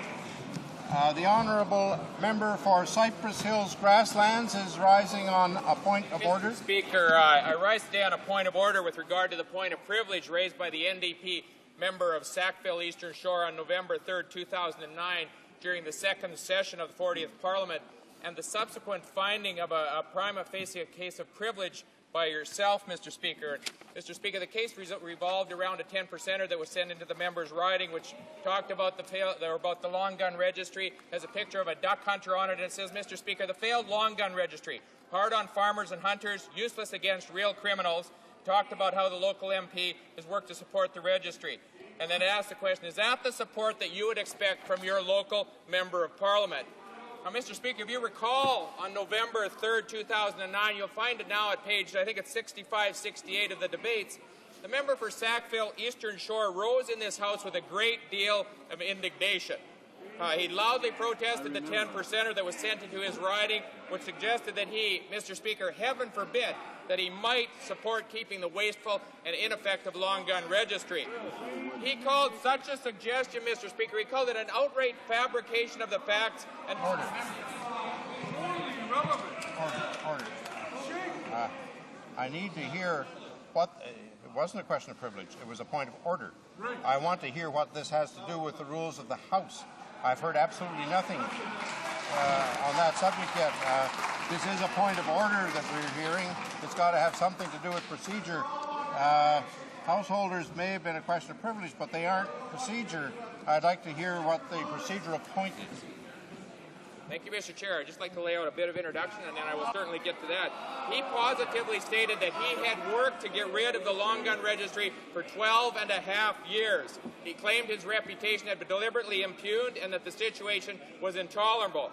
Based on his statements, Mr. Speaker, you found there was a prima facie case of privilege in regard to his point of privilege and referred the matter to the Standing Committee on Procedure and House Affairs. Now, Mr. Speaker, at committee, he testified there, once again... Order. Order. Order. Order. Order. The member is reviewing a history of a case that may have gone to a committee, may have made a decision. I have no recollection, but it doesn't appear to me to be a point of order affecting the proceedings in this House. And accordingly, I don't think there's a point of order here, and I'm going to proceed with tabling of documents. Order. Pursuant to Section 28 of the Conflict of Interest Code for members of the House of Commons, it is my duty to present to the House the report of the Conflict of Interest and Ethics Commissioner on an inquiry in relation to the Honourable Member for St. Catharines. Dépôt de documents. Tabling of documents. Documents. The Honourable Parliamentary Secretary to the Minister of Indian Affairs and Northern Development.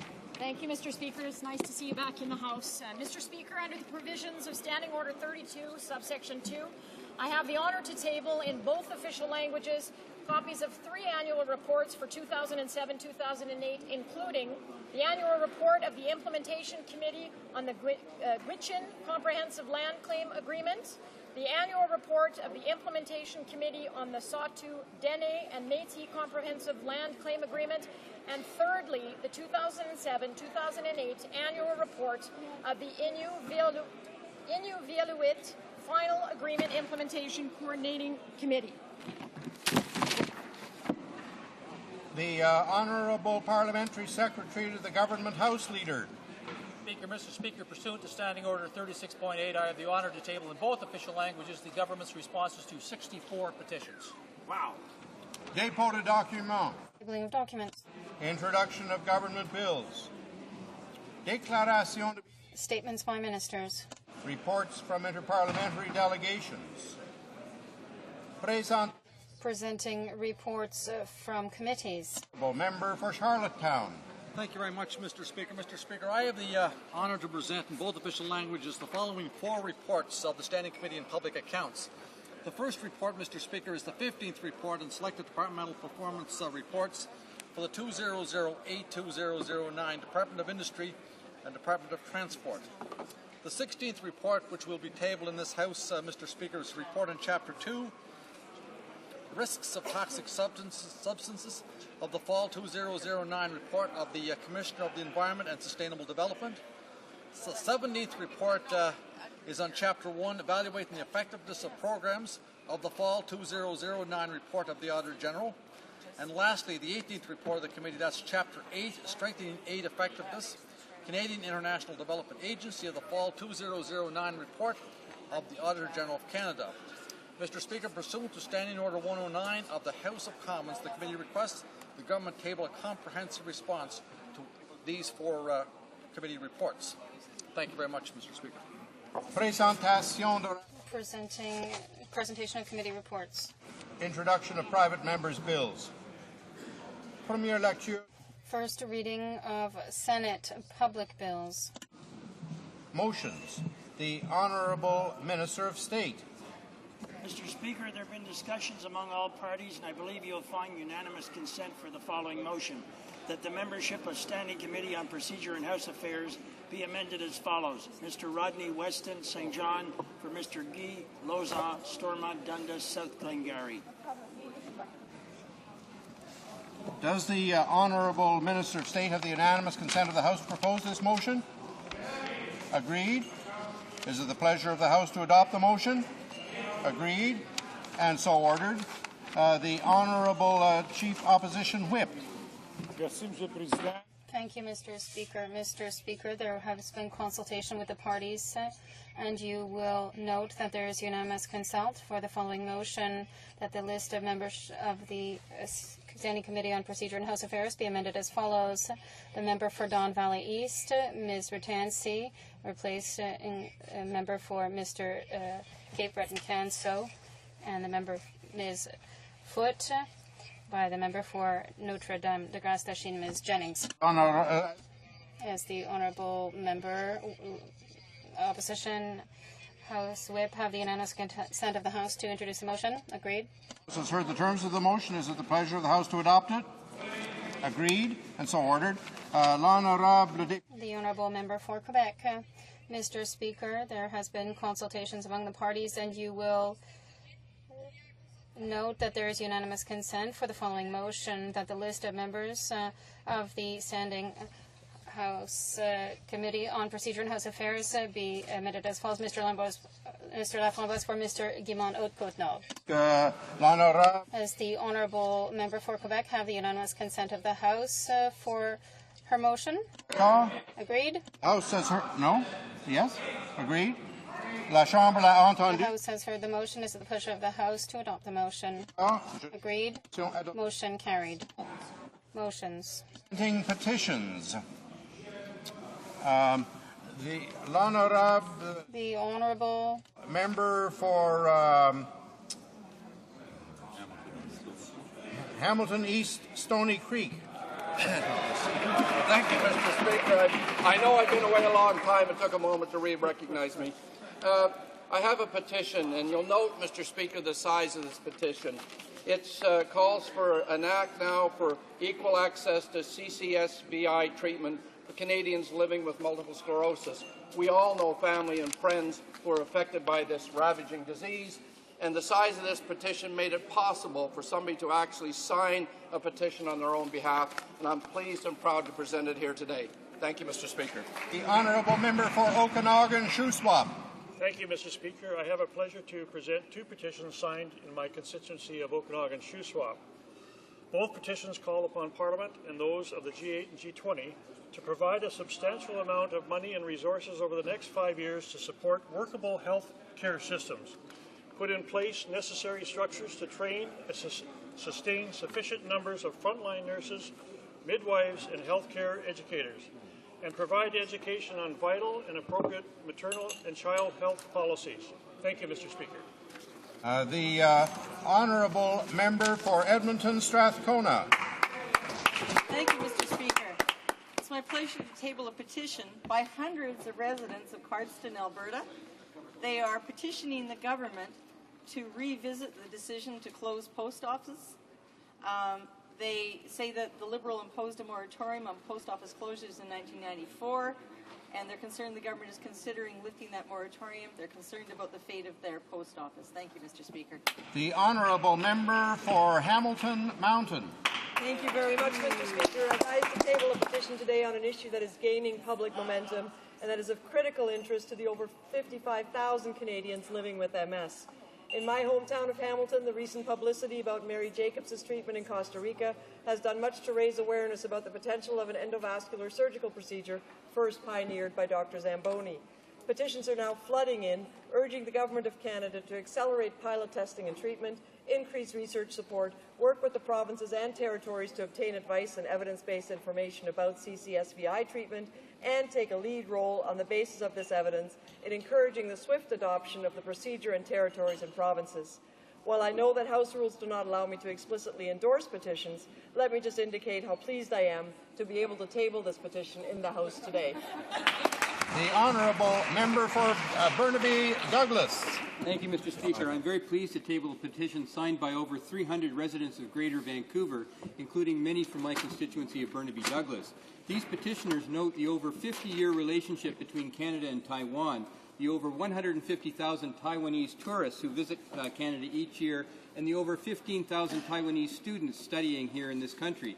And they point out that Canadians no longer require a visa to visit Taiwan, and that the United Kingdom, Ireland, and New Zealand have waived their visa requirement for Taiwanese tourists, resulting in increased tourism for Taiwan to those countries. These petitioners therefore call for the passage of Motion 530, tabled by the member for New Westminster Burnaby, which calls on the Canadian government to waive the visa requirement for Taiwanese visitors to Canada. Thank you, Mr. Speaker. The honourable member for Elmwood Transcona. Thank you, Mr. Speaker. I'm pleased to present a petition today that is a call against Health Canada's authorization of caffeine in all soft drinks. Health Canada announced on March 19, 2010, that beverage companies will now be allowed to add up to 75% of the caffeine allowed in the most highly caffeinated colas to all soft drinks. Soft drinks have been designed and marketed towards children for generations. Canadians already have concerns over children drinking coffee and colas, as they acknowledge the caffeine is an addictive stimulant. It's difficult enough for parents to control the amount of sugar, artificial sweeteners, and other additives that their children consume, including caffeine from colas. Therefore, Mr. Speaker, the petitioners call upon the Government of Canada to reverse Health Canada's new rule allowing caffeine in all soft drinks and not follow the deregulation policies of the United States and other countries that sacrifice the health of Canadian children and pregnant women. The honourable member for Nickelbelt. Thank you, Mr. Speaker. It's a pleasure for me to rise in the House today to present a petition from hundreds of people from right across Canada. And the petitioners urgently call on the Government of Canada to take immediate action to accelerate a greater and broader participation of MS sufferers in pilot testing and treatment by providing fast-tracking funding for surveillance, research, and dissemination of findings, including providing urgent pre-screening image services for MS sufferers, work immediately with the provinces and territories through the Canadian Agency for Drugs and Technologies in Health to obtain advice and evidence-based information about the effectiveness of chronic CCSVI treatment without delay, and take a leading role on the basis of the evidence in encouraging the swift adoption of the procedure in territories and provinces. The honourable member for Etobicoke North. Mr. Speaker, I am pleased to present a petition regarding chronic cerebrospinal venous insufficiency, CCSVI, for which the testing and treatment is safe, inexpensive, and effective. The treatment of CCSVI is venography followed by balloon venoplasty, a routine treatment for vascular disease made available to all Canadians with vascular disorders except those with MS. And what the petitioners are asking for is for the government to plan and implement a nationwide clinical trial for the evaluation of venography and balloon venoplasty for the treatment of CCSVI in persons diagnosed with MS. The Honourable Member for Welland. Thank you, Mr. Speaker. I'm pleased to present a position today on behalf of MS sufferers. And let me personalize it by saying I thank all these folks who've signed this petition in the name of my father who died of MS. But and also for Don Shea from St. Catharines, who's been leading this fight about the ability to have a pilot program in this country on CCSVI. It's important to give MS sufferers hope, and these petitioners, Mr. Speaker, are saying to all those sufferers out there, that between 55 and 70,000 MS sufferers, and what they're saying to them is, you deserve to have hope. That's what they're saying in this petition, Mr. Speaker, and I hope this government will hear that and not hide behind some obscure definition of what it means to actually go forward. So what they're saying is, give MS sufferers hope, Mr. Speaker, and give them hope today. Thank you, Mr. Speaker. The Honourable Member for Burnaby, New Westminster. Well, Mr. Speaker, we've had hundreds of MS sufferers outside the Parliament today. We're getting thousands and thousands of petitions across the country. Some of my NDP colleagues have stood in this House just a few moments ago. And what all of these MS sufferers and their families are saying, 75,000 strong, is the government must act on CCSVI treatment. Mr. Speaker, what these petitioners are saying, and in my case, we're talking about petitioners from Newfoundland and Labrador right through to British Columbia. They're all saying that what the Government of Canada has to do is accelerate the whole pilot program and pilot testing around CCSVI treatment, and that they have to work immediately with the provinces in order to put into place these pilot programs testing to help those MS sufferers. Mr. Speaker, like my colleague from the member from Welland, my cousin Julie died of MS, and I know that many members in this House support MS sufferers across the country in saying to the government, you must act now on CCSVI. Thank you, Mr. Speaker. Presenting petitions. Order paper. The Honourable Parliamentary Secretary to the Government House Leader. Thank you, Mr. Speaker. Mr. Speaker, as you can see, I will be answering a number of questions today. The following questions will be answered. Q101, Q246, Q256, Q259, Q261, Q262, Q263, Q266, Q271, Q275, Q279, Q280, Q281, Q282, Q284, Q286, Q287, Q291, Q295, Q296, Q305, Q306, Q307, Q308, Q310, Q314, Q323, Q326, Q327, Q329, Q330, Q333, Q337, Q338, Q340, Q343, Q346, Q347, and Q353. Furthermore, Mr. Speaker, would you be so kind as to call starred question number Q331? Q331. The Honourable Parliamentary Secretary. Mr. Speaker, I ask that the government's response to this question be printed and answered as if read. Agreed, and so ordered. The Honourable Parliamentary Secretary. Thank you, Mr. Speaker. Furthermore, supplementary responses to question number Q163, originally tabled on May 11, 2010, and question number Q175, originally answered on May 25, 2010, will be tabled today.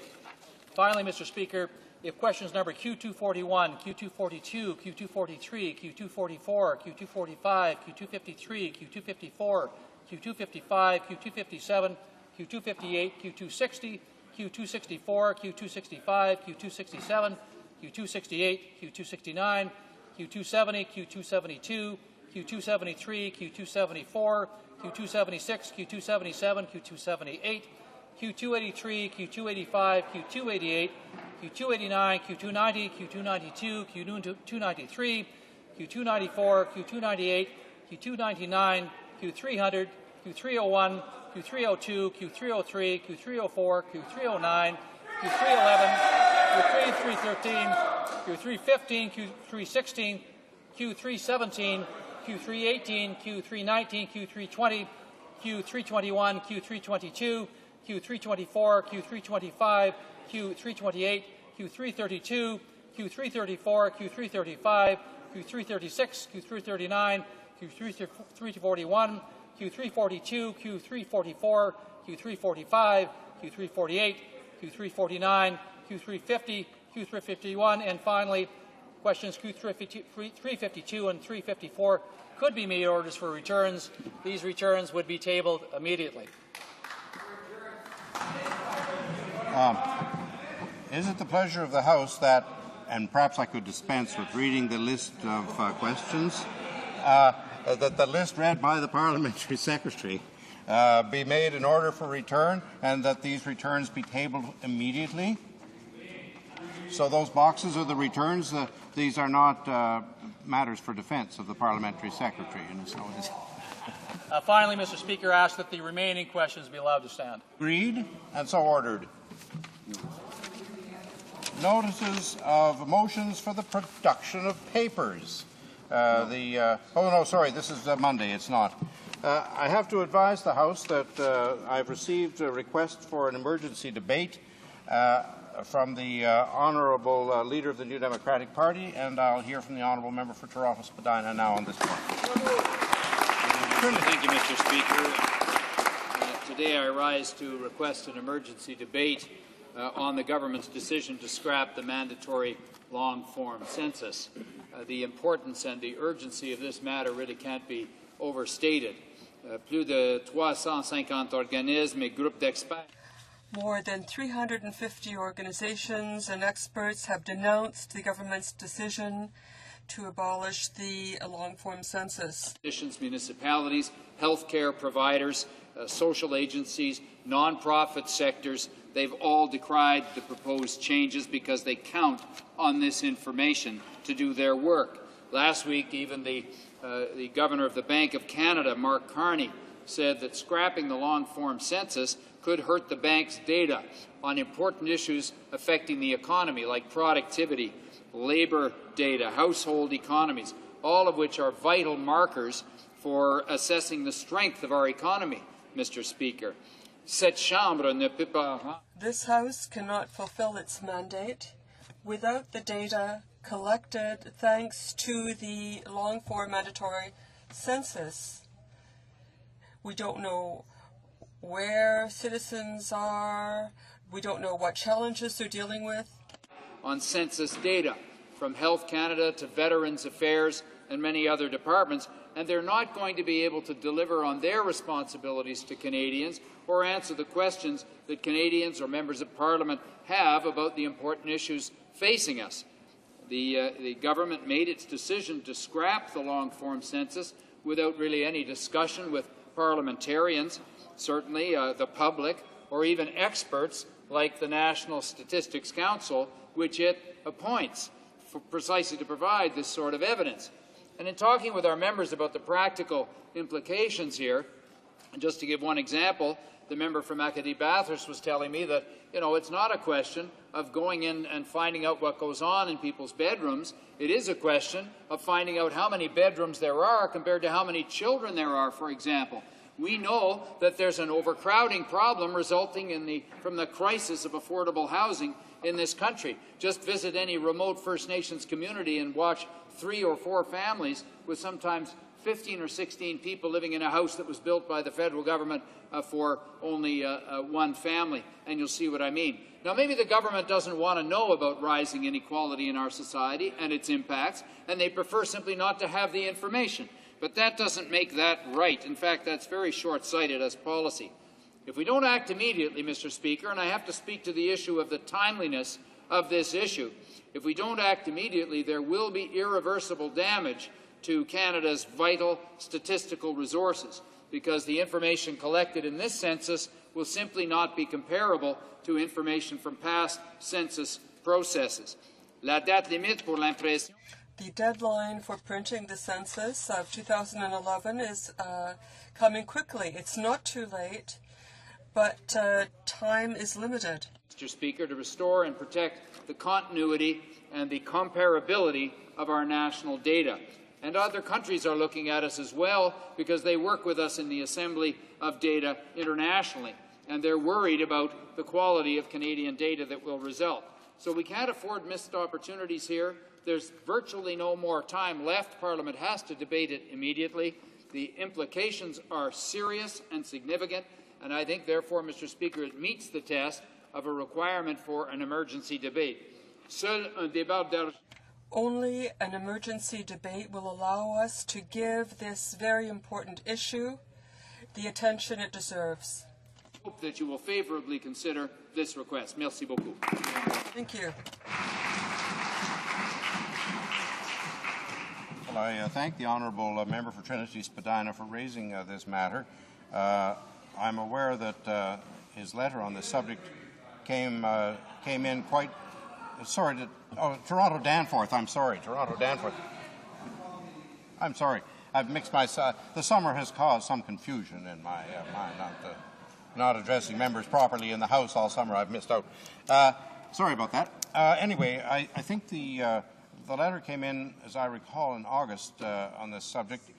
Yes, the 16th of August. And while I might have had considerable sympathy at the time had the House been sitting, given the length of time we've had without the House and so on, I feel that some of the urgency in this issue has gone, at least from the point of view of what can happen in terms of emergency for debate in this House.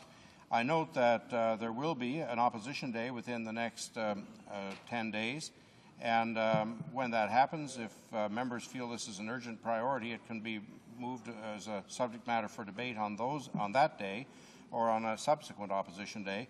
And I think that might be a more suitable forum for a discussion on a topic that has been a decision that's been around for quite some time. And I don't underestimate the unimportance of the matter.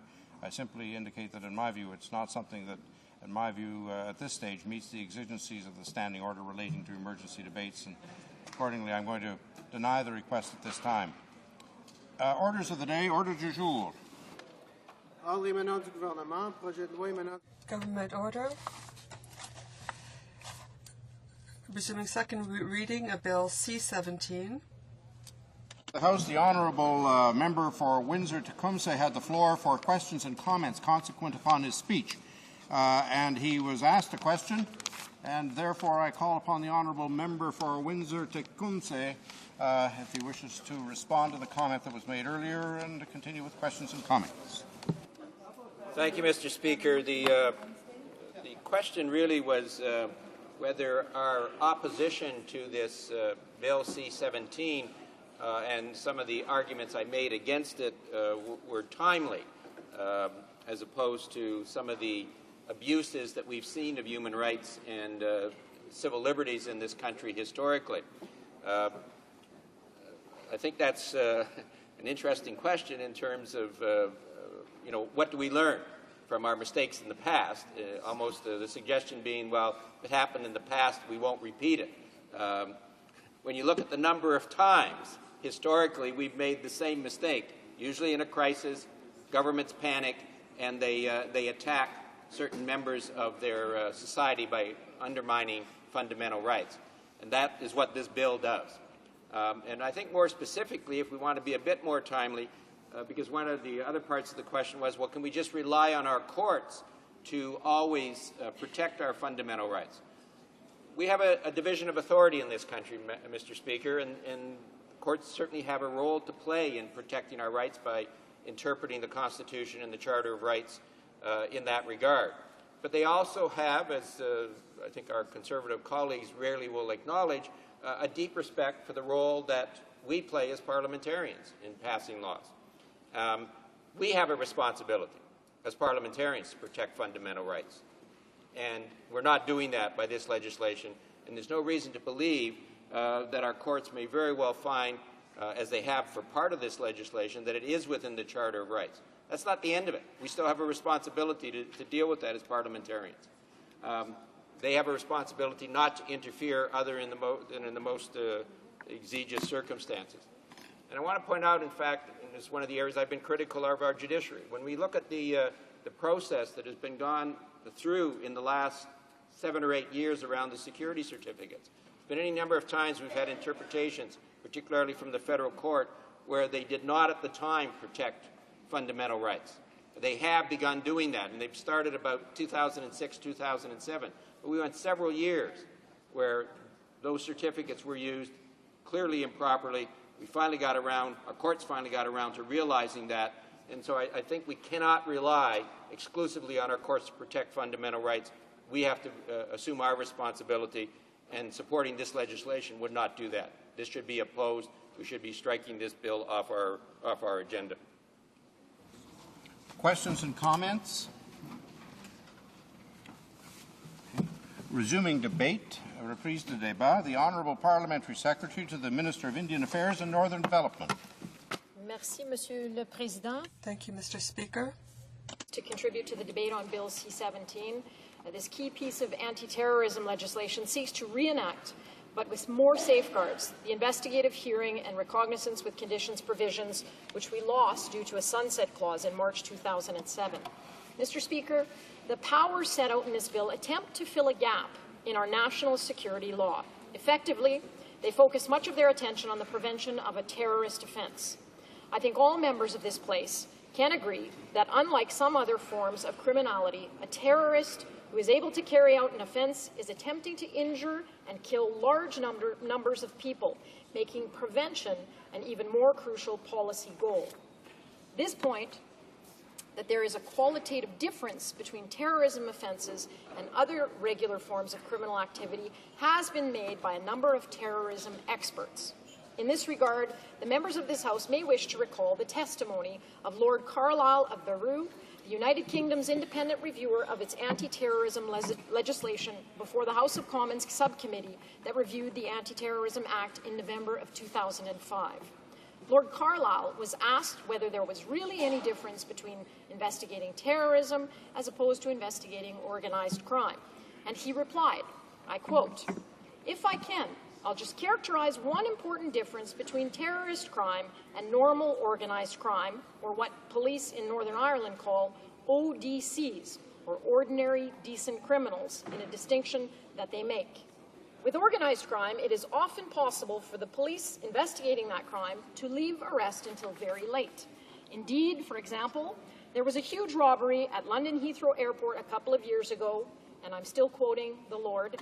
I was involved in the case for a time professionally, in which they allowed the robbery to take place and they arrested the robbers whilst they were committing the robbery, with the result, in the end, most of them pleaded guilty. You can't run that risk with terrorism," end quote. Madam Speaker, to briefly summarize this relatively short bill, the proposed investigative hearing provisions would create a mechanism for questioning persons before a judge about a past or future terrorist offense. The proposed recognizance with conditions provision would allow a judge to impose reasonable conditions on a person in order to prevent the commission of a terrorist activity. Surprisingly, Madam Speaker, some have maintained that the provisions are not necessary. Various reasons have been advanced in this regard.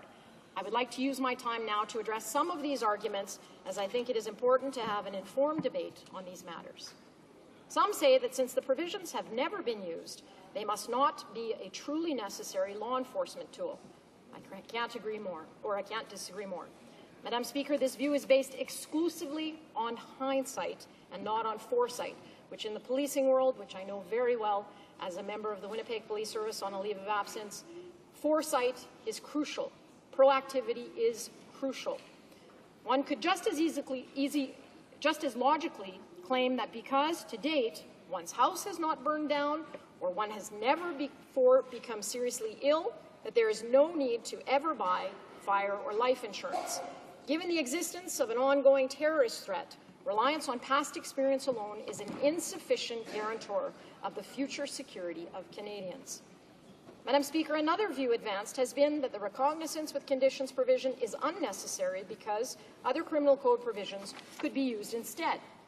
This view fails, however, to appreciate the purpose of the recognizance with conditions provision. This tool is designed to disrupt the planning of terrorist activity at a very early stage. Madam Speaker, please permit me to give an example. Suppose that the police receive intelligence that a foreign head of state visiting Canada will be the target of a terrorist attack.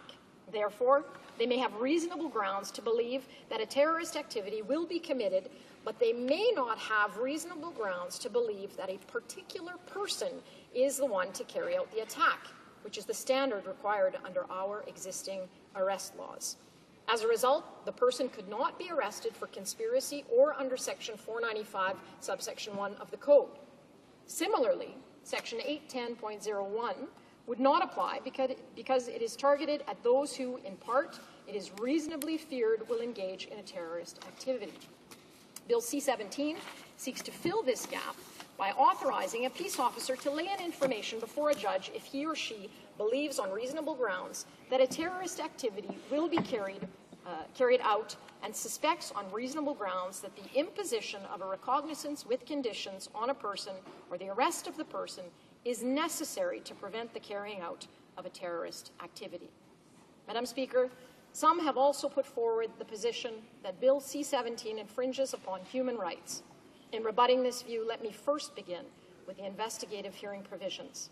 In the debates on this bill's predecessor bill, former Bill C-19, the argument was made that this hearing was an infringement on the right to silence. Madam Speaker, the answer to this argument was authoritatively given by the Supreme Court of Canada in 2004 in a case called Application under Section 83.28 of the Criminal Code, which arose in the context of the Air India prosecution. The majority of the court rejected the appellant's argument that the investigative hearing violated an individual's absolute right to silence and the right against self-incrimination, noting in part the specific and robust protections governing use and derivative use immunity found in the original legislation. Indeed, the court noted, derivative use immunity is provided for in Section 83.28, subsection 10, subsection B. Indeed, the protection in paragraph B goes beyond the requirements in the jurisprudence and provides absolute derivative use immunity, such that evidence derived from the evidence provided at the judicial investigative hearing may not be presented in evidence against the witness in another prosecution, even if the Crown is able to establish on a balance of probabilities that it would have inevitably discovered the same evidence through alternative measures. Madam Speaker, we all need to keep in mind, when thinking about possible adverse ramifications of the recognizance with conditions, that they have a built-in legal filter. They can only be imposed when two criteria are met. The peace officer must believe on reasonable grounds that a terrorist activity will be committed and must suspect on reasonable grounds that the imposition of the recognizance is necessary to prevent the carrying out of the terrorist activity. Moreover, the second criterion is not one of mere suspicion. It is one of reasonable grounds to suspect. In other words, this is a higher bar. This means more than a mere hunch. In this regard, Madam Speaker, I would note that the concept of reasonable suspicion is not unknown in Canadian criminal law. By analogy, I note that the Supreme Court approved the standard of reasonable suspicion in the context of the common law police power of investigative detention. The police power to briefly detain a person where the officer has reasonable grounds to suspect the person has committed a crime. In this regard, I refer honourable members who are interested to the case of R versus Mann. Therefore, Madam Speaker, I think it is fair to say that this will not be applied to a broad range of people in this country. Madam Speaker, with regard to the view that these powers can unfairly label a person a terrorist without the opportunity to clear oneself, I would call attention to the well-established and often used peace bonds or recognizance powers in the criminal code. In particular, a peace bond could be imposed to prevent a person from inflicting injury on or committing a sexual offense against a young person. These too have implications for the defendants who are subject to them, but no one would argue that because of this, these provisions should not exist. Like these existing provisions, the proposed recognizance with conditions is carefully tailored to achieve an overarching critical objective, namely the prevention of a terrorist activity, an objective that I know all members support. Madam Speaker, another criticism of this bill, when in its previous incarnation as Bill C-19 was made by the Honourable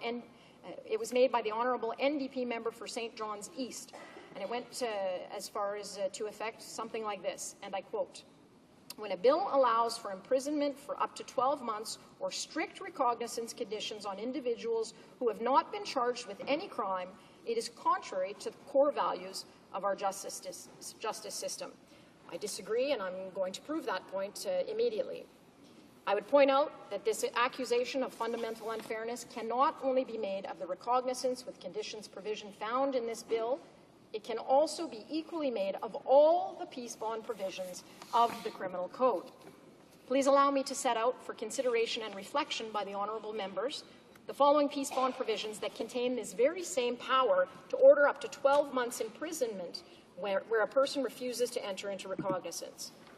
Firstly, a recognizance where a person fears on reasonable grounds that another person will cause serious injury to him or her, or to his or her spouse or common law partner or child, or will damage his or her property under subsection 810(3)(b) of the Code, or under a recognizance where a person fears on reasonable grounds that another person will commit a terrorism offence or a criminal organization offence. This is under subsection 810.01, subsection 4. Or a recognizance where a person fears on reasonable grounds that another person will commit one of various sexual offences in respect of a person under 16 years of age. This is found subsection 810.1, subsection 3.1. And a recognizance where a person fears on reasonable grounds that another person will commit a serious personal injury offence, and that's found under subsection 810.2, subsection 4. In all of these instances, if a person refuses to enter into a recognizance, the power to order up to 12 months imprisonment exists. My point, Madam Speaker, is that the punishment provision for refusing to enter into a recognizance is not unique to the recognizance with conditions provision found in Bill C-17. It is standard for all peace bond provisions in the Code. It is there for a good reason, to ensure that there is a means whereby a person's refusal to enter into a peace bond has consequences. Indeed, Madam Speaker, I would point out that the recognizance with conditions provision found in Bill C-17 is, in one important respect, more limited in scope than some other peace bond provisions found in the Code.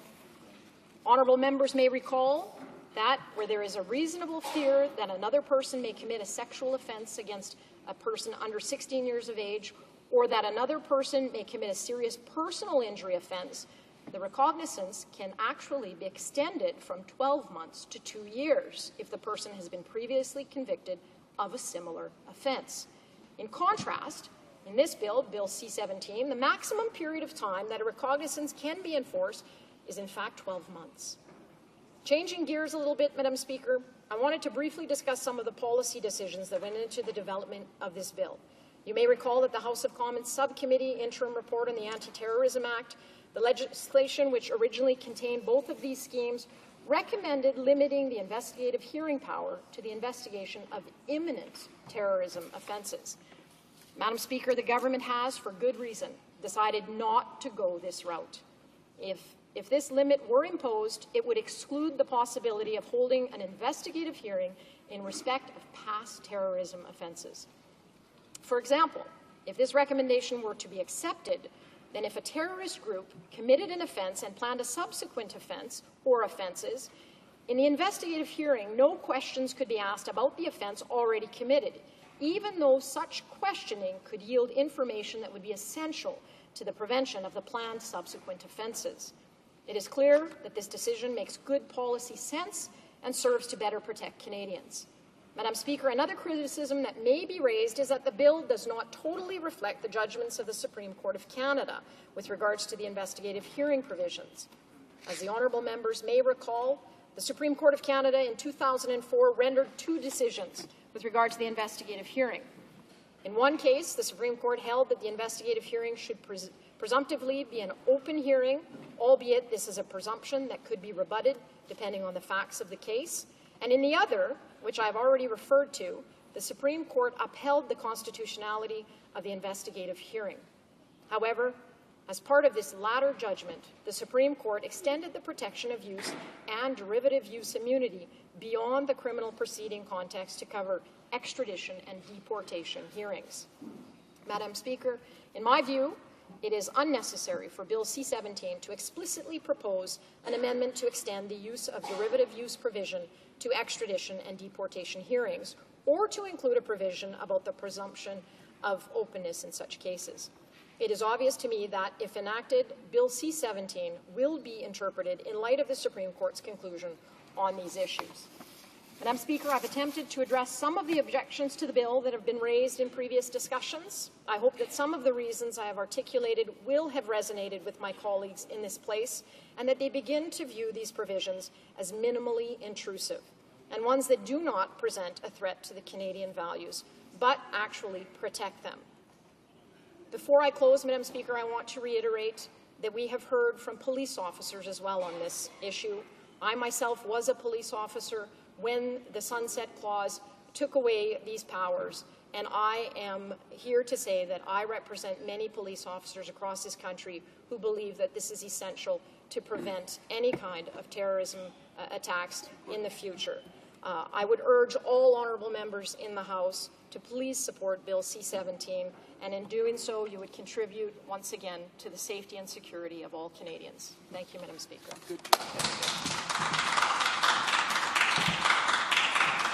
Questions and comments? The honourable member for Skeena-Bulkley Valley. Thank you, Madam Speaker, and I thank my colleague for her comments, particularly coming as a former member of our National Police Force.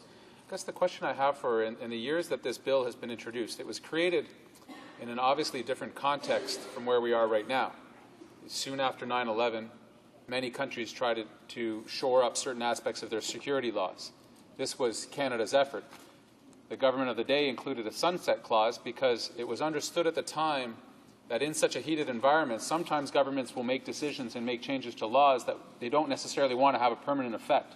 It's a temporary measure for extreme circumstances. We are now at the sunset clause of this bill again, where it's up for renewal or dismissal, depending on whether it's been useful or not. Now, the government, this government and the one before, have prosecuted cases around terrorism, homegrown terrorism, without using any of these requirements. And we actually heard from witnesses at the committee that the provisions in this bill, and understand that they border on the draconian at times, forcing a witness to testify against their own interests. This is one of the foundations of our justice system, is removed through this bill. Holding people without charge is also against the very foundations of what parliaments have stood for many years. So know that the measures are serious, and I think she appreciates that. These are not light uses in this bill, but we've never had to use them, even in prosecuting criminal charges of homegrown terrorism.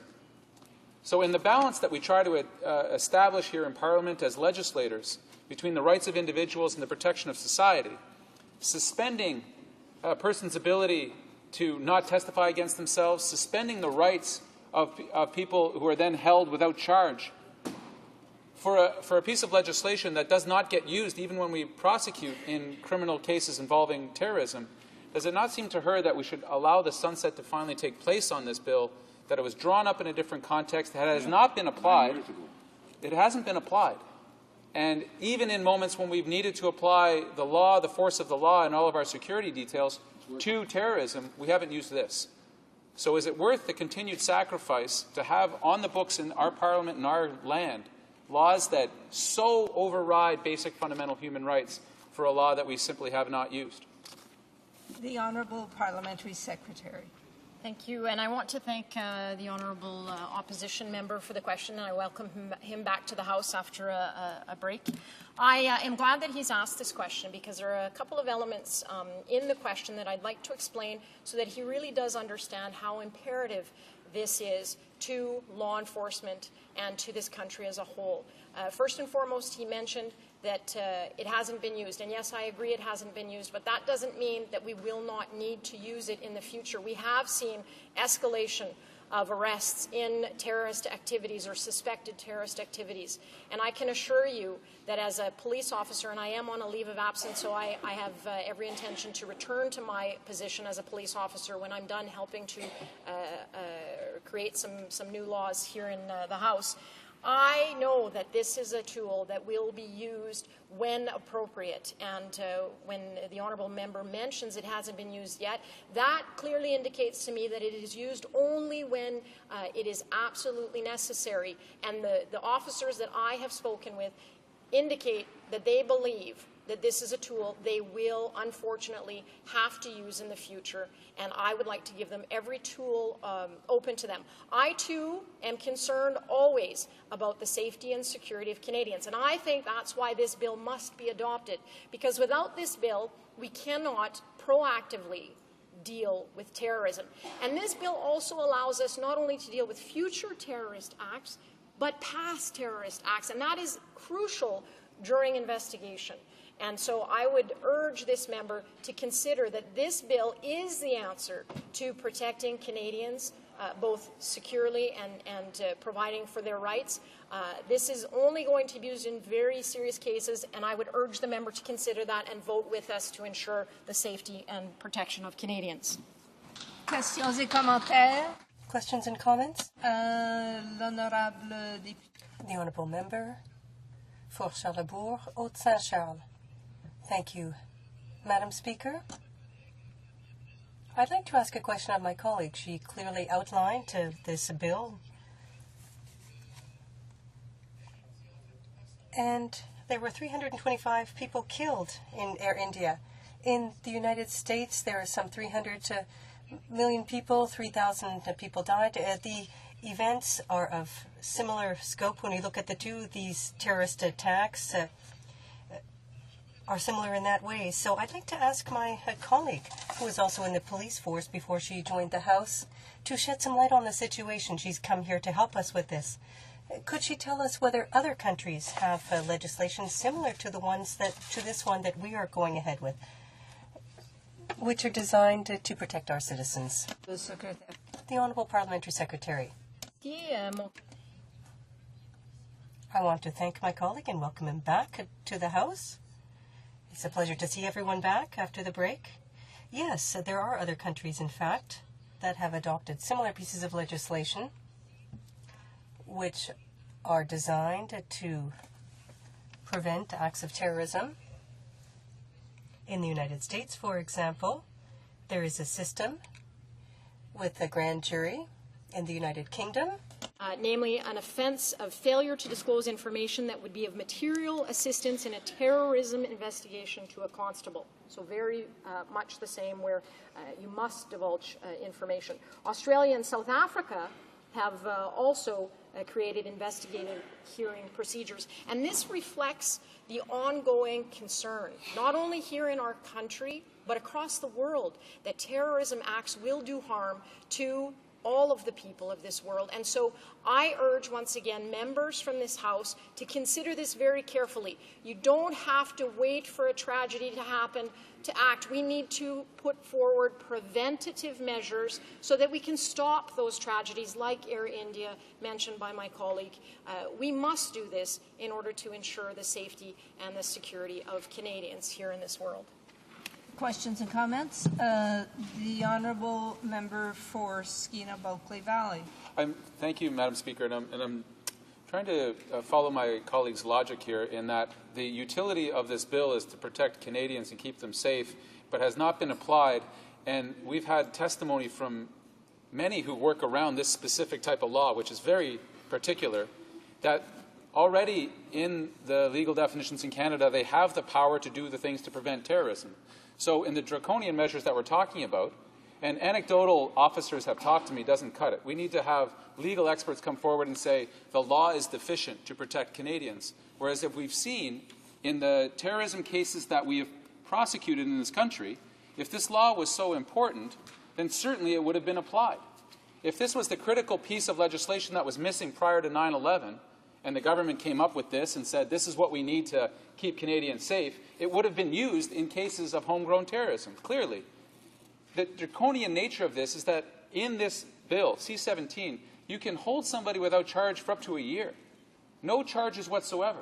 Never does the evidence come before the person who's being charged, or not charged, just held in custody. This should concern all of us, because I cast no aspersions on this government, But this law enables this or any future government to just simply hold any Canadian for up to a year without presenting a single charge. Now, we must, as legislators, contemplate the future. We must contemplate bad government, always. Misinformed government, racist government, governments under some sort of pressure. Why need a law that hasn't been applied now with such draconian measures in it that hurts the rights of all Canadians across the board? The Honourable Parliamentary Secretary. Thank you, Madam Speaker. Once again, I want to answer my colleague simply. We are thinking about the welfare and the safety of Canadians in the future, as well as providing a tool so that we can look to the past and be able to use the information so that subsequent offences cannot be committed. And in saying that, when the member speaks about putting people into a custody situation and how wrong that seems, I'll tell you what's wrong.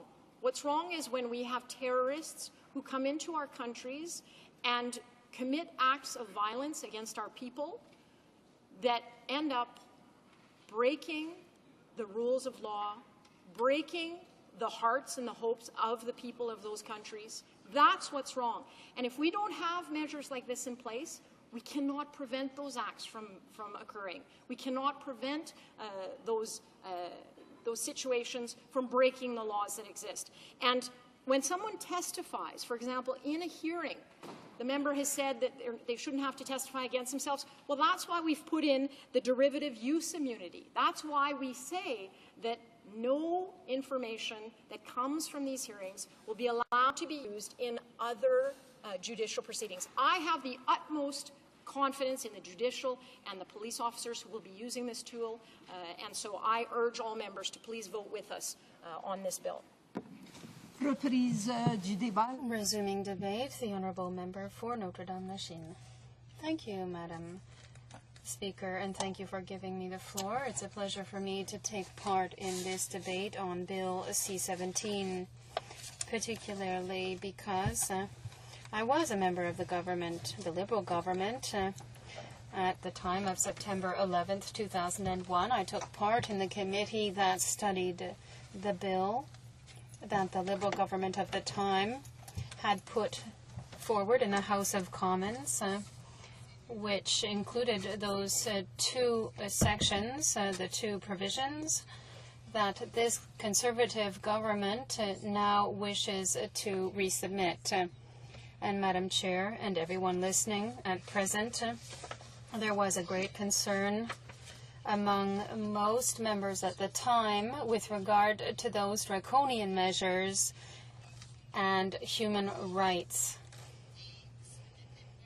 And it was not something that was partisan, because there were many members within the government, Liberal members, members from the Bloc Québécois and the NDP, who had concerns. And it was in response to those concerns that the government of the day had put in place what we call the Sunset Clause.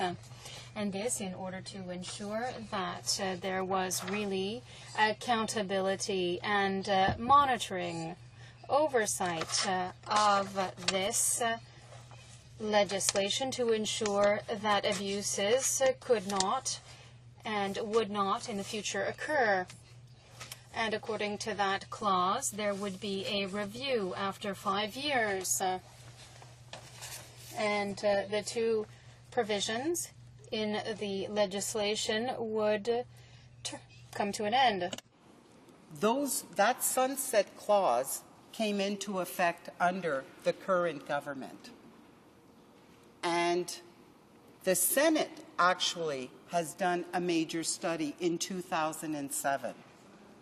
And it's interesting to note, I listened with quite a bit of care to the member of the Conservative Party who spoke just previous to me, where she talked about how the government is very concerned with ensuring the safety and protection of Canadians. And that's why it's so essential that these two provisions be brought back to life. I find it interesting that these provisions died several years ago under this government. The government has brought the legislation to bring them back to life 3 times, has moved first reading in the House and then has let the bill sit on the order paper for months and months and months. In one case, the bill finally died on the order paper because the Prime Minister in 2008, in violation of his own Fixed Election Act, went to the Governor-General and asked the Governor-General to table the election writ. And in so doing, knew full well that this bill that was going to revive these two provisions, that this honourable colleague of the Conservatives who just spoke talked about how it is so essential, so important, knew full well that it was going to die on the order paper, knew as well that it had been sitting on the order paper waiting for the government to move second reading so that debate could actually begin. And that government did not move second reading. And then after the 2008 election, what happened? The government came back with the identical bill, moved first reading, it went onto the order paper, and then let it sit there. And then in December, when the Prime Minister, well, on the eve of December 2009 and January 2010, the Prime Minister, knowing full well that this bill, its previous incarnation, which was now the second incarnation under a Conservative government, was sitting on the order paper waiting for him to give the order to one of his ministers to move second reading so that debate, like the debate we're having today, could begin because it was in their hands under the rules. Canadians have to understand that. It's up to the government to move second reading of its own bills. No other party can do that. No other member of Parliament can do that. Only the government can move second reading of its own bills and allow the debate to begin. Well, that Prime Minister, rather than saying this is so important, to use the words of the member from Manitoba, that we absolutely need these two provisions to be brought back to life, and that law enforcement, anecdotally, from what I hear from the member from Manitoba, because she did not cite any studies, she simply says that some members of law enforcement have told me that we are going to need these provisions at some time in the future, even though we haven't used them in the last 9 years. At some time in the future, we will need them. And so it is urgent that we revive these two provisions, bring them back to life, and it has to be done now. Well, the Prime Minister prorogued the House. He put a padlock on Parliament. He shut it down. And in doing so, he did it knowing full well that he killed every single one of his government's bills. The bills, especially the law and order ones, that this government for the last 4 years has been beating its chest that they're the only ones who care about the protection of Canadians. They're the only ones who care about victims of crime, and victims of terrorism. And yet that Prime Minister and his government killed the bill. And then when we came back from prorogation, all of the parties agreed, including the official opposition, the Liberal Party of Canada, agreed with the government that we would forego certain time off that had been built into the parliamentary schedule, that we would work those weeks instead, and in hopes that the government was going to put forward the bills that it found to be priority. Guess what, Madam Speaker? The government didn't come and move second reading of this bill. It took them 3 months. 3 months. And there's not a word that's different in this bill than there was in its predecessor and the predecessor before that. So all they had to do was tell Legislative Services to reprint the bill. A new number would be assigned to it. The minister gets up, gives notice to the order people, and gets up during the segment of the day that the procedures allow for and moves first reading of this bill. So I find it a bit rich to listen to that member, and I'm not putting into doubt her good faith. I'm talking about her government to talk about how that government is concerned about victims of terrorism, that government is concerned about victims of crime here in Canada, and that government is the only government that is really for law and order and for ensuring that the proper laws are in place. Well, that's a government that, going on to the 5th year now, has played games with Canadian lives, has used the issue of law and order in order to try and gain some kind of partisanship advantage. Madam Speaker, the report of the Senate, which is dated February 2007, has a series of recommendations. I'd like to know if that government, I can tell you, but that government has not implemented any of these that I'm going to read out. And guess what? The names. The chair was Honourable David P. Smith. The deputy chair was Honourable Pierre-Claude Nolin, a Conservative senator. So this is not a partisan report that came out of the Special Senate Committee on the Anti-Terrorism Act. Let me just give 2 recommendations that it made. And that is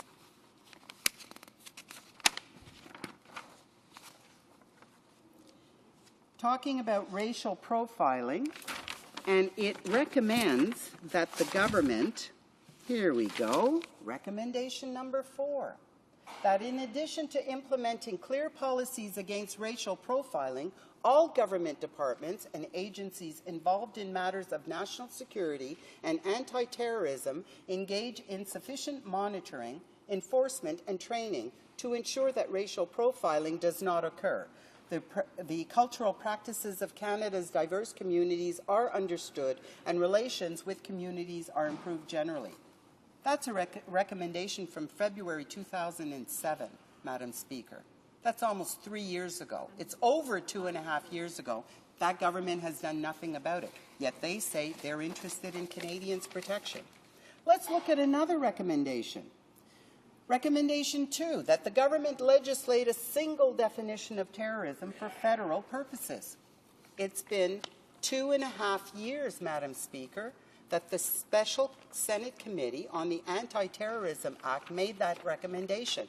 Yet the Conservative government, yet this Prime Minister has not acted upon it. So I find it very rich to hear the Conservatives now arguing that it's a pressing need to have these 2 anti-terrorism provisions on the investigative hearings and on the preventative detention, that it absolutely has to be revived.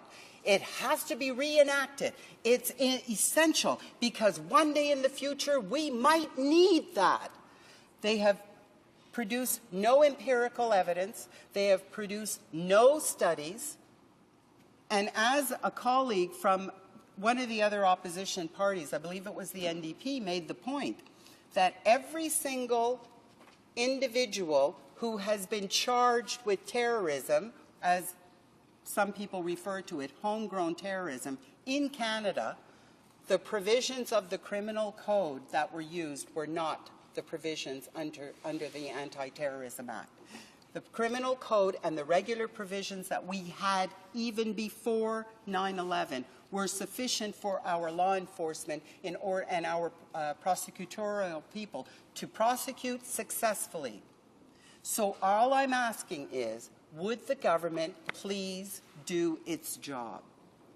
If the government sincerely believes that these 2 provisions are needed, would they please make the case, and not based on anecdotal reports, on actual studies that have been done, empirical studies, evidence-based studies, on actual fact, not on anecdote. Any one of us sitting here can come up with anecdotes.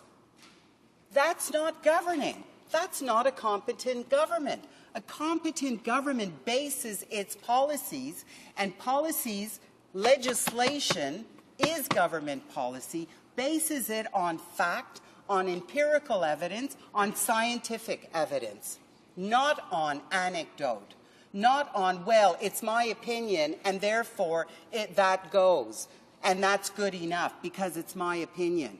Or my opinion, which I have done absolutely no research on, I have nothing to base it on except for gut feeling and perhaps emotion, that is supposedly a basis for which to govern and to enact new legislation and policy. It's not. No responsible government does that.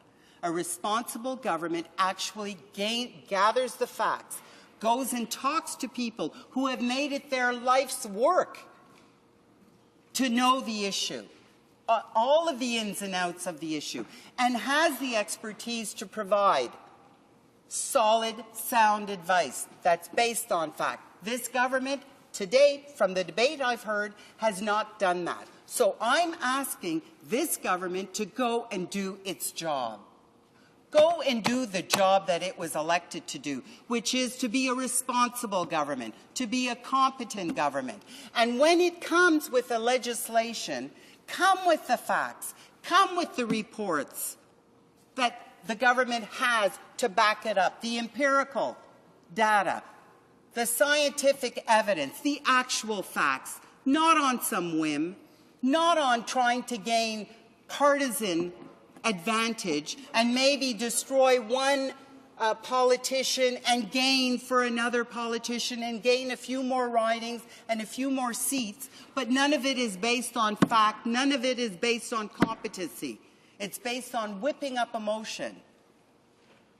This legislation isn't important to this government. If it was important, the government would have acted on it 4 years ago.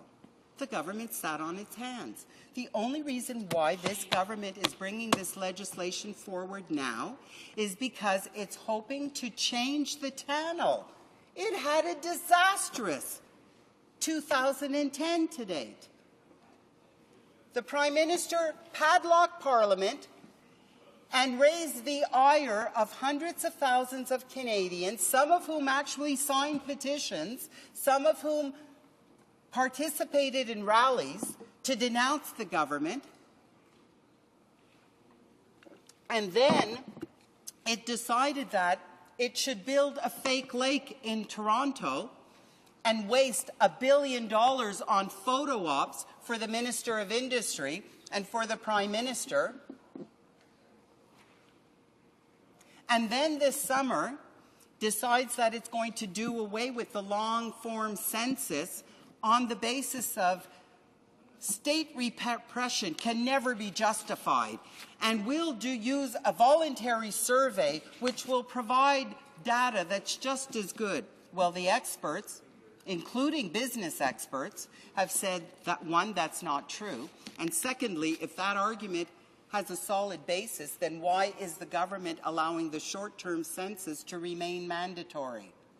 How is it that's not state repression under their thinking, but the long form is? The government has not proposed, they didn't consult anyone, they went behind the scenes in secret, and they did exactly the same thing as the Prime Minister did with the prorogation. Do it when he thought no one was listening, when no one was paying attention.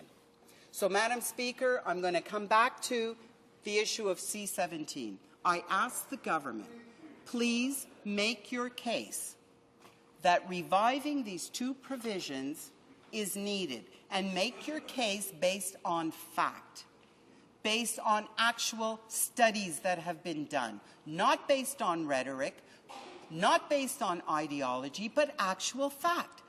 Be a competent government and show that you've done your homework, because to date you haven't done that. Sorry, I'm using the person you, and I should not be doing that. I apologize to the Speaker. The government, it has not done so.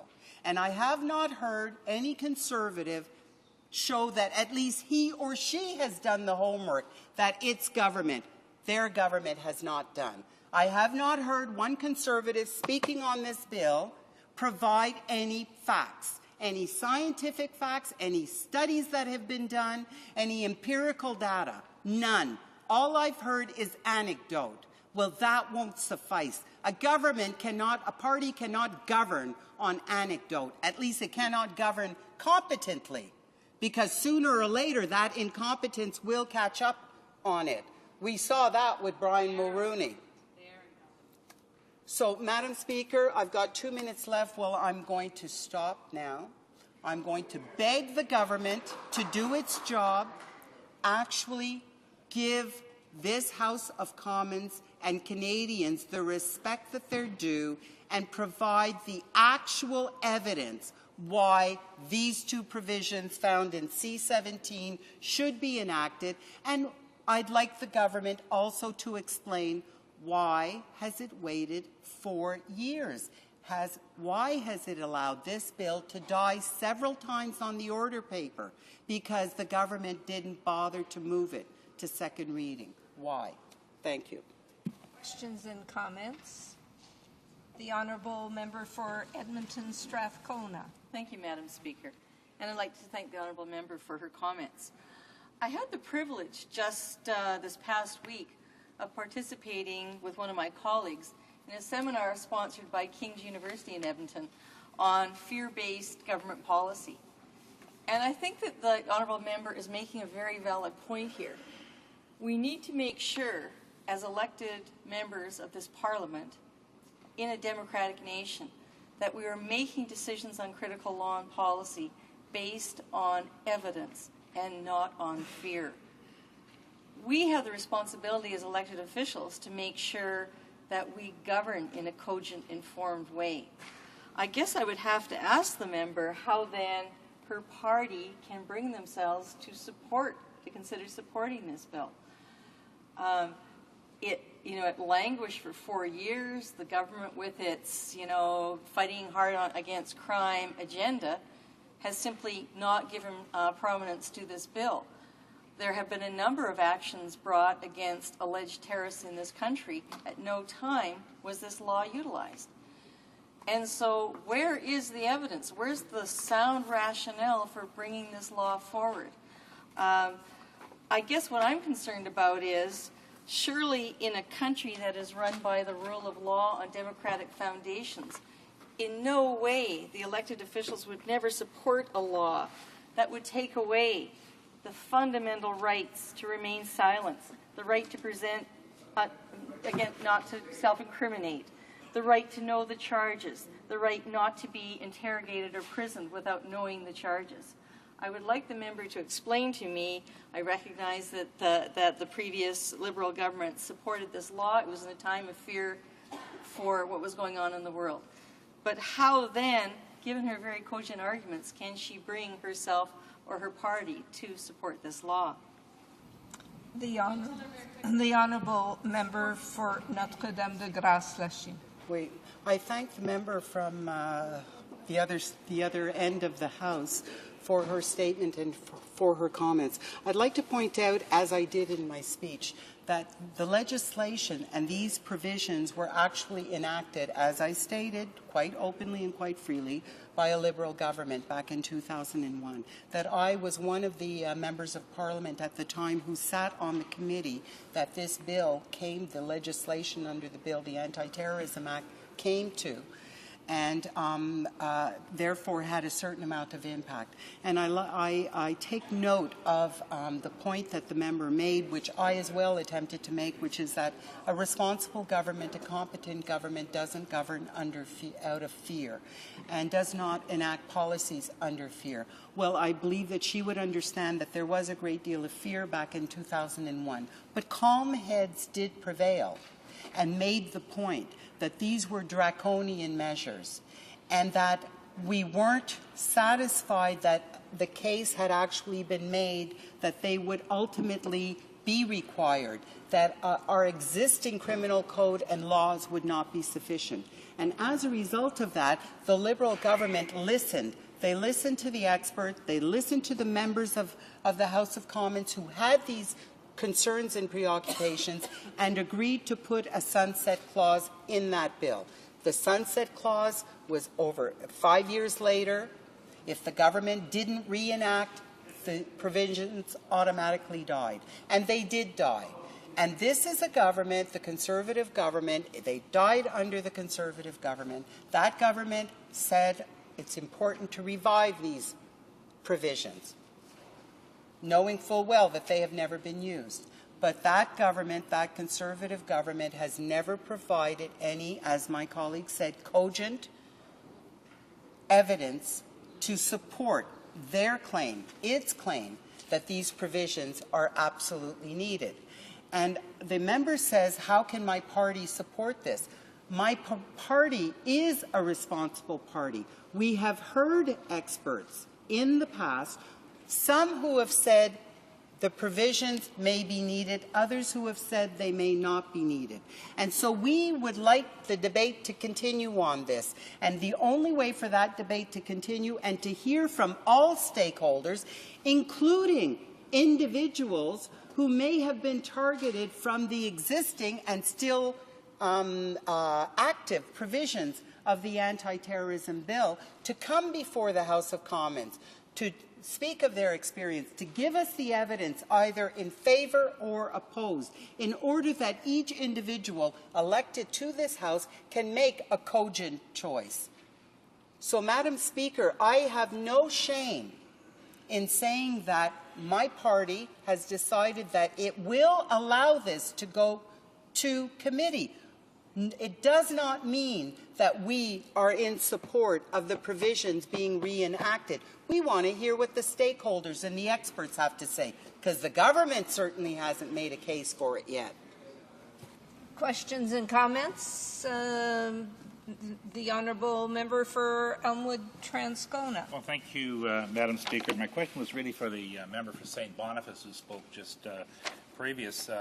There's some concern that the provisions of this bill could be used to target individuals engaged in protest or dissent. And I think back to the days of the Vietnam War demonstrations, and in fact the Chitka blast, where the Americans were exploding a nuclear bomb in the islands off Alaska, and I know I was involved in that back in 1971. If you have issues like that, how do we know that provisions of this bill are not going to be impacting on those situations? And I asked the member whether she could respond to that question. The Honourable Member for Notre-Dame-de-Grâce-la-Chine. Cannot. And that's another good reason why this bill should be sent into committee, so that those experts who do have that information, who do have that knowledge, who can properly respond to your questions, and do so on the basis of science, on the basis of scientific evidence, empirical data, can come before the committee to answer those questions. Thank you, Madam Speaker. The honourable questions and comments. The Honourable Member for St. John South Mount Pearl. Thank you very much. I appreciate having the opportunity to ask my honourable colleague a question. I was very interested to learn, as she spoke in her very eloquent dissertation, she talked about how this bill had been before the House. It's been 4 years in the making. That it was actually a Liberal bill that had actually been changed over time and been allowed to lapse. This legislation had been allowed to lapse and then reintroduced and kept for the last 4 years. And I was interested to hear her talk about how the provisions have. The provisions under this Bill C-17 have not really been fully and factually accounted for, and that we're waiting for those facts. And I'm just wondering, does this honourable member think it's complete incompetence by the government in not bringing forward this in the last 4 years and not giving those facts, or what would be the rationale for not having brought forward this information at an earlier point so that we could have a good and open and discussion and send it to committee to be able to hear from stakeholders? Thank you. The Honourable Member for Notre-Dame-de-Grâce-la-Chine has about a minute to respond, a minute and a half. Yes, I thank my colleague for her question. All I can say is that it's become a recurring pattern, modus operandi of the current government. I've seen this government in action for the past 4 years, now going into 5 years.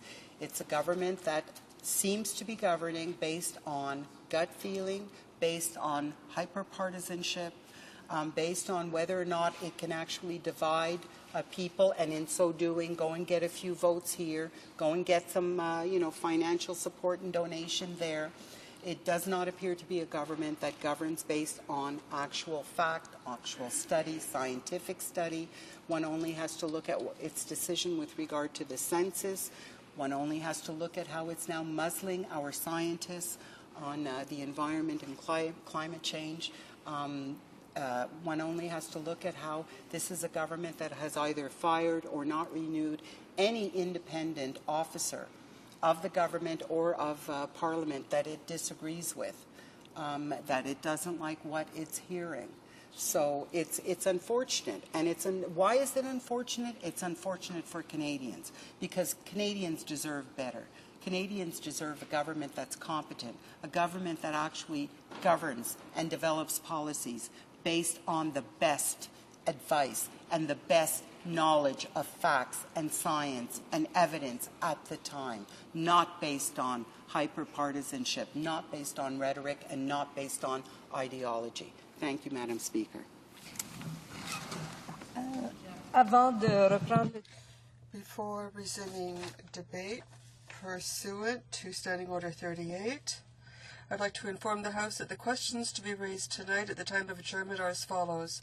The Honourable Member for Acadie Bathurst on official languages, the Honourable Member for Dartmouth Cole Harbour on poverty, the Honourable Member for London Fanshawe, status of women. Resuming debate, the Honourable Parliamentary Secretary to the Minister of Justice.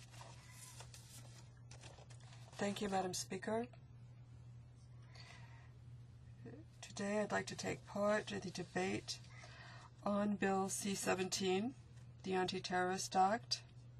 I'm glad we're at second reading of this bill, which would restore provisions of the Criminal Code having to do with investigative hearings and recognizance with conditions which had been created by the Anti-Terrorist Act of 2001. Unfortunately, Madam Speaker, these very useful tools to fight terrorism ceased to have effect in March 2007 following the application of a sunset clause.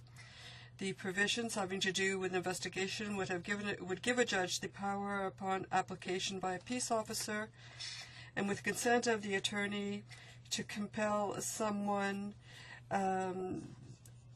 connected with terrorism offenses to appear and answer questions. The provision of recognizance with conditions gives the judge the power to impose reasonable conditions on the person to prevent a terrorist activity from being carried out. Madam Speaker, following September 11th, Canada was not the only country, the only democratic country in the world to have enacted new powers in order to prevent the execution of terrorist acts. With the Anti-Terrorist Act of 2001, Parliament bore in mind the Canadian Charter of Rights and Freedoms, and that's why, Madam Speaker, with respect to other democratic nations and compared to them, are provisions having to do with investigation and recognizance have guarantees which are there in order to protect the fundamental rights of the person. If we compare the measures undertaken or taken in Canada with other parliamentary democracies, it's obvious, Madam Speaker, that Canada has intervened with moderation and respecting our fundamental rights and freedoms, which are values that are at the very heart of Canadian identity. First of all, Madam Speaker, with respect to the provisions having to do with investigation, which are in the bill, let's begin by examining what other countries, in particular the United Kingdom, the United States, Australia, have done in this area. In the United Kingdom, and this may be closest to the power of investigation is the Terrorism Act of 2006. Based on preceding legislation, this allows investigative authorities to oblige people to produce documents, to answer questions, and to provide information having to do with the investigation of a terrorism offense. Generally, no judicial authorization is necessary, which makes it quite different from Bill C-17. Madam Speaker, the United Kingdom has other legislation which go further than investigation before or interrogation before a judge. The Terrorism Act of 2000 was amended in 2001 to create an offense having to do with refusal to reveal or to disclose to a police officer as soon as reasonable information which they think or have reasonable grounds to think would be necessary to the police in their investigation having to do with terrorism. There is a 5-year sentence which is provided for. Bill C-17 does not include any similar power. According to a recent article in Great Britain, there were 27 accusations of this offense between 2001 and 2007. As you may know, Madam Speaker, in the United States for a very long time there is a procedure which allows a federal grand jury to summon a person to testify under oath. And whoever obstructs the work of a grand jury exposes him or herself to charges of contempt of court. As for Australia, this country adopted a procedure which in general is similar to the kind of investigation we have in Canada. For example, the Australian equivalent, which is in the Australian Security Intelligence Organization Act, would, after authorization of the Attorney General, have asked a federal judge to accord a warrant to allow the interrogation of people under investigation for terrorist for terrorist offenses or for contemplating terrorism. But this is in very specific cases. A person can be held to be interrogated for a maximum of 168 hours. Interrogations held under this warrant or under a detention warrant must be carried out in the presence of a designated authority, usually a retired judge, according to the terms of the warrant. This Australian legislation limits the possibility of the person of contacting an attorney of his or her choice in certain circumstances. For example, when the designated authority believes that an individual taking part or possibly taking part in a terrorist offense would be aware of the fact that the offense is being investigated if the person is authorized to contact an attorney.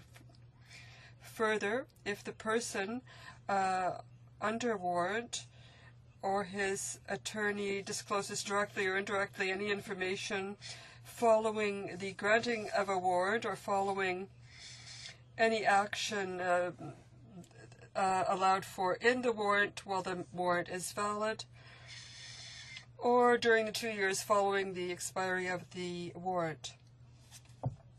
As you can see, Madam Speaker, by proposing this kind of mechanism provided for in Bill C-17, Canada is hardly alone among democracies. Some of these countries are our closest partners.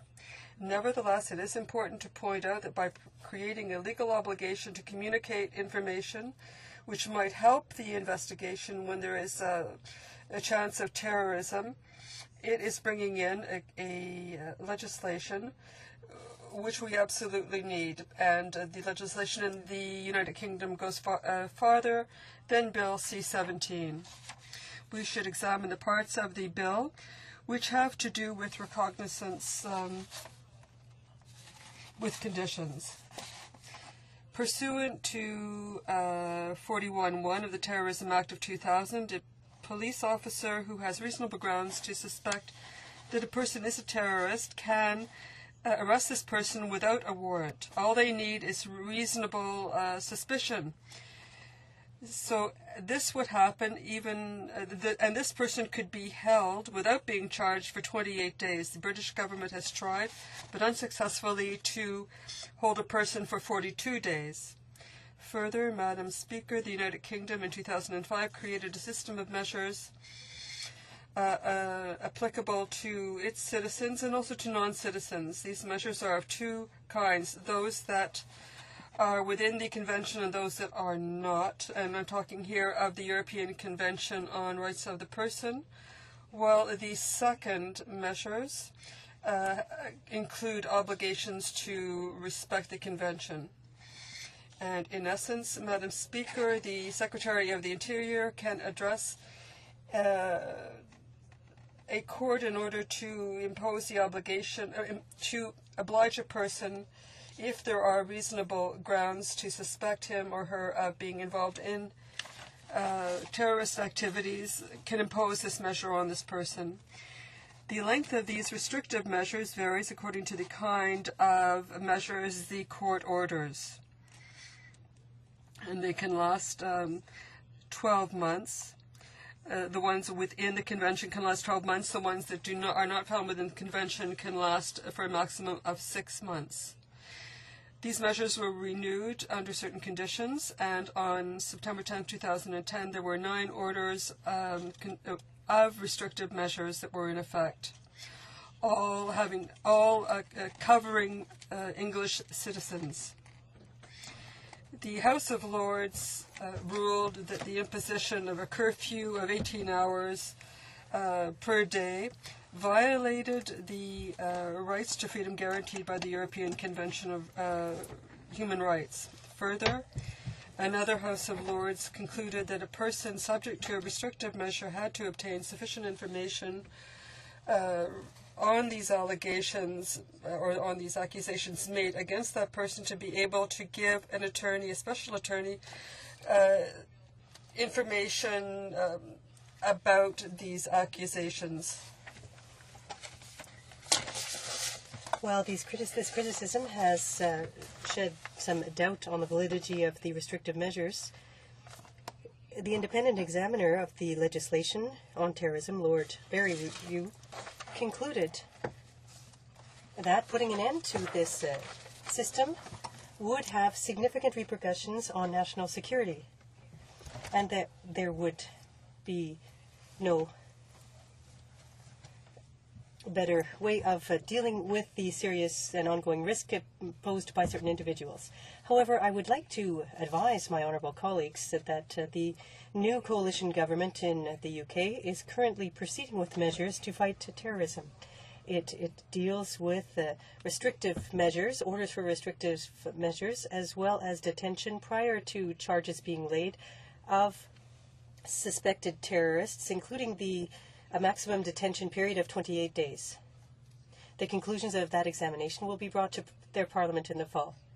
In addition, Mr. Speaker, I wanted to mention that the Counter-Terrorism Act of 2008 contains a power that will make it possible, to impose on a person who has been found guilty of a terrorist offense the obligation to periodically notify police, once freed from prison, information such as identity, place of residency, or any change in this information. The person who is the subject of this notification may also be the subject of a foreign travel restriction order. And this would limit travel outside the UK in order to participate in another terrorist activity.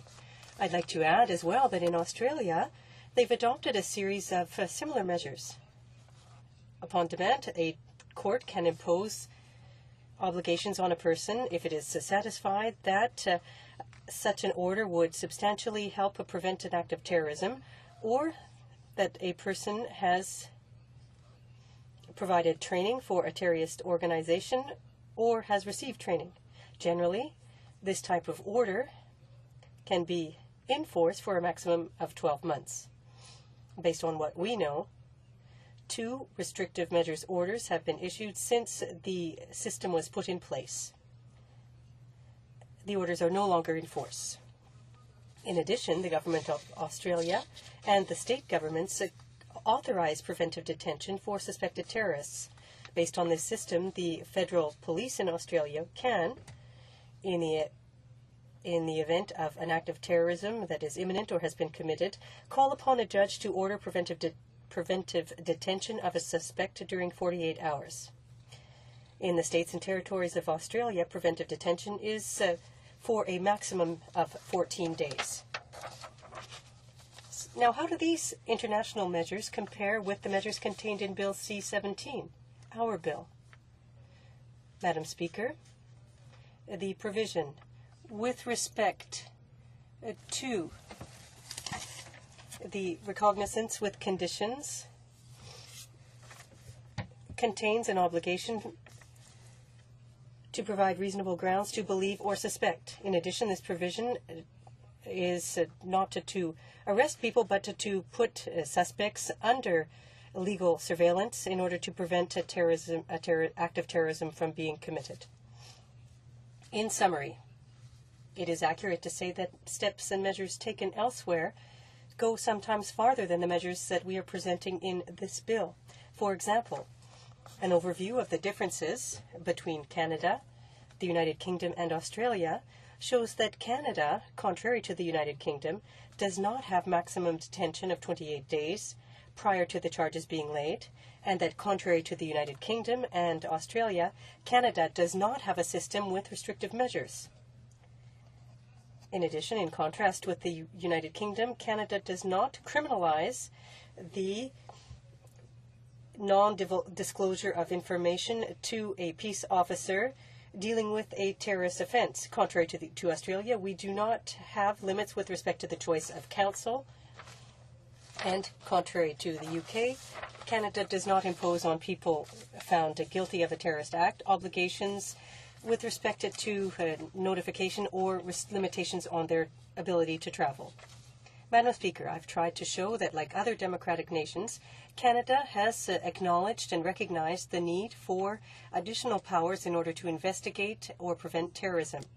This is a crime like no other that requires innovative solutions. Madam Speaker, the honourable members in this House should be reassured that the provisions contained in the bill contain guarantees, and they are limited in scope if we compare them to measures taken by other parliamentary democracies, including the UK.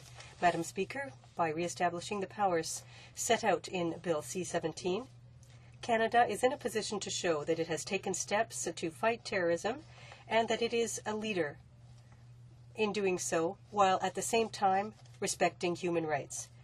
Consequently, I call for the immediate adoption of this very useful bill to fight terrorism. Thank you very much, Madam Speaker. Questions et commentaires. Questions and comments. Questions et commentaires. Questions and comments. Reprise. Resuming debate. Député de. The honourable member for Montmorency, Charlevoix, Haute-Côte-Nord. Me fait plaisir d'intervenir. Thank you, Madam Speaker, and I'm very pleased to speak on behalf of my party to this bill, Bill C-17, an act to amend the criminal code, investigative hearing and recognizance with conditions. S'oppose au principe. Madam Speaker, I want to reiterate that the Bloc Québécois is opposed to the provisions contained in Bill C-17. The Bloc Québécois has a system for analyzing all measures, and dealing with terrorism, there must be a balance between security and the respect for other fundamental rights. And that is where the dichotomy lies, where the ambiguity comes into play with this bill. It's a dichotomy because we must put the question, is it important to provide safety for the people? Yes. The answer to that is yes. I don't need to remind members of this House that just last week there were ceremonies to commemorate Ground Zero in New York, And even if it's been 9 years, people remember it very well. It's something that's on our minds. People died in that terrorist attack. So people are entitled to be reassured, and this security imperative exists. However, under the label of security, an ill-advised government or a government acting in bad faith could be tempted to simply imprison, investigate, or arrest any person who may seem suspicious based on very highly subjective criteria. So that's why, Madam Speaker, that we have charters that to guarantee respect for fundamental rights. In the Bloc Québécois, we acknowledge and recognize the two aspects. We must respect both of them and analyze both of them. Madam Speaker, we know, and the Conservatives have shown us this since they came to power, and even when they were in the opposition, because I've been here since '93, we've seen the reformist positions that they put forth. Because remember, back in the day, and the Conservatives don't like to be reminded of the days when they were called the Reform Party. After that, they became the Alliance, and now they're Conservatives. But let's not forget that the reform basis, that foundation, is very present in members on the Conservative benches, many of them. Now, I do acknowledge that some Conservative members have an approach that is more progressive. I don't want to generalize and paint everyone with the same brush. We do need to acknowledge that there are some progressive members, and that comes out when we have one-on-one discussions with them. Those members don't agree with the other ideas. Now, it's based on that principle that the Bloc Québécois took time to analyze anti-terrorism legislation and to look at the bill. As the previous speaker mentioned, there was a sunset clause, and it is our responsibility now to review the situation and conduct analysis. The Bloc Québécois took ample time to discuss the issue, and when I said that in the Bloc Québécois we are opposed to the principle, it's not something we just pulled out of a hat, like a rabbit. No, we didn't pull it out of a hat. It's not a jack-in-the-box approach either. No, we are not simply saying, well, we're opposed to this principle. In December 2004, in March 2007 as well, the Bloc Québécois heard from witnesses, read briefs, questioned specialists on the matter, representatives of society, and members of police forces. So we went ahead with a very in-depth analysis of the situation, and we consulted people who are affected by the application and enforcement of this act. Because adopting legislation that would become useless is not a good thing. There are some people, in fact, people who are involved in fighting terrorism, representatives of the forces of order who have to apply or enforce this legislation on a daily basis. Now, during this specific study of the two provisions that are contained in C-17 by the subcommittee on anti-terrorism, because you will recall there was a committee that was set up to review the act, and the Bloc Québécois clearly outlined its position, dealing with investigative hearings and recognizance with conditions. At that time, we thought, and we maintain today as well, that the process needs to be analyzed in a better way. Now, for us, it's clear that this measure, this exception, should only apply in specific cases where it is necessary to prevent activities that would be likely to cause damage and it's imminent, and not to acts that have already been committed. So that's a very clear distinction. We are also opposed, strongly opposed,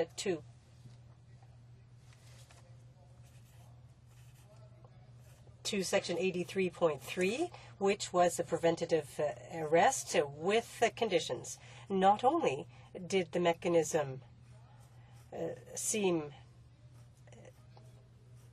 something that wouldn't help at all in the fight against terrorism, but that the provision could be used in such a way that it would deprive an honest citizen of his or her rights. Madam Speaker, the Bloc Québécois finds that interrupting a terrorist act deemed dangerous can be achieved more effectively, or just as effectively, by using the criminal code without having to deal with the consequences that may flow from a preventative arrest.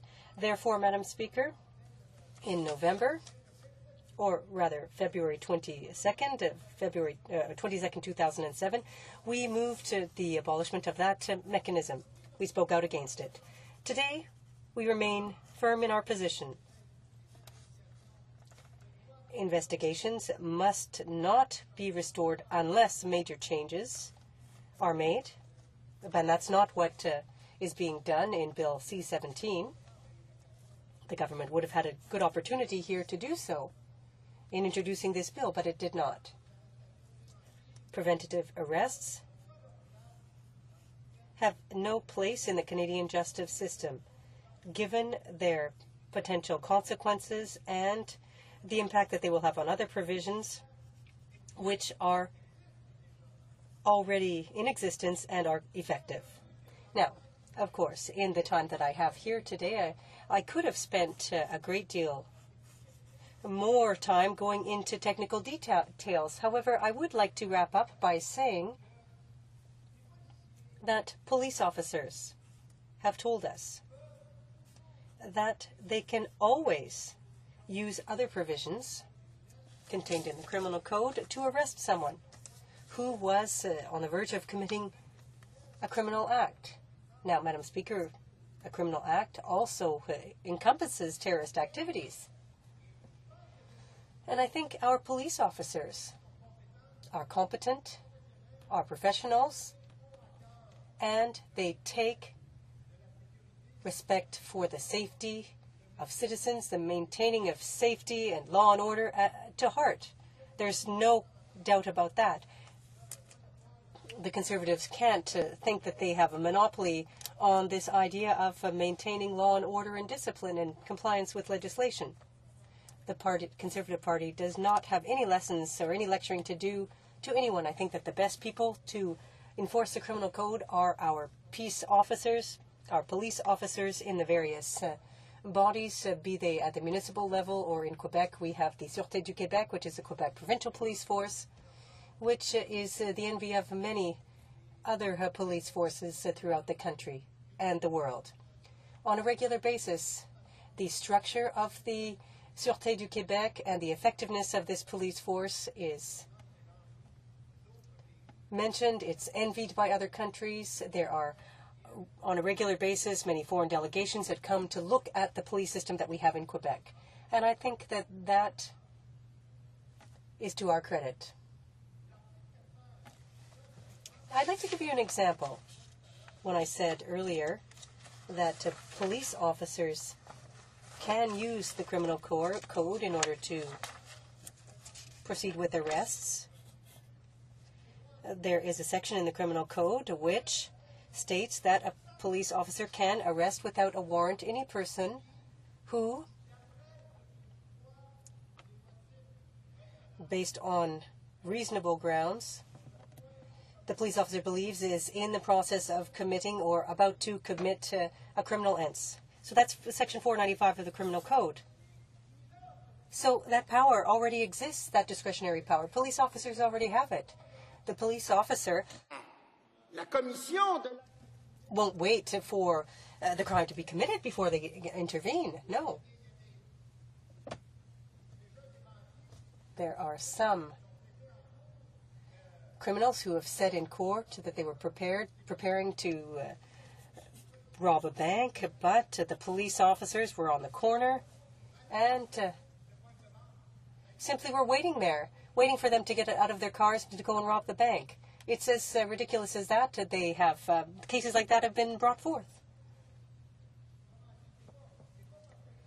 So it's not because police officers not in plain sight, he can't get involved. No, police officers have a preventative role as well.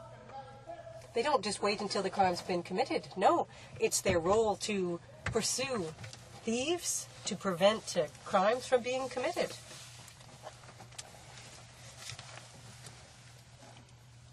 So that's why we feel that Bill C-17,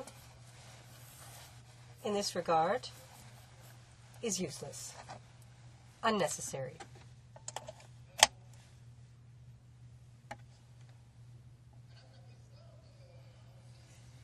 Madam Speaker,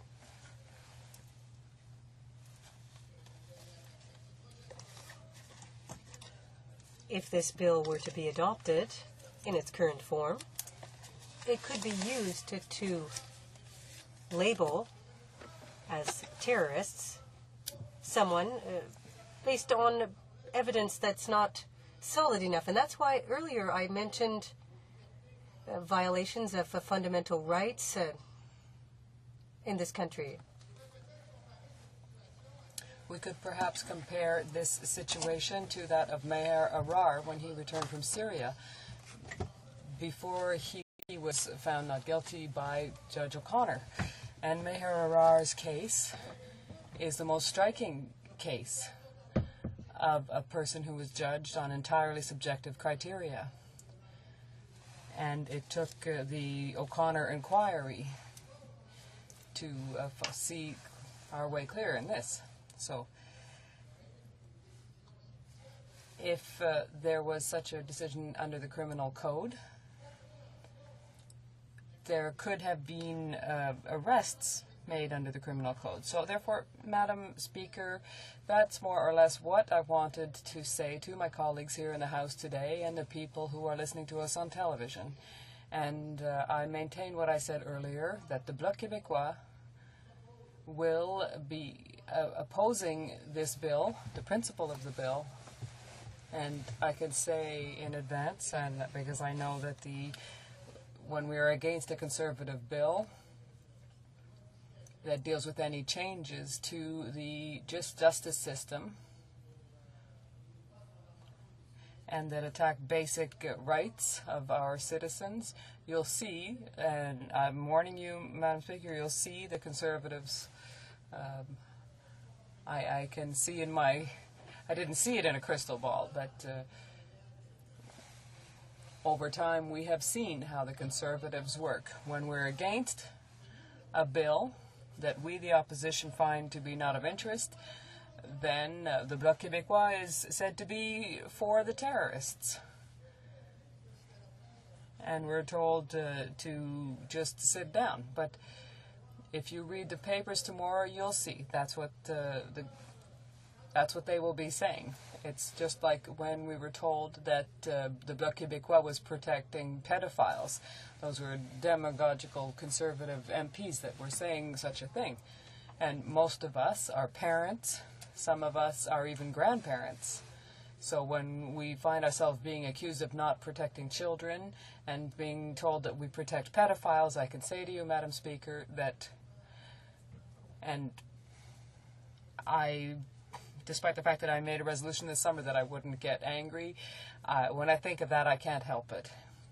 When I was out with my little 2-year-old grandson and being told that I don't protect children, that's very serious. So that's the kind of demagoguery that we have to cope with here. So I look forward to the next election so that we can unmask the real demagogues. Thank you, Madam Speaker. Questions and comments? The honourable member for Nanaimo Cowichan. Speaker, and I want to thank the member for his eloquent defense of justice in this country. And he's raised a couple of troubling aspects of this bill. Before I raise the specific issue, I think this piece of legislation points to the continuing erosion of democratic rights and civil liberty rights under this current Conservative government. We've seen the firing of any numbers of heads of public agencies. We've seen people who don't agree with the Conservative government, the recent veteran for the Veteran Affairs Ombudsman not having his contract renewed, and on and on and on. And the member mentioned Mahar Arar, and of course that was an absolute travesty of justice when Mahar Arar, our government, didn't step up to protect his rights. The current legislation shows a lack of balance between security and fundamental rights, and in fact this piece of legislation would allow for imprisonment for up to 12 months or for the imposition of strict recognizance conditions on individuals who have not been charged with any crime. And I wonder if the member could comment about this continuing erosion of what Canadians, I would say, consider to be pretty fundamental to who we are as Canadians in terms of civil liberties and our values and justice. The honourable member for Montmorency Charlevoix. Yes, I thank my colleague from the NDP for her question. When we see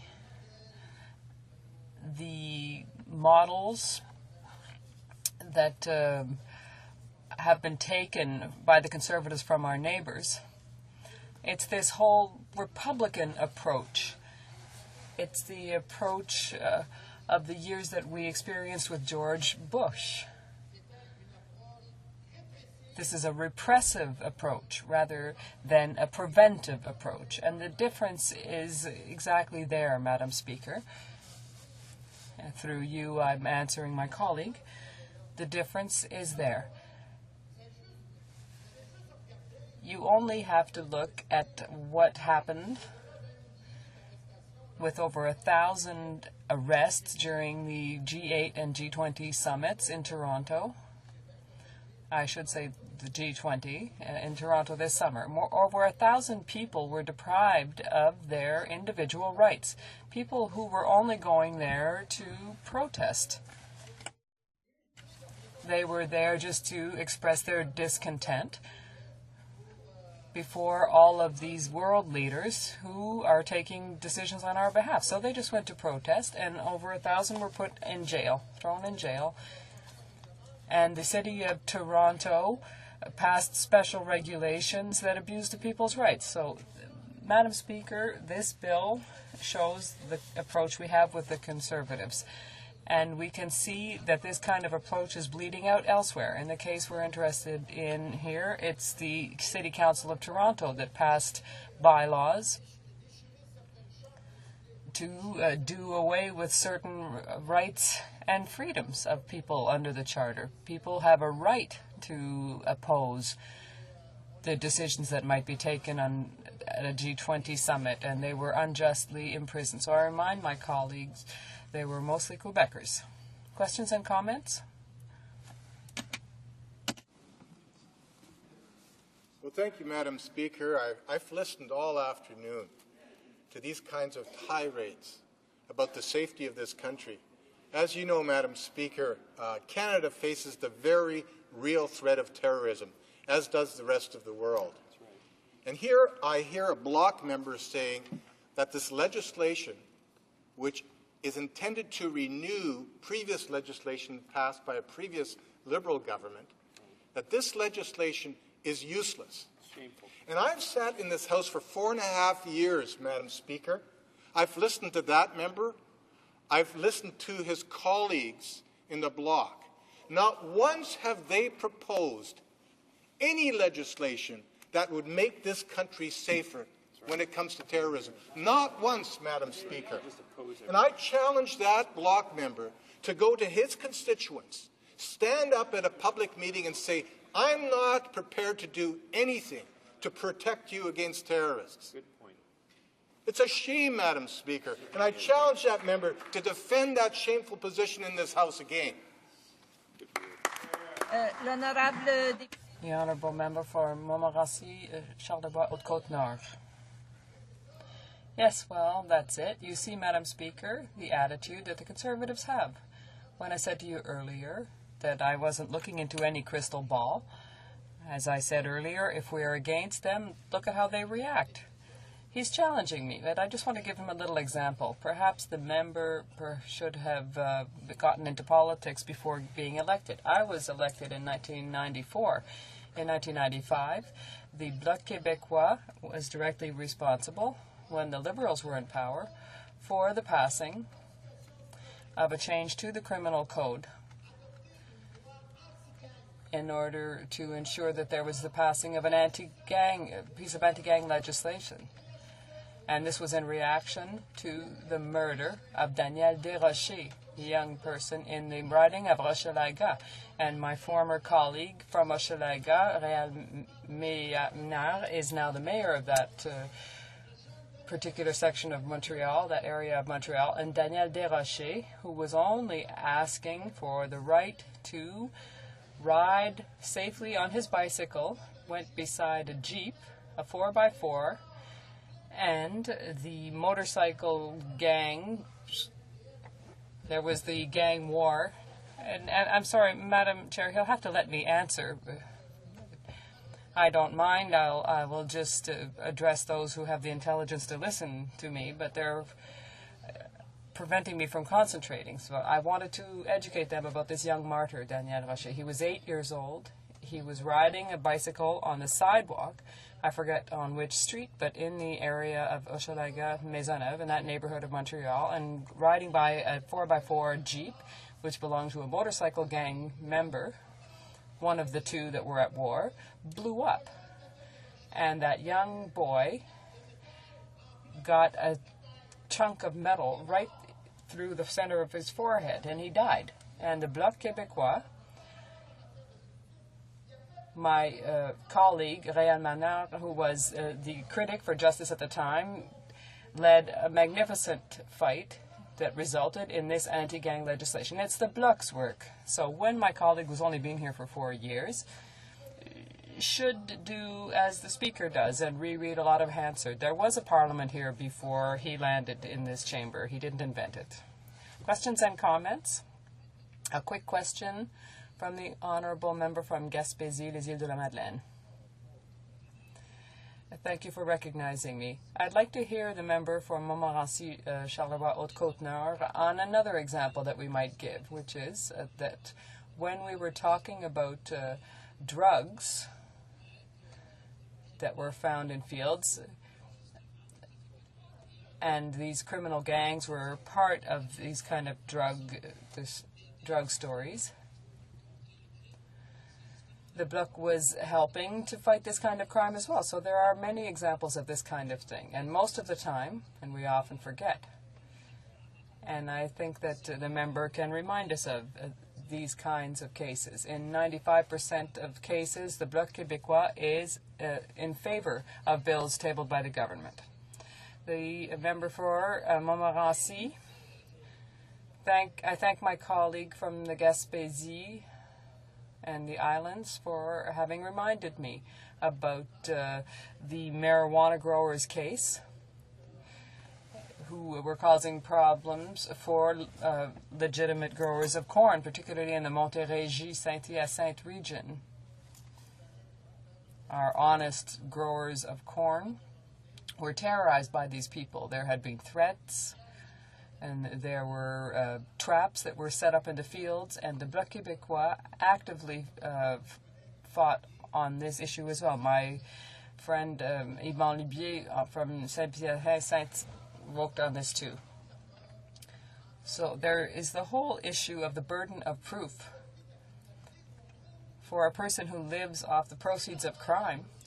This is another example of an issue that was championed by the Bloc. So whether or not the conservative demagogues know how to get around the legitimate debate, as my colleague from the Gaspé said, when the conservatives have a reasonable, logical, realistic, and doable bill, the Bloc Québécois, it's very rare in passing, but when that has happened, the Bloc Québécois has supported it. Debate the Honourable Parliamentary Secretary to the Minister of Justice. Thank you, Madam Speaker. I am pleased to take part in the second reading debate in relation to Bill C-17. It is perhaps timely that this debate begins only days after the only man convicted in the Air India bombings, Inderjit Singh Rayat, was found guilty of committing perjury during the 2003 trial of Ajeb Singh Bagri and Rapudaman Singh Malik, who were ultimately acquitted of criminal charges arising from the Air India bombing. It is a sober reminder that terrorism has caused the death of hundreds of Canadians. Let us not forget the tragic total resulting from that mass murder. 329 passengers and crew when Air India Flight 182 was blown up in mid-flight and 2 baggage handlers were killed at Tokyo's Narita Airport. The honourable members of this House may recall that in November 2005, the Subcommittee on Public Safety and National Security of the Standing Committee on Justice, Human Rights, Public Safety and Emergency Preparedness heard testimony from Ms. Maureen Baznicki, whose husband died at the World Trade Center on 9/11, and from Mr. Bal Gupta as chair of the Air India Flight 182 Victims' Families Association. Their testimony was given as part of the parliamentary review of the Anti-Terrorism Act. In his testimony, Mr. Gupta read into the record the following recommendations, and I quote, "The Anti-Terrorism Act should not be repealed or softened, and its provisions should be strengthened by closing loopholes."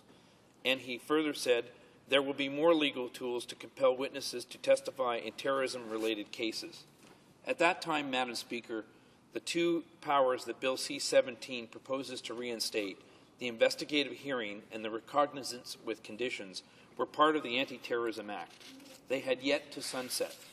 Later, according to newspaper reports, Mr. Gupta supported extending the life of these tools when Parliament was debating whether to extend them or to have them sunset in early 2007.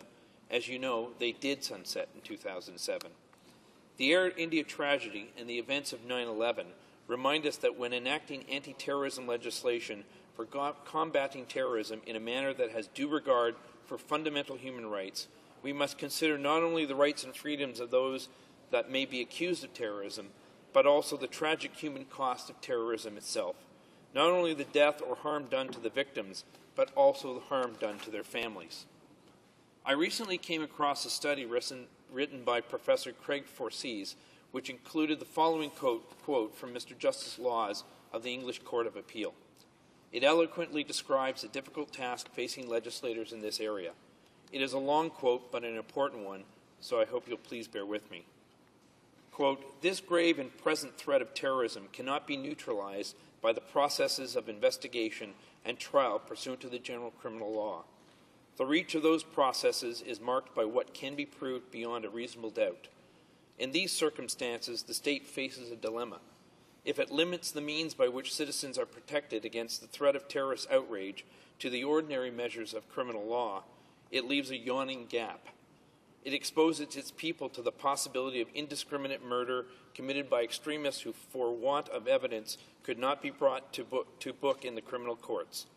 But if it fills the gap by confining them without trial, it affronts the most fundamental and probably the oldest, most hardly won, and most universally recognized of human rights, freedom from executive detention.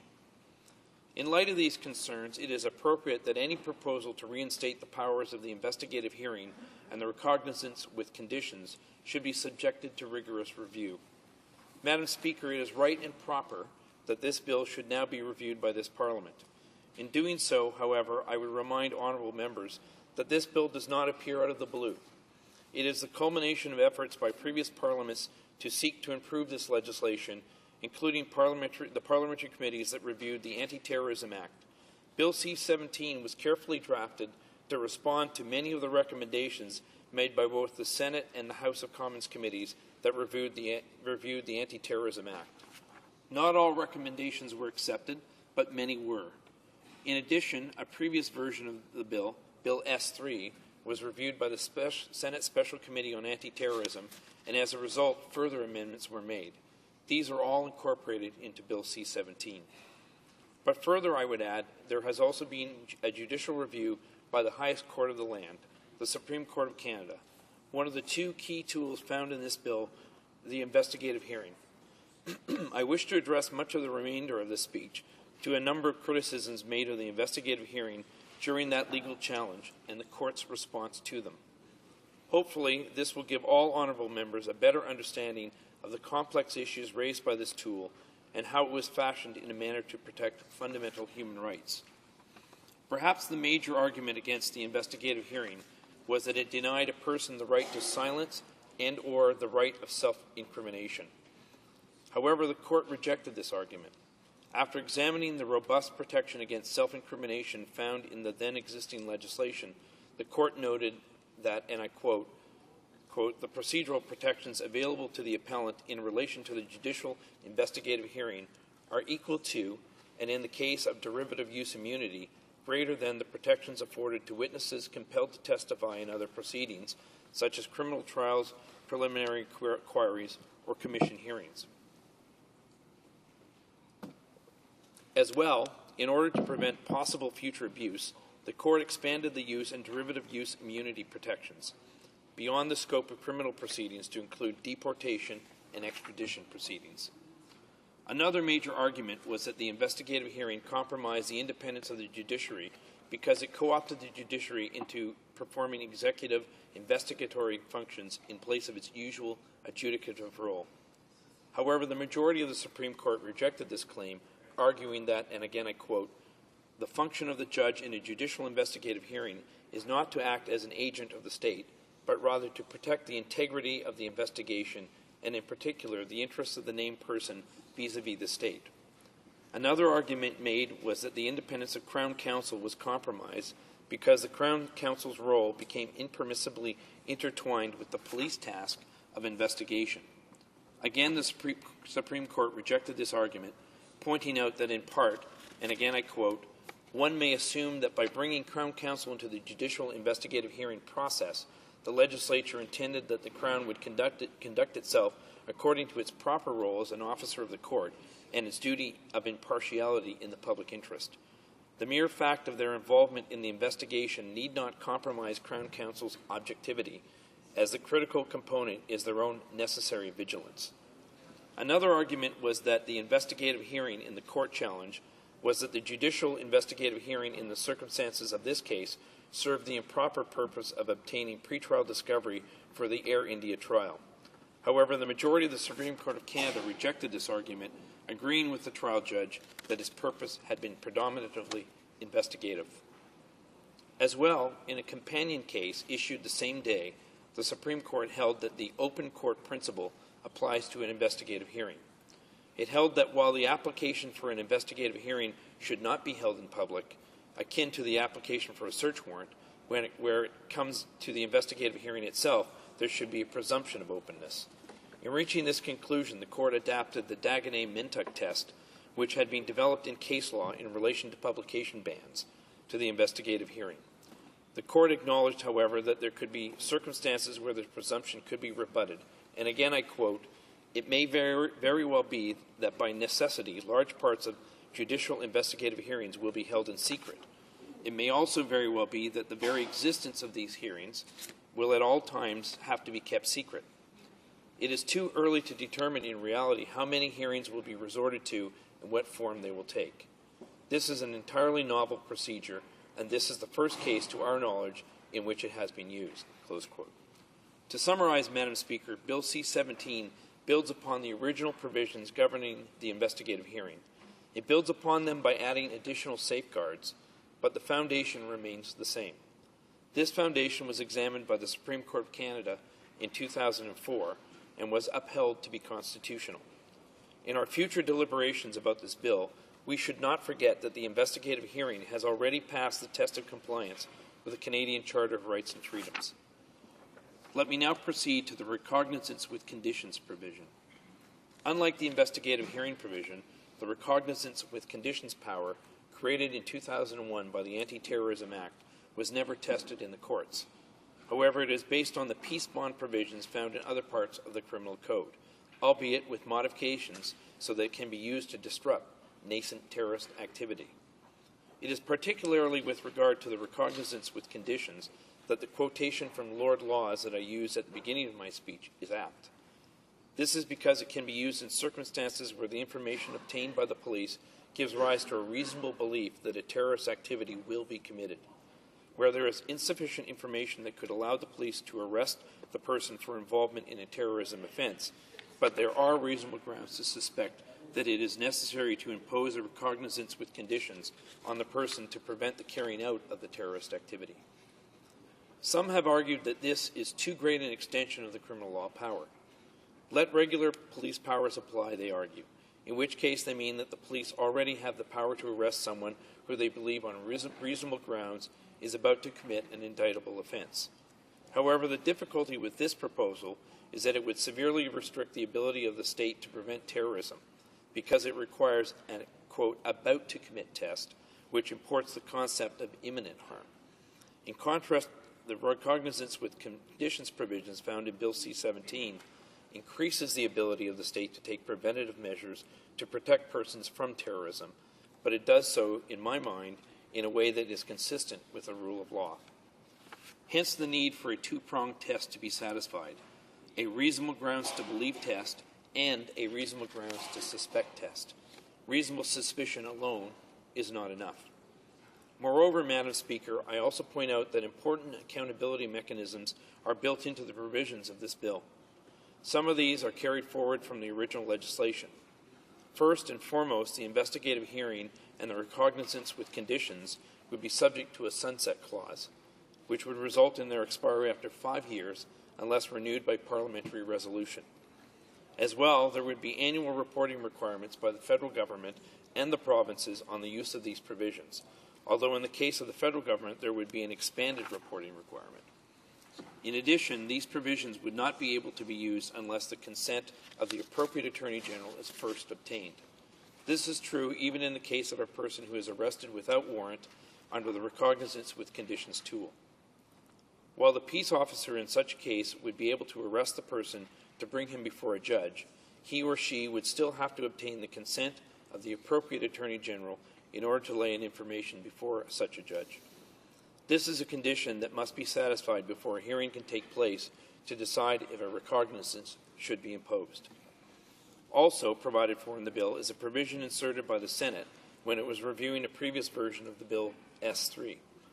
Parliament must review these provisions prior to the date that they sunset.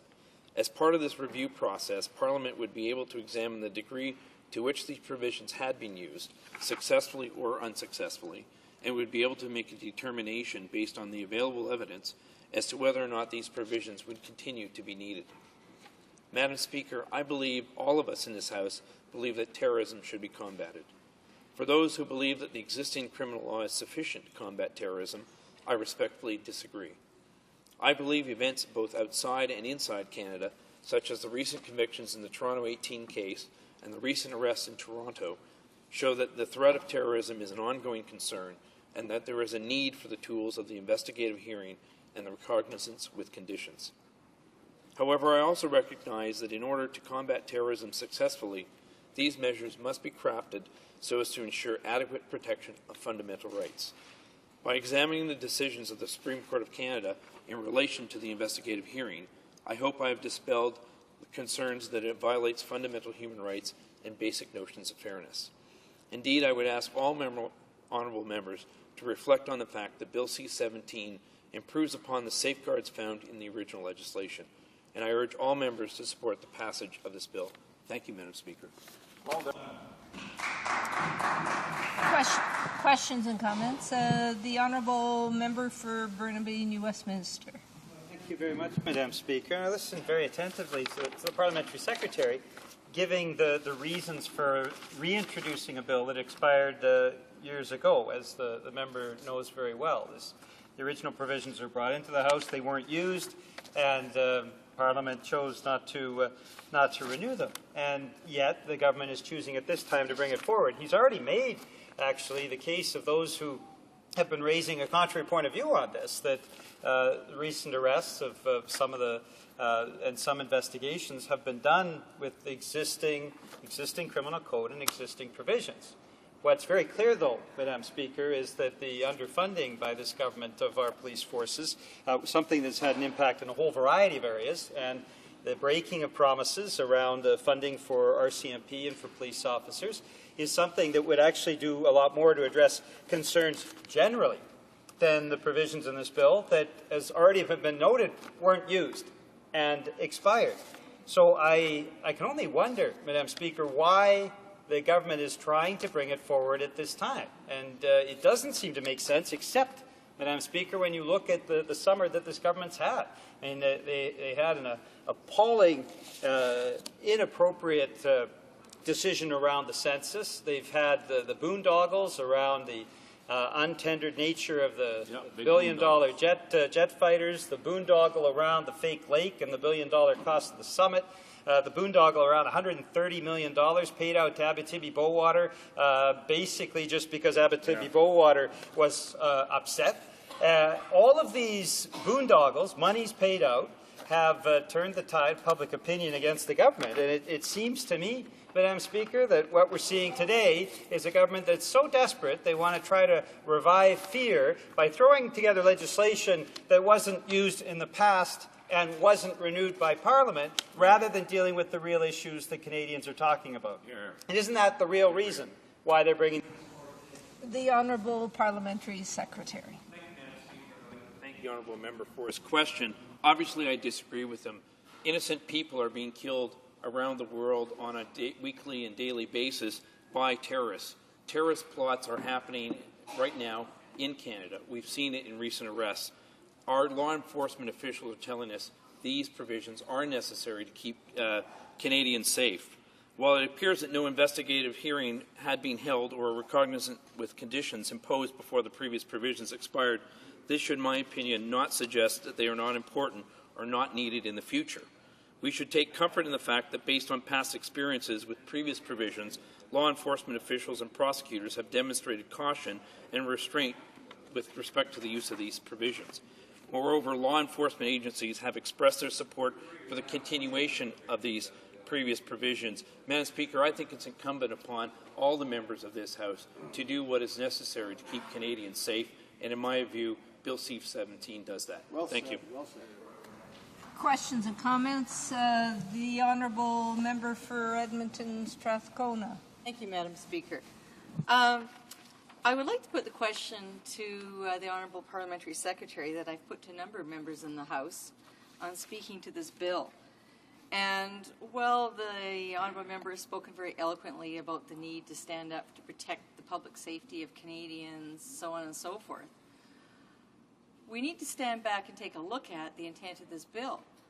We need to make sure that all Canadians are treated equally under the law and accorded equal rights according to our Charter of Rights, according to the basic principles on the rule of law and democracy this country stands on.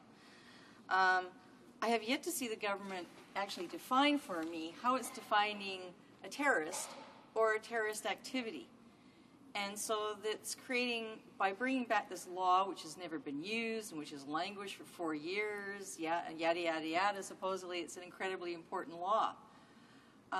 Concerns with terrorism and security have been going on for quite some time around the world, including in this country. So I would concur with my colleague who raised earlier, why now? And how is this law going to ensure that we are going to protect the rights of all Canadians to be treated fairly before the law, so that they have a right to remain silent, they have a right against self-incrimination, the right to know the charges against them, the right to be charged before they are incarcerated. Asking or answering?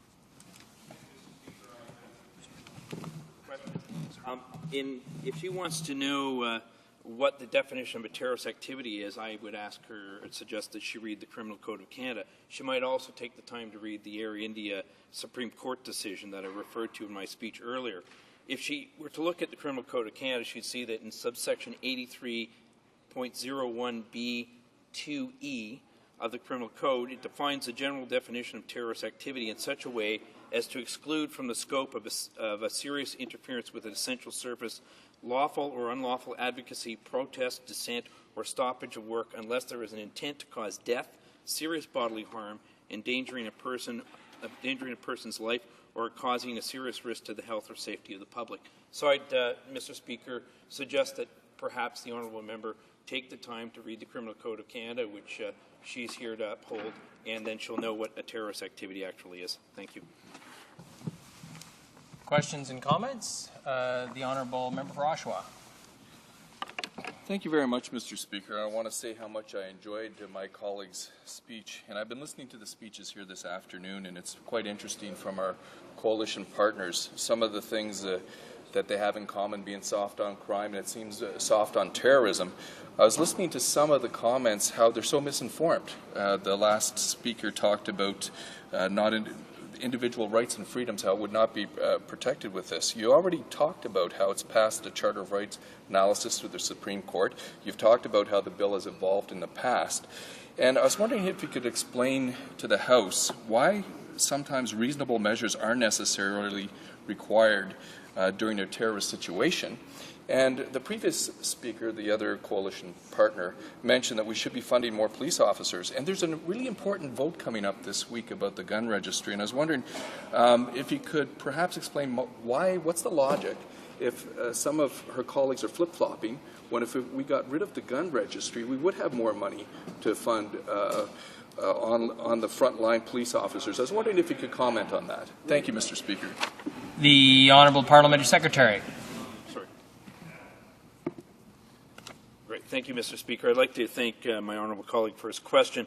Of course, as he knows, the gun registry cost the Canadian taxpayers over $1 billion, and I dare say that that money would have been much better spent enforcing the criminal laws that we have in this country and keeping Canadians safe, putting more police officers on the streets and giving them better tools to do their job. The Supreme Court of Canada made it very clear that the powers in Bill C-17 are constitutional and do protect fundamental rights under the Charter of Rights and Freedoms. And for example, the power with respect to investigative hearings has a number of safeguards, including that only a judge of the provincial court or of a superior court of criminal jurisdiction can hear a peace officer's application for an investigative hearing, and that the prior consent of an Attorney General of Canada or the Attorney General of or Solicitor General of a province would be needed before a peace officer could apply for an investigative hearing order, and that in addition there would have to be reasonable grounds to believe that a terrorism offence has been or will be committed. In addition, the judge would have to be satisfied that reasonable attempts have been made to obtain the information by other means for both future and past terrorism offences. The nature of these terrorism offences, Mr. Speaker, is such that the peace officers often don't know exactly when the terrorism incident will take place, but they have evidence to suggest that people are plotting the terrorist incidents. We believe on this side of the House that we cannot put the people of Canada, their safety at risk, waiting for that time when the peace officers can say the bomb's about to explode in a few minutes or an hour from now and go to the court. We need to be able to act quickly and prevent that from happening to keep people safe in Canada. Good job. Resuming debate, the Honourable Member for Abbotsford. Well, thank you, Mr. Speaker, and it's my pleasure to stand today in support of Bill C-17. It's a bill that seeks to reinstate the investigative hearing and recognizance provisions that were created in the Criminal Code by the Anti-Terrorism Act in 2001. That was, of course, in the wake of 9/11. Now, the investigative hearing provisions gave a judge the power, on application by a peace officer and with the prior approval of the Attorney General, to compel a person to attend at court to be asked questions about a past or future terrorism offense. The recognizance provision gave a judge the power, when certain criteria were met, to impose reasonable conditions on a person to prevent the carrying out of a terrorist activity. And I think all of us in this House would support that as a laudable goal. Unfortunately, Mr. Speaker, these important tools in the fight against terrorism expired in March 2007 because of the operation of what's called a sunset clause. And the bill being debated here today in this House will reenact these important provisions. Now, Mr. Speaker, I would firstly like to discuss how the recognizance portions of the bill compare with the legislation of other countries. As you know, Mr. Speaker, other countries have been the subject of terrorist acts as well. Canada's major terrorist act, of course, was the Air India disaster, a sad story in the chapter in the history of this country. Now, when we look to the United Kingdom, we see that their terrorism act allows a constable to arrest without warrant a person whom he reasonably suspects to be a terrorist. The maximum period of detention for which a person can be detained under this power before being charged is 28 days. Efforts by the United Kingdom to extend this period to a longer period of 42 days were unsuccessful. Further, Mr. Speaker, since 2005, the UK has created a system of what they call control orders that can apply to British citizens as well as to non-citizens. There are two kinds of control orders that can be imposed: derogating and non-derogating. Derogating control orders are those that specifically derogate from the human rights guarantees which are found in the European Convention on Human Rights, while the non-derogating control orders contain obligations that are meant to comply with that convention. And basically, Mr. Speaker, the UK Home Secretary can apply to a court to impose obligations on an individual where there is a reasonable suspicion that the individual is or has been involved in terrorism-related activity, and it is considered necessary in order to protect the public from terrorism to impose obligations and conditions on this individual. The length of time that a control order is enforced varies depending on the type of control order that the courts impose. A non-derogating control order expires after 12 months, while a derogating control order, because it's more severe, expires after 6 months. They can be renewed under certain conditions. And as of September 10th, 2010, there had been 9 control orders in force, all of which were in respect of British citizens. All of these control orders were non-derogating, in other words, the less severe kind. Moreover, Mr. Speaker, I would note that under the Counterterrorism Act of 2008, there exists a power in the UK to impose on a person who has been convicted of a terrorism offence the requirement to notify the police periodically of certain information after being released from prison, things such as identity, place of residence, and future changes to those items. As well, a person subject to this notification requirement can also be made subject to a quote-unquote foreign travel restriction order, end quote, to prevent the person from traveling outside the UK to take part in a terrorist activity. So you can see that already in the United Kingdom, their governments have taken the threat of terrorism very seriously. They haven't left it to the previous criminal code to protect them. They've gone beyond it to make sure their citizens are protected. In Australia, they've done something very similar. They also have control orders. On application, a court may impose obligations on a person if satisfied on the balance of probabilities that making the order would substantially assist in preventing a terrorist act, or that the person has provided training to or received training from a listed terrorist organization. Generally, a control order in Australia may last for up to 12 months. And our understanding is that 2 control orders were issued since the creation of that legislation. Now, the Australian national government and the state governments also allow for preventive detention of terrorist suspects. And again, that's reasonable.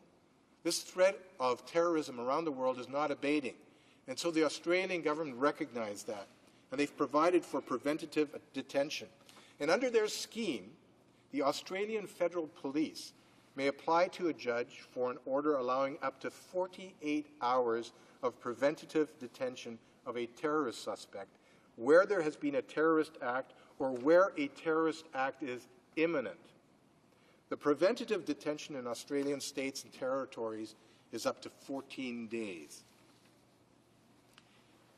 Now, Mr. Speaker, when you compare the experience of the UK and Australia to this Bill 17, C-17 that's before us, the recognizant provisions of this bill are reasonable and require that there be reasonable grounds to suspect and reasonable grounds to believe that a terrorist act will be committed. Moreover, the purpose of the recognizance with conditions provision is not to arrest a person, but to put a suspected person under judicial supervision in an effort to prevent the carrying out of a terrorist activity. Again, reasonable. And I believe most Canadians would share that sentiment. Also, while there is an arrest without warrant power under the recognizant provisions being proposed, it is extremely limited in scope. We're trying to balance the individual rights of Canadians against the very real and urgent threat of terrorism, and that terrorism presents to our country.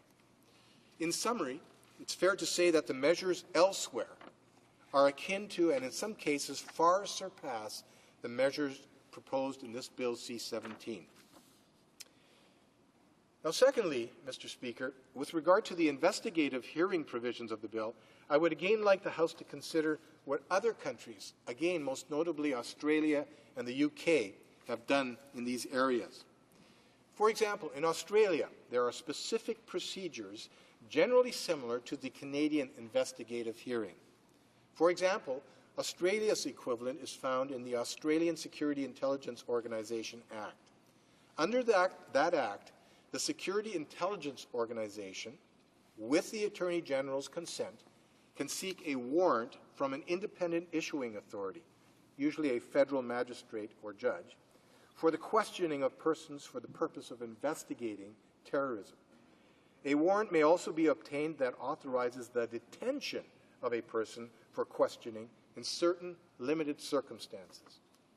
A person who is held in detention for the purpose of questioning can be held for up to a maximum of 168 hours. Any questioning must be undertaken in the presence of a prescribed authority, generally a retired judge, and under conditions determined by that authority. So under this Australian legislation, there are some limits that are placed on the ability of the person to contact a lawyer of his or her choice. For example, if the prescribed authority is satisfied that on the basis of circumstances relating to the lawyer, if the person is allowed to contact the lawyer, a person involved in a terrorism offense may be alerted that the offense is being investigated. In other words, these are steps that have been implemented to ensure that communications cannot proceed that would allow the commission of a terrorist offense. If the person subject to the warrant or his or her lawyer discloses operational information as a direct or indirect result of the issue of the warrant under the warrant prior to the expiry or for 2 years after the expiry of the warrant, he or she commits a crime punishable by up to 5 years in jail. In such a case, the offense is one of strict liability. Now, building on previous legislation relating to organized crime, the United Kingdom's Terrorism Act enables investigating authorities, such as the Director of Public Prosecutions, to compel individuals to produce documents, answer questions, and provide information that's relevant to the investigation of a terrorist offense. Generally, no judicial authorization is required, and that's a significant departure from our own Bill C-17. Mr. Speaker, the UK also has other laws that go beyond an investigative hearing before a judge. The Terrorism Act of 2000 was amended in 2001 to create the offense of failing to disclose to a constable as soon as reasonably practicable information which the person knows or believes might be of material assistance in preventing the commission by another person of an act of terrorism. Now, that's a mouthful, but it's important to know that it applies where the person knows or has reasonable cause to suspect that a constable is conducting or proposes to conduct a terrorist investigation. And it's punishable by up to a maximum of 5 years imprisonment. Bill C-17, the bill before this House today, does not include a similar power. In other words, we as a government recognize that there is a balancing of individual rights against the public right to be protected against terrorist acts, and we've chosen not to go that far. Again, it speaks to the reasonability of the legislation that is before us today. Now, Mr. Speaker, you may also be aware that the United States has a long-standing grand jury procedure where a federal grand jury can subpoena any person to testify under oath. And subject to claims of privilege, anyone who obstructs a grand jury risks being held in contempt. So as you can see, Mr. Speaker, Canada has, like other democratic countries, recognized the need for additional powers to investigate and or prevent terrorism. The threat of terrorism is very real to this country. We've already experienced that in the Air India disaster. And Mr. Speaker, many of the families of the victims of that disaster are not satisfied with the protections that are presently in place in Canadian law. They want additional tools for our police, for our investigative authorities to investigate these kinds of crimes and, more importantly, to do their very best to prevent those crimes from occurring. Perhaps had we had these tools that are in Bill C-17 available back then, we could have prevented such a disaster from happening. Mr. Speaker, I've talked at length about the measures that are present in other democratic countries facing terrorist threats and whose legal systems are similar to ours. As I have endeavored to make clear, the tools we are now seeking to reenact do not constitute an assault on human rights. That was never the intent. In fact, this legislation simply renews legislation that a previous government introduced. On the contrary, these are minimally intrusive and are more restrained than our foreign counterparts.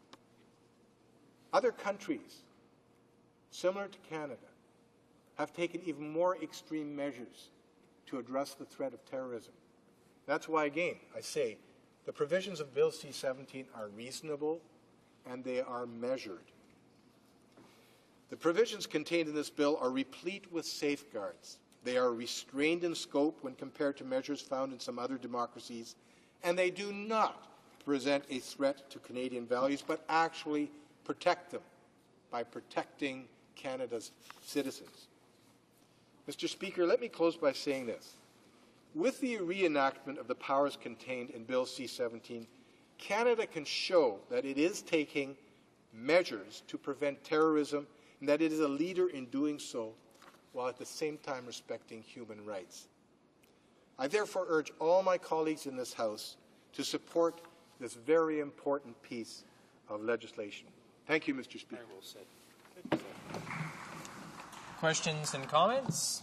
The Honourable Member for Burnaby, New Westminster. Well, thank you very much, Mr. Speaker. And I like the member from Abbotsford. I always enjoy his speeches. And like other government members, he tried to speak eloquently to the issue at hand, which is this bill that is brought forward. He does make a fair attempt, I think, and certainly spoke of legislation in other countries and other jurisdictions, as opposed to addressing the issue itself, which is this bill that has been brought forward again by the government. And the problem, of course, Mr. Speaker, as you know, is that what we have is something that was brought forward that raised serious concerns around its impact in a number of areas.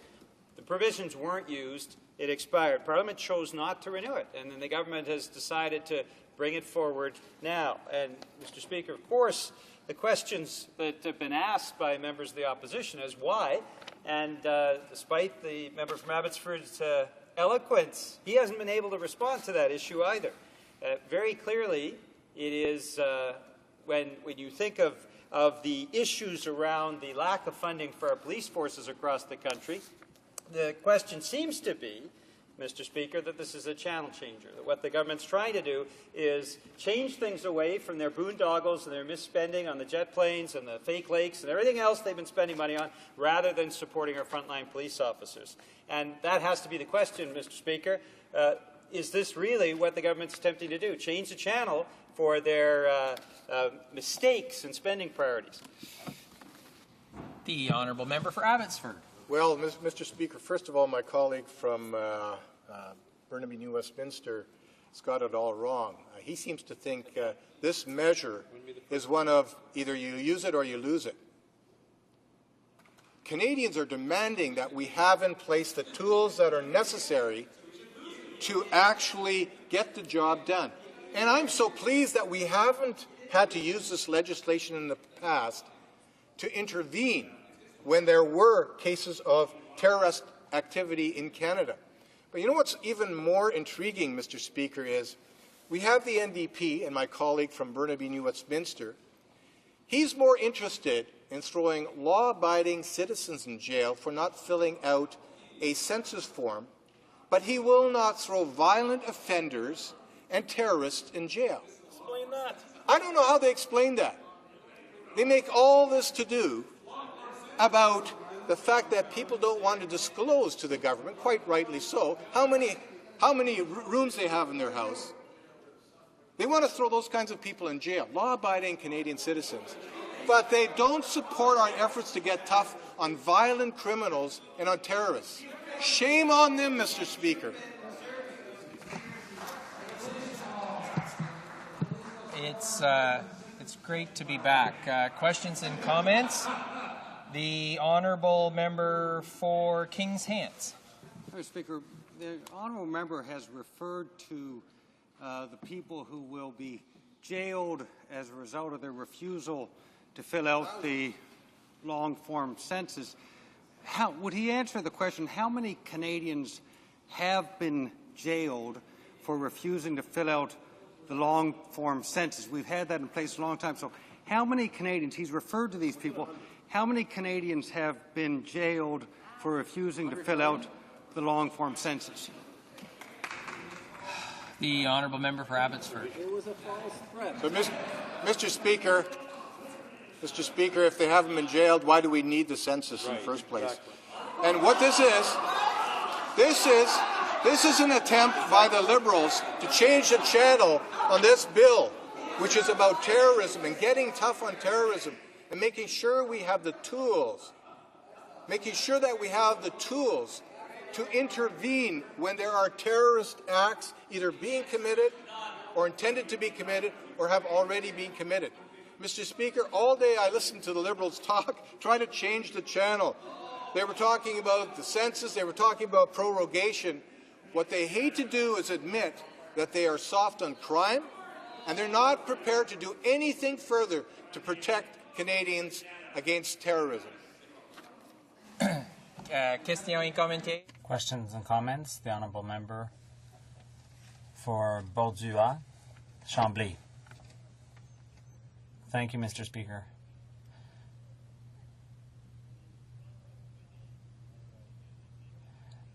Unusual things happen at times, unusual things are said, and when it's a minister, you have to pay close attention to understand the nature of the comments. And in my colleague's remarks, things were said about imprisonment. We know the Conservatives are planning to build more prisons, up to $13 billion worth. And one of the questions asked of the Minister of Public Safety was, why so many prisons? The answer was that there are too many unknown crimes that are going unpunished. Does my colleague share that view, and if so, why? How can you jail someone who's apparently committed an unknown crime?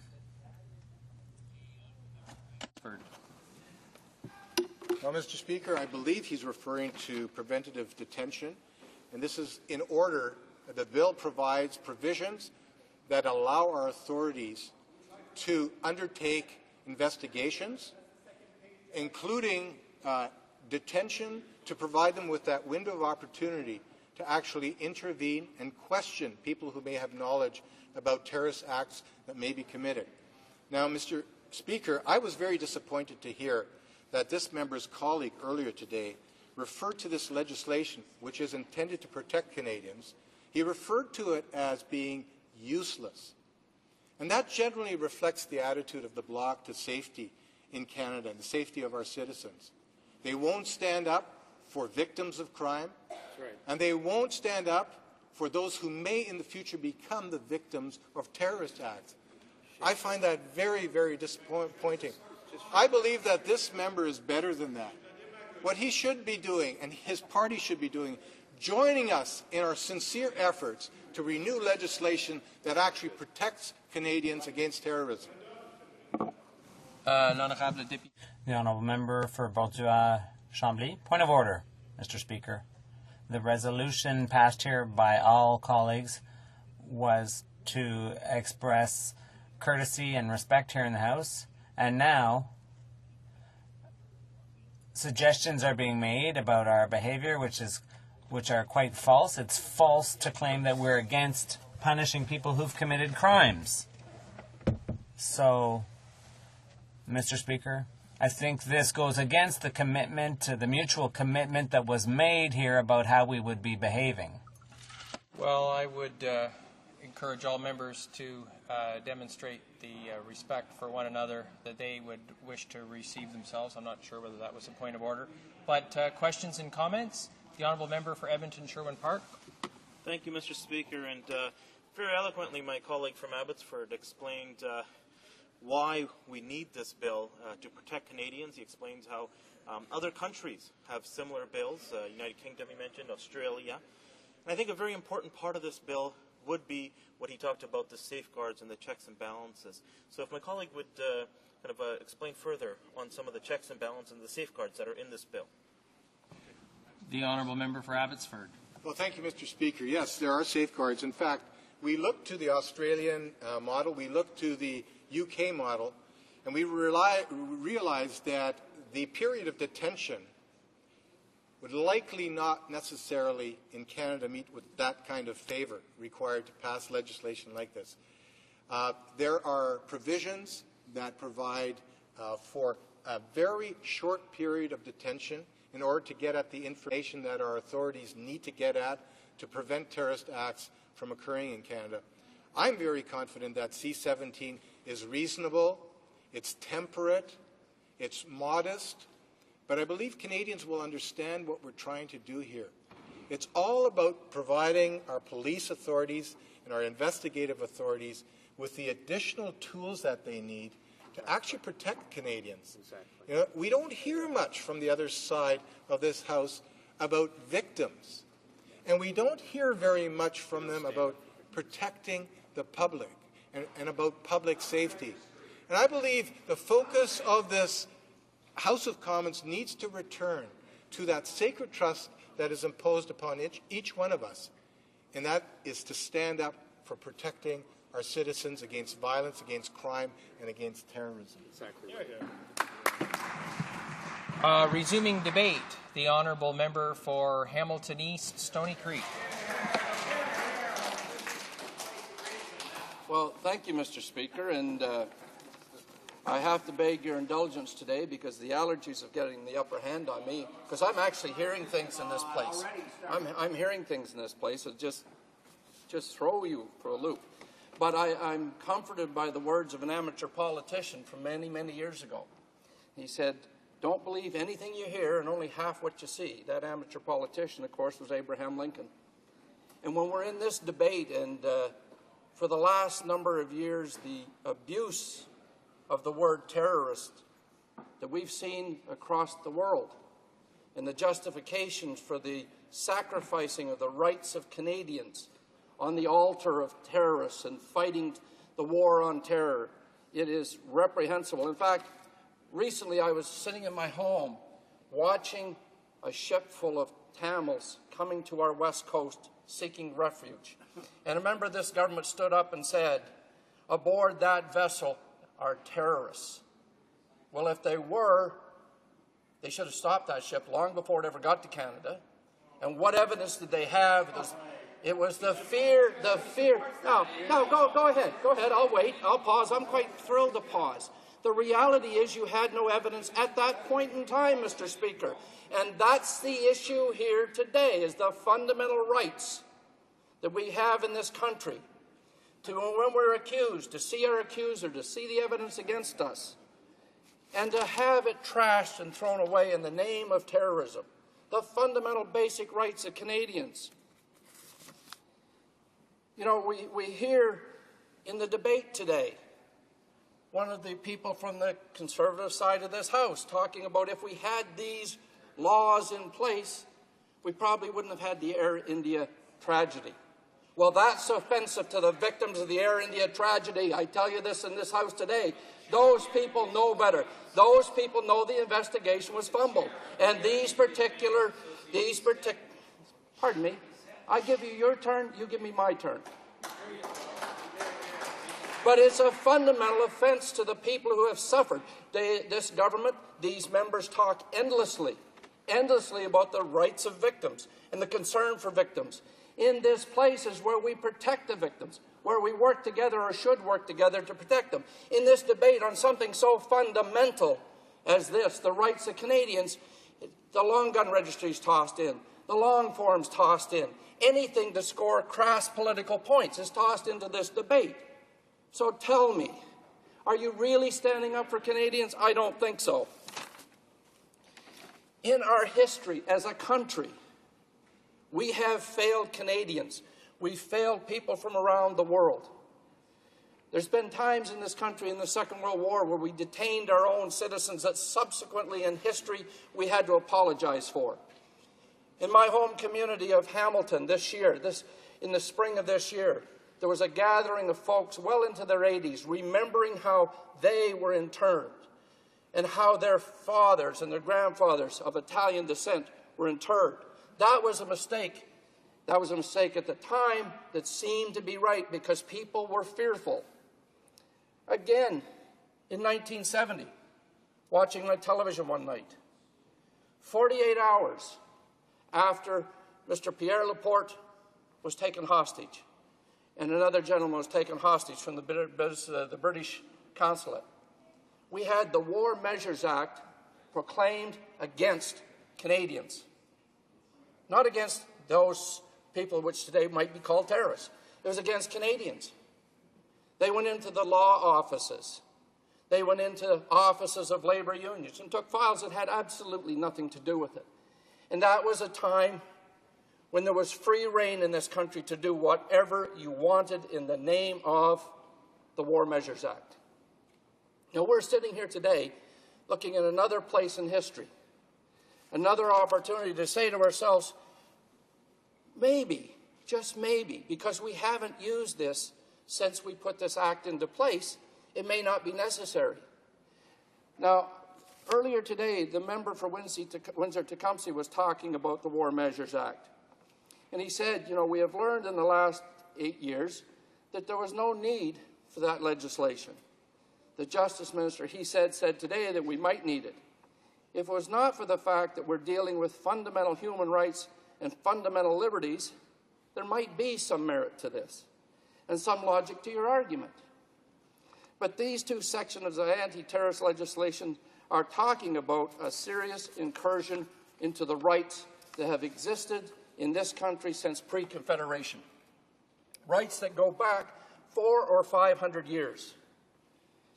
Mr. Speaker, as this debate continues, in this, Canada's home of law and justice, our House of Commons, I want to give a brief history lesson that falls into place and secures itself behind what the member from Windsor-Tecumseh was talking about. I want to take you back, and this is going to sound strange in the beginning, I assure you, in the year 1215. What happened in the year 1215? What was the major event of 1215? Of course, none of us sit around thinking about it, but it was the Magna Carta. It was issued in that year, and then again, issued later in the 13th century in a modified version. And at time, it had removed certain temporary provisions. Are you hearing the word now? Temporary provisions. Well, this bill that we're trying to address, use Bill C-17 to address, had a sunset clause, a temporary, you know, I oftentimes find fault with the official opposition. But one thing they did right is in that moment of fear following 9/11, when we were standing here wondering what should we do as a country, and they knew that they were going to try to put into place legislation that would allow incursion into the rights of Canadians. And when they did that, they said, you know, just maybe this is not something we should have permanently. So they put a sunset clause in. And our Supreme Court of this country ruled on this, as you'll recall, and that's part of the reason we're here today. But I want to take you back to the Magna Carta. The Charter was first passed into law in 1225, and then again with the 1297 version, with the long title, The Great Charter of the Liberties of England and of the Liberties of the Forest, still remains in the statutes of England and Wales. You'll remember that in 1215, King John was the King of England, and it was his barons that forced him to proclaim those certain liberties. Now, it amazes you, but you know, he had to accept his will was not arbitrary. For example, by explicitly accepting that no free man, the language of the day to my sisters here today, could be punished except through the law of the land. That's a right that is here to this day. That's the right that our veterans have fought for in conflict after conflict. It's enshrined in law in almost all of the democracies of the world. No free man could be punished except through the law of the land. So what do we have today? We have, in the name of terror or terrorism or whatever the latest is, that we're going to change the law of the land to take away on a permanent basis the rights of Canadians. In this Parliament, our home for establishing laws for Canada, following 9/11, we strayed from the goals of the Magna Carta. Now maybe, just maybe, we began acting a little too much like King John. And others would seek too much control, others who would seek too much control. And we saw a similar thing occur in the United States. I can still recall, following 9/11, the picture of the Congress and the Senate together, gathered, and they had been under attack. They had several thousand people die, and they were a country that was very, very worried about what was coming next, and rightfully so. Nobody in this place will seek to minimize the fact that there are people in the world who do seek to do things in destructive measures. And the hardest balance that any government has to make, the one that faced this House of Commons about 9 years ago now, was to balance rights against protecting the people. We've had nearly 10 years now where that had not been needed. Even though the Sunset Clause didn't run its course properly, and we could get into the whys of that, but I think I'll pass on that. Excuse me, Mr. Speaker.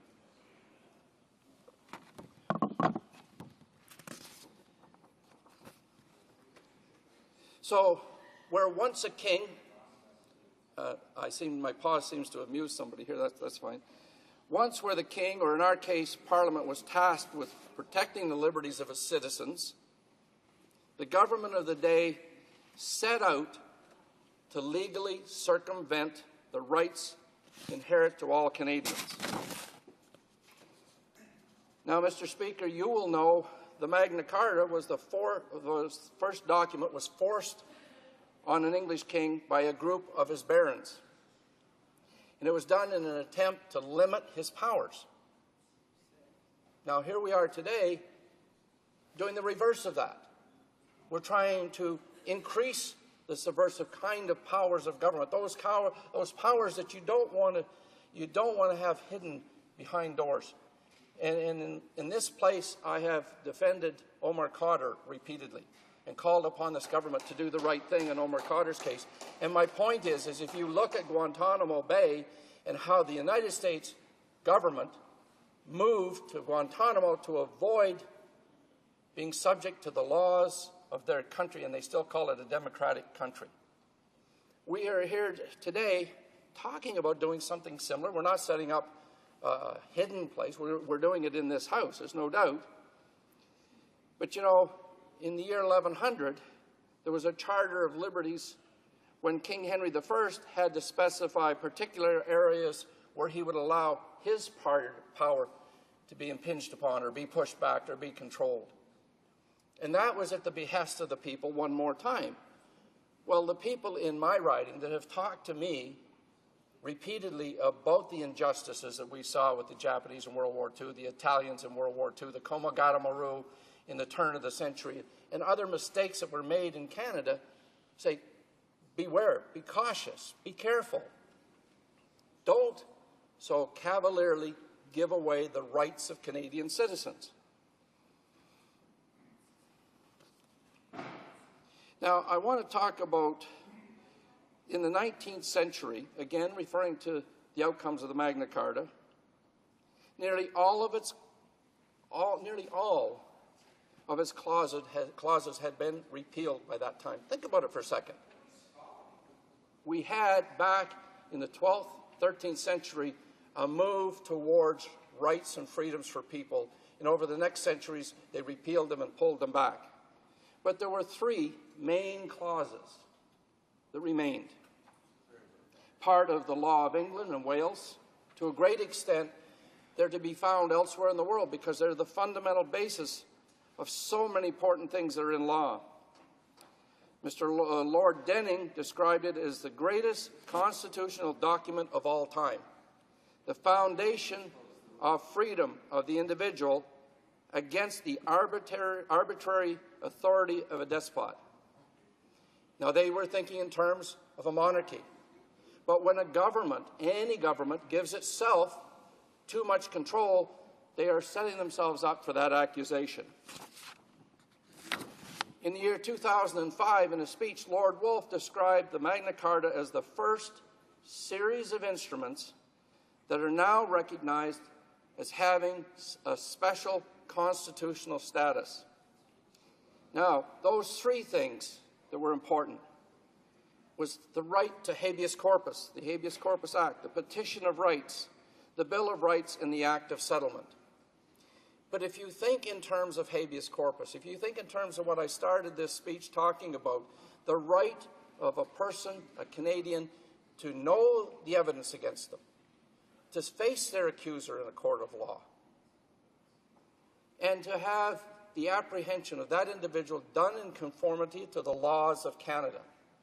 Now, we've had the situation recently of the Toronto 18, and we had the apprehension of those folks, and it went through the process, and we had a turn of guilt in one instance. We've had here right in this community, other arrests have taken place. Now, I want to go back again. The Charter has an important part of the extension of history's process that led to the rule of constitutional law in the English-speaking world. Now, I keep repeatedly talking about the foundation of our rights. In practice, the Magna Carta in the medieval period did not, in general, limit the power of the kings. But by the time of the English Civil War, it had become an important symbol for those who wished to show the king that he was bound, or the queen were bound by law. So what has this ancient document to do with the limiting power of kings, and how does that happen within the structure of Bill C-17? Well, Mr. Speaker, it seems with this government on this issue, as with the previous Liberal government as well, rights of Canadians were denigrated and dismissed in the name of the war on terror. To the credit of that Parliament, which sought to limit the rights of Canadians under the Anti-Terrorism Act, they did add the sunset clause that we referred to earlier, to see an end of these abuses in the year 2007. So now today, this Conservative government argues that they need these same oppressive tools again, the ones that we find today in C-17. I would argue that the provisions of the Canadian Criminal Code are effective enough. Again, I referred to the Toronto 18. We had arrests, we had convictions in those cases. In Canada, we are not required to give testimony that incriminates ourselves. Being a child brought up in the 50s, I always called it the Fifth Amendment because I didn't realize that we were referring to the United States in that. But it's a fundamental aspect of justice. You're not required to incriminate yourself. We have rights under habeas corpus. We have the right to a speedy trial, to see the evidence against us, to meet our accusers face to face. And I would ask the members present, are you prepared to sacrifice the rights given to free people that have been in place since the time of the Magna Carta, that have evolved over the history of this country and other countries where you have English speaking primarily because of the Magna Carta, the so-called British Empire countries? That's our roots. That's who we are. The question again is, will we allow our government to become like the court of a kingdom, representing the interests of a king? Do we know any kings in this place? I ask you. Or will we stand with and for free Canadians everywhere? You know, when you start looking at this bill in a little more detail, I think I'll pause here for a moment, because in the terms of change in this country and the change that happens to Canadian citizens is brought about by its government. Thank you, Mr. Speaker, I see that. The change is brought about by this government, the change in the fundamental direction and attitude of services provided. I know this sounds a little strange. Services provided. Protection for Canadian citizens. The G20, protection of Canadian citizens. If you see, and I'm sure in this place we'll hear much more about it, but when you see on a day like that where you have protesters marching, and in amongst those protesters, there were people misbehaving. There were people breaking the law. But the wholesale arrest, detainment, I know the story of one young lady was picked off the line, put into a police car, driven till she was 4 hours away, for 4 hours, and then released. Are we going to allow people to be picked off the street, detained with no charge, and then, oh, I'm sorry, you're released, you're free to go now, because the event's over? Well, that's what happened in the G20. So you're telling me that I'm supposed to, on behalf of the constituents of Hamilton East Stony Creek, supposed to trust a government that will allow G20 type of activities to take place in a peaceful march where they could have easily apprehended those people who were the problem that day, when they allow it to go to the place it went to, and I'm supposed to trust them with more powers, more authority?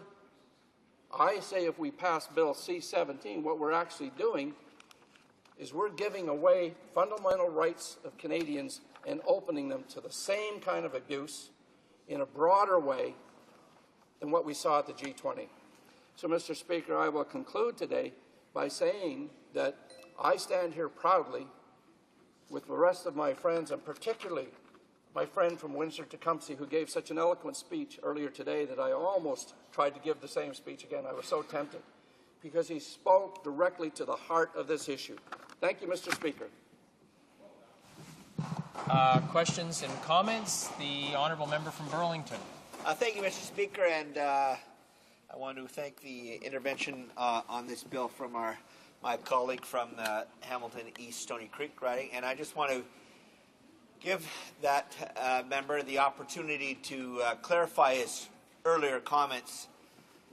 He was responding, I think, to some questioning of his position, and he stated, and I want to be given an opportunity to clear up the record, whether it's his position or his party's position, whether that if we suspected terrorists on ships in international waters, whether Canada has the obligation and the right to go out into those waters and turn those boats around. And it was unclear whether that was his position or that of the NDP, and I'm giving him an opportunity to clarify that. Thank you, Mr. Speaker. The honourable member for Hamilton East Stony Creek. Well, thank you, Mr. Speaker. I was responding to what was put before Canadian people by a minister of this government when that minister said that he knew there were terrorists aboard that ship. He said there was terrorists and other immigrants coming to this country aboard that ship. And my challenge back to him is in a rhetorical sense, because of the fact that if you know this, how did you know this? Where did you get the evidence? Who's supplying the evidence? Well, that would be investigative authorities, Mr. Speaker, investigative authorities who, if they knew this, they would have had to have known it before that ship left the country it left from. And if that's the case, the intervention should have been made there. And that's my point of dealing with it before it comes to Canada. Thank you, Mr. Speaker. Questions and comments? The honourable member from Halifax West. Thank you very much, Mr. Speaker. I listened with interest to the speech of my honourable colleague from Hamilton East Stony Creek, and I enjoyed his comments. I appreciate it. I wonder, though, if he would agree with me in my assessment of part of what's happening here. We've seen that whenever the government doesn't like the way things are going, it brings forward one of its crime bills.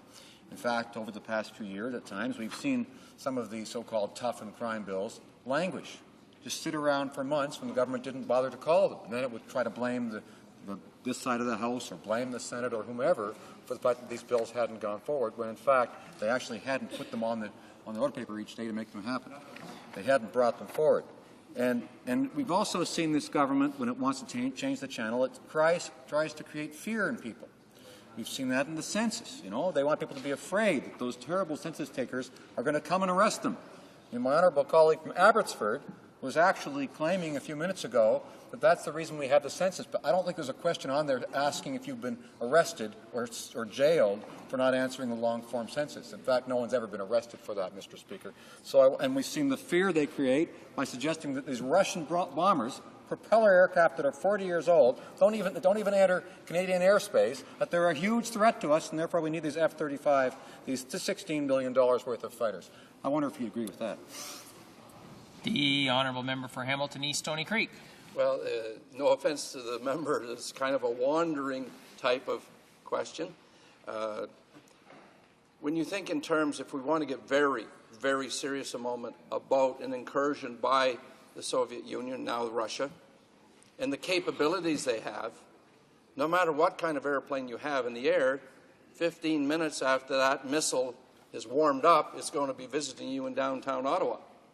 And to be very clear, yes, we do need as a country to have an air defense system that protects our country with the capacity to protect it. Our concern as a party was the method with which these aircraft were ordered on a single source type of venture, where it should have been discussion in this House. It should have gone to the committees in this House and had the input of our generals, who clearly, from the Freedom of Information today, were showing the fact that they were expecting to have the posting for the sale and purchase of these particular aircraft. If we bought fewer of the aircraft, let's say that we get $16 billion. If we bought half, we'd have $8 billion to do something for seniors and other people. So coming to the point of fear, unfortunately, there is a reliance of this government on the fear of Canadians.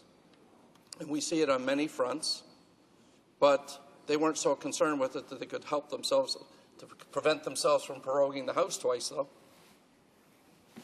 Questions et commentaires? Questions and comments? For Elmo Transcona.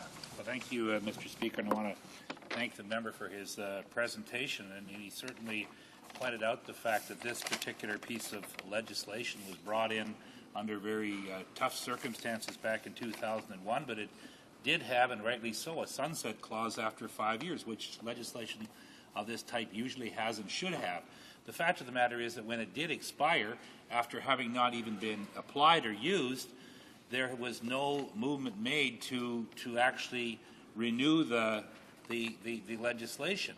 The fact of the matter is that we have provisions under the current laws to deal with these sort of situations. As the member pointed out, we have the situation in Toronto with terrorists being people being caught, people being charged. We have a similar situation in Ottawa. And I'd also like to point out that only a few years ago in Manitoba, when the Queen made a visit to Manitoba, there were 2 or 3 people who made some, threats, and they were, I was told, they were simply picked up and removed for the period of time of the Queen's visit. Now, I don't know where they were taken or what the police did with them, but they just disappeared from the scene for a period of hours. So clearly, under the current laws in this country, there is ample provision for dealing with threats. We've been dealing with this issue for years. So this is a lot of window dressing on the part of a government that's so desperate, that's sinking in the polls, sinking fast, trying to recover, and coming up with these boutique crime bills that they hope to be able to translate into some gains in the polls. And they should know by now that it didn't work in the past, and it doesn't seem to be working right now, and it probably won't be working in the future. They should look back to the minority parliament of Lester Pearson, where in roughly the same period of time, in 6 years, Lester Pearson government worked with the opposition and brought in a new flag, joined up the armed forces, brought in Medicare, did a lot of very progressive things, and the sooner this government figures out that it should start working with the opposition, we then could have some new initiatives for this country, but nothing is happening because of their belligerent attitude towards the opposition and to Parliament. The honourable member for Hamilton East Stony Creek.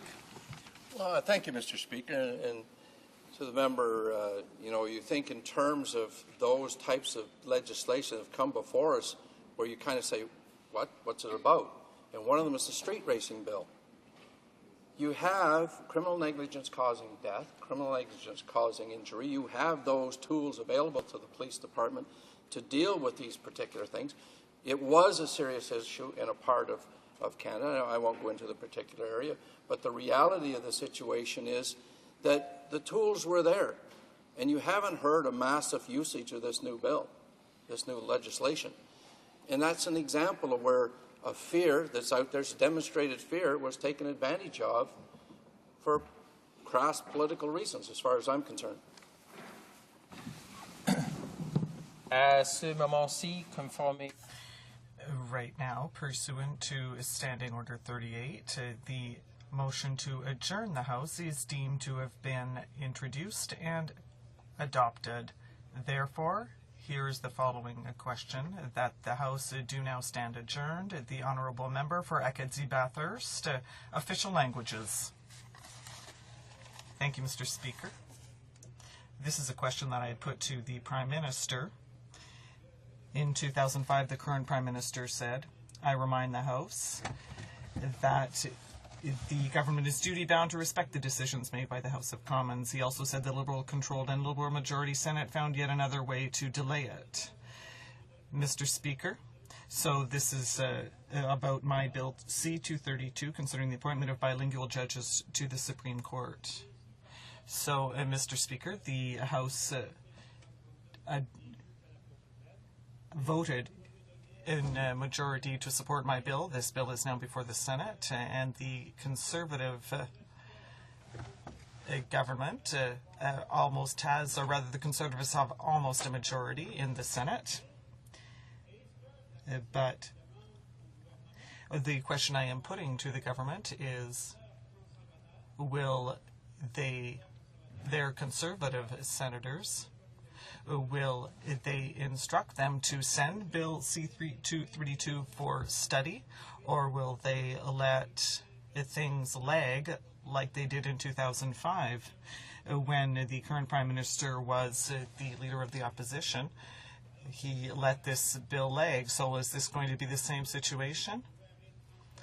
The government says that it wants to be transparent, that it wants to change things, and it did not agree when to have the Senate to vote on House of Commons bills. Now it is elected officials who have decided on Bill C-232. So will the Prime Minister tell his senators, because apparently he supports them wholeheartedly, so is he going to say, listen, the House of Commons, the elected officials in the House of Commons have made a decision, so I would like Bill C-232 to be sent for study, and will he tell them to do so?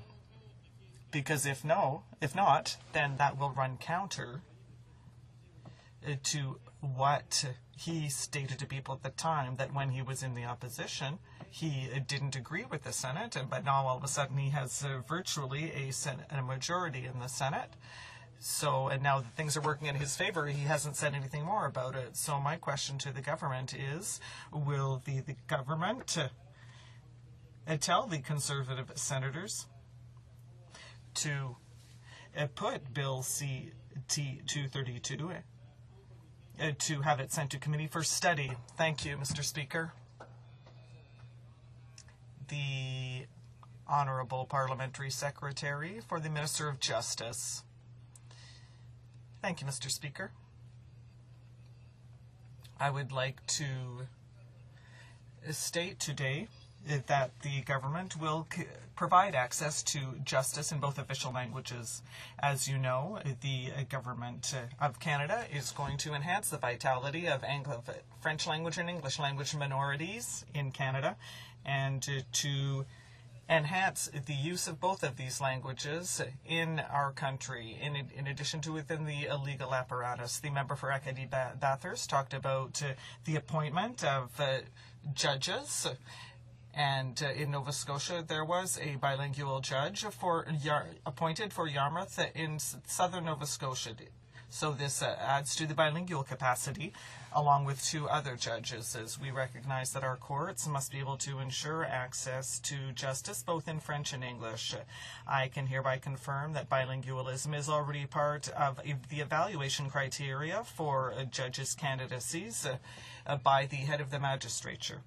Bilingualism is considered on the same level as 14 other criteria, such as intellectual aptitudes and a sense of analysis. I'm convinced that the current appointment process was designed to ensure that the Minister of Justice can provide access to justice in both official languages, given that judges will have a linguistic ability that is sufficient to provide access to justice in official language minority communities. According to the current process, before recommending appointments, the minister discusses with the Chief Justice in order to determine the needs of that person, including language competence.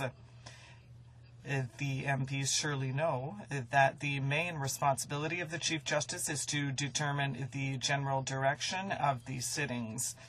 The Chief Justice does everything to ensure that criminal cases are heard in all fairness. Therefore, the Chief Justice knows well the needs of the communities concerned and is well placed to serve them where possible. Therefore, the Minister consults with the Chief Justice or the potential candidate in order to determine the needs of the court, including the linguistic skills required. The Minister also hears advice from groups and individuals as to the factors to be considered when filling these positions. It is important to understand that the federal appointment process of justices is based on detailed applications presented by the candidates in questions, and is based first and foremost on self-promotion in order to enrich its candidacies. The government, therefore, has asked French language legal associations to put forward recommendations to ensure qualified candidates submit their candidacies. Although bilingualism remains an important criteria in the appointment process, it is not and must not be the only decisive criterion in the appointment of our judges. The merit and legal excellence remain very important criteria, and there are criteria such as the specific needs of the court. Thank you, Mr. Speaker. The Honourable Member for Acadie-Bathurst. Mr. Speaker, I think that the Parliamentary Secretary is all mixed up. He's talking about the Federal Court of Nova Scotia, and I'm talking about the Supreme Court of Canada. The Federal Court, now that part is already enshrined in the statutes, Mr. Speaker. Now, we know that bilingual judges need to be appointed in all provinces, and the Federal Court has to have 3 justices, rather. So citizens can have their cases heard and understood in their own language. But in the Supreme Court, it's the opposite. There are 9 judges, and today 9 judges can sit concerning a case. And if there's a constitutional case before the Supreme Court, then the case is not necessarily heard and understood by all 9 judges, because some of them may not be bilingual. The Official Languages Commissioner said himself, you can't properly hear a cause if you don't know the language. So they're not properly translated sometimes. So we need the committee to study this bill. The Honourable Parliamentary Secretary. Thank you, Mr. Speaker. I would like to take this opportunity to speak in response to certain comments made this evening by opposition members. The Government of Canada recognizes the importance of encouraging the development of official language community minorities. That is why it created the Roadmap for Linguistic Duality for 2008 to 2013. That is a cross-government approach that has a budget of $1 billion that includes two components: participation in linguistic duality and official language minority communities in priority sectors such as health, justice, immigration, economic development, arts, and culture. Our government has already stated the main criteria that guide the selection of judges in the highest court in the country are based on merit, legal excellence, and legal expertise.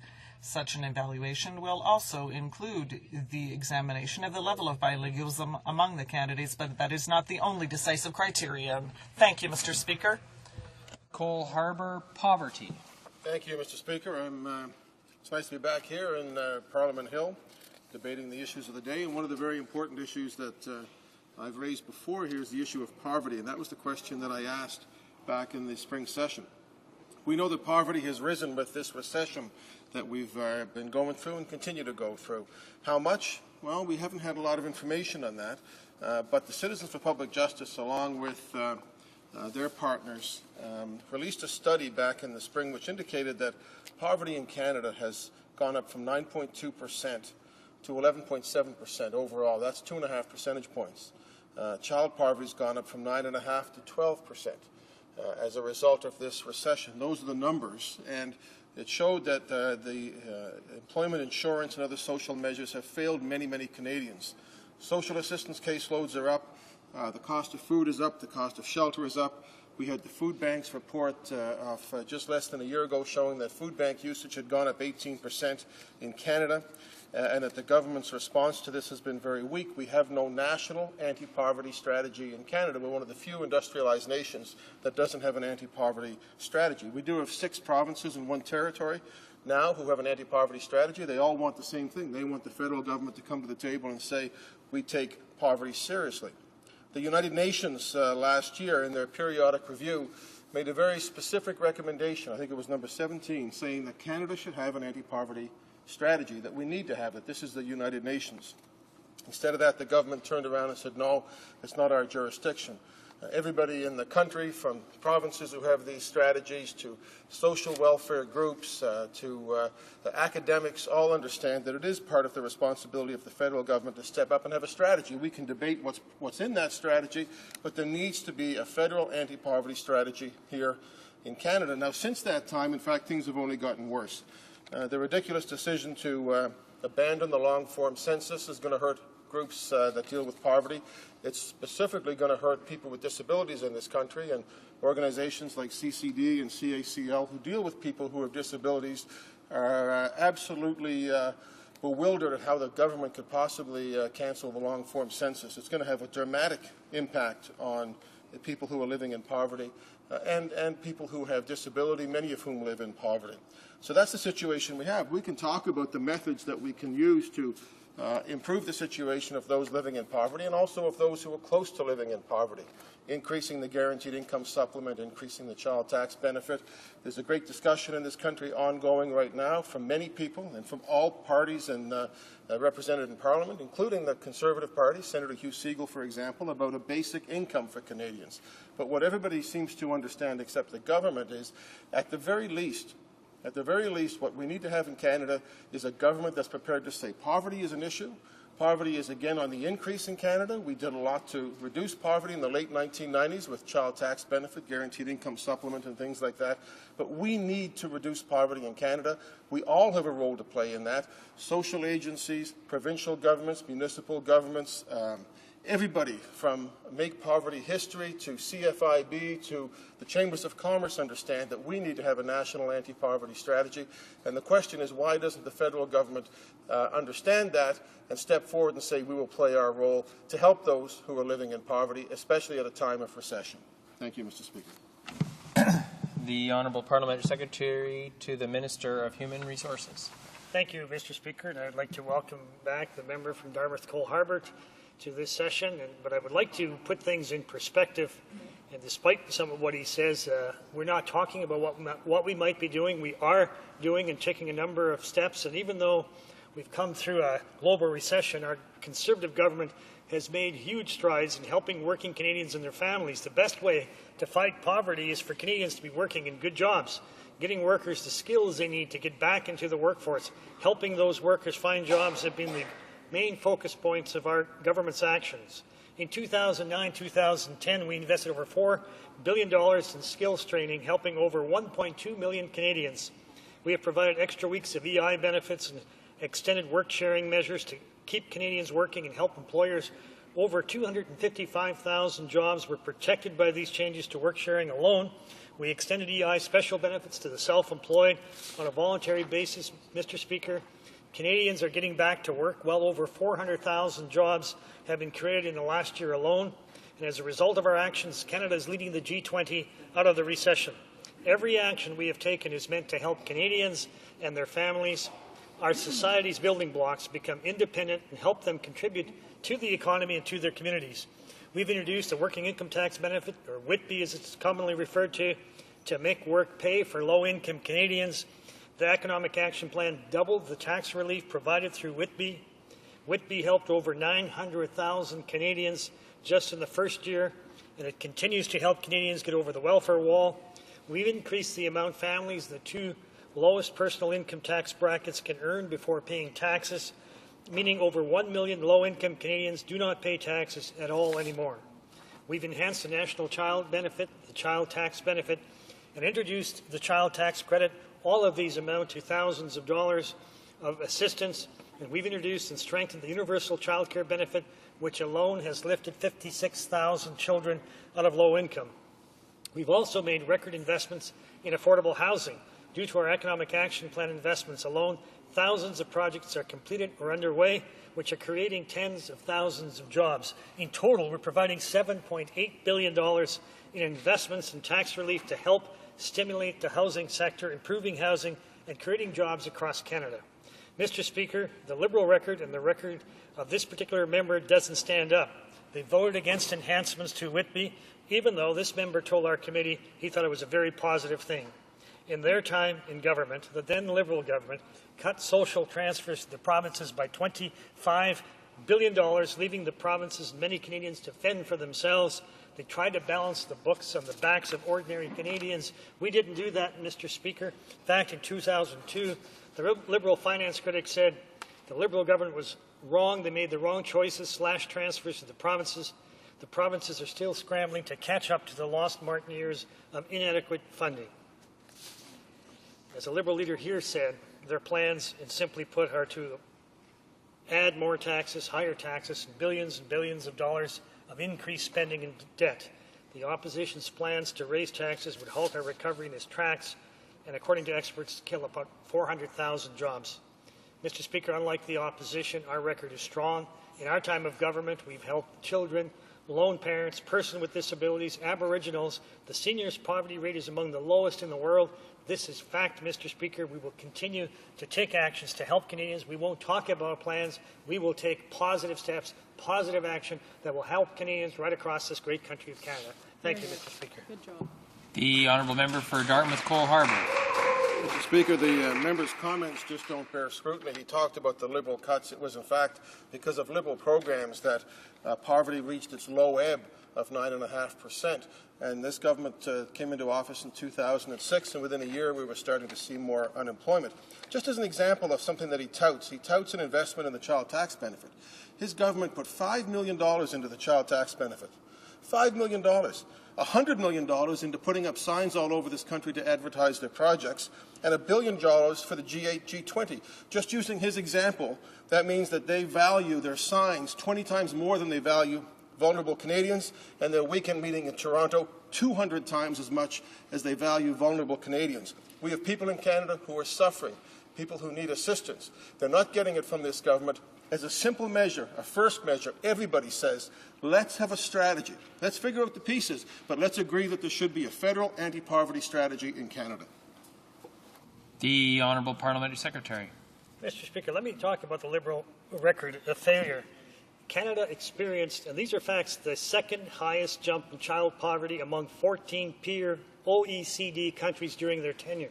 In 1998, the UN stated that the Liberal government had exacerbated homelessness among vulnerable groups during a time of strong economic growth and increasing affluence.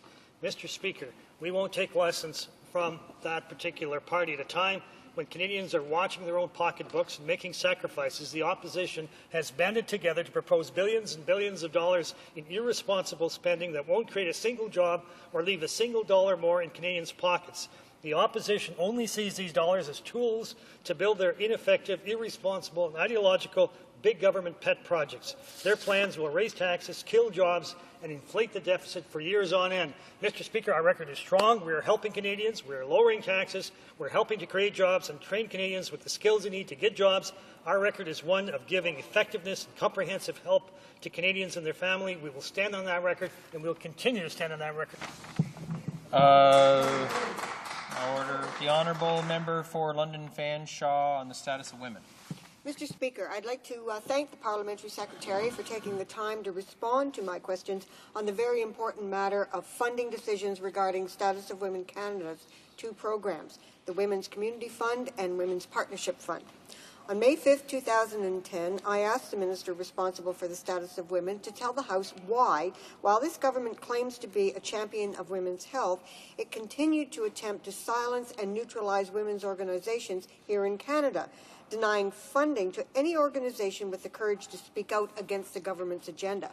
Mr. Speaker, this fiscal year we have seen more than 20 prominent women's organizations have their funding requests denied, many for the first time in their histories. On May 26, the Standing Committee of the Status of Women began its study on the funding decisions of Status of Women Canada. At this meeting, we heard from 4 organizations whose projects met the program criteria, yet they were still denied funding by Status of Women Canada. The groups who appeared at the meeting were CREA, the Canadian Research Institute for the Advancement of Women, the Council d'Intervention pour l'Accès des Femmes au Travail, the New Brunswick Coalition for Pay Equity, and Women's Space Resource Centre. These are all credible organizations, and I don't think that anyone would question the work that they do for women in this country. Some of these groups spoke of the impact of Status of Women Canada on their creation and their development as women's organizations. For example, in a special publication on the 20th anniversary of CREA, the president at that time noted that had it not been for the financial support of Status of Women Canada over the years, CREA undoubtedly would not exist. Status of Women Canada had been providing these organizations with some funding for an extensive period of time. It had provided CREA with funding since its creation in 1977. Over the years, these organizations have proven to be extremely valuable and have demonstrated their expertise in the field. Their programs are highly reputable and have proven results. The research they provided was potentially invaluable in terms of government policy decisions. These organizations are truly bettering the lives of women. Yet this year, the government decided to deny funding. For most, this was a death blow. Because of these government decisions, most of these organizations either have or will shut their doors and cease serving the women who have come to rely on their services.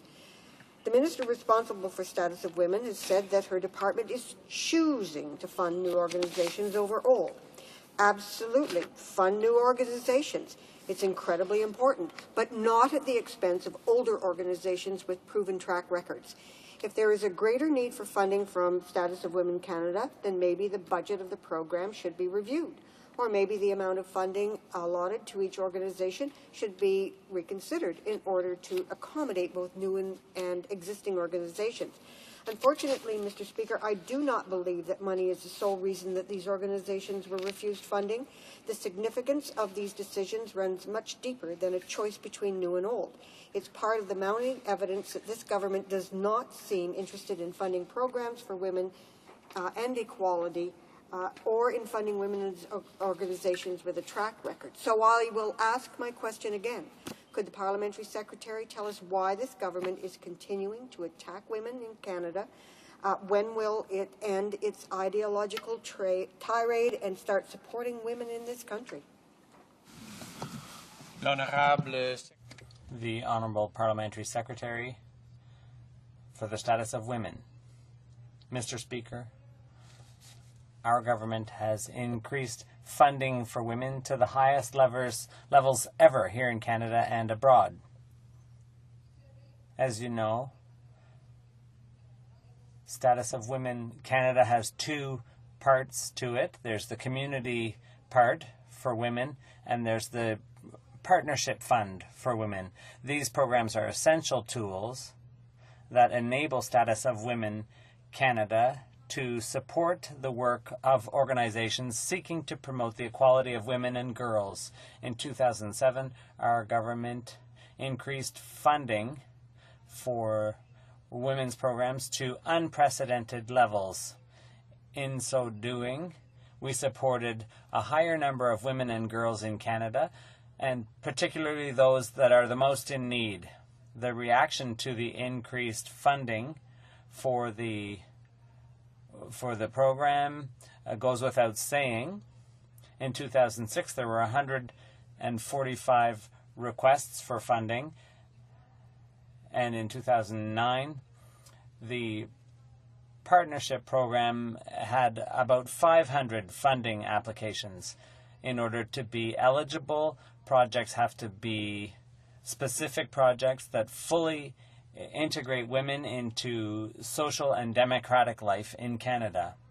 The criteria is in keeping with the three priorities set out by Status of Women Canada, and that is promoting the economic security of women and girls, eliminating violence against women, including Aboriginal women and girls, and encouraging women to participate in the democratic life of Canada and to hold positions of responsibility. The number of groups obtaining funding is constantly increasing.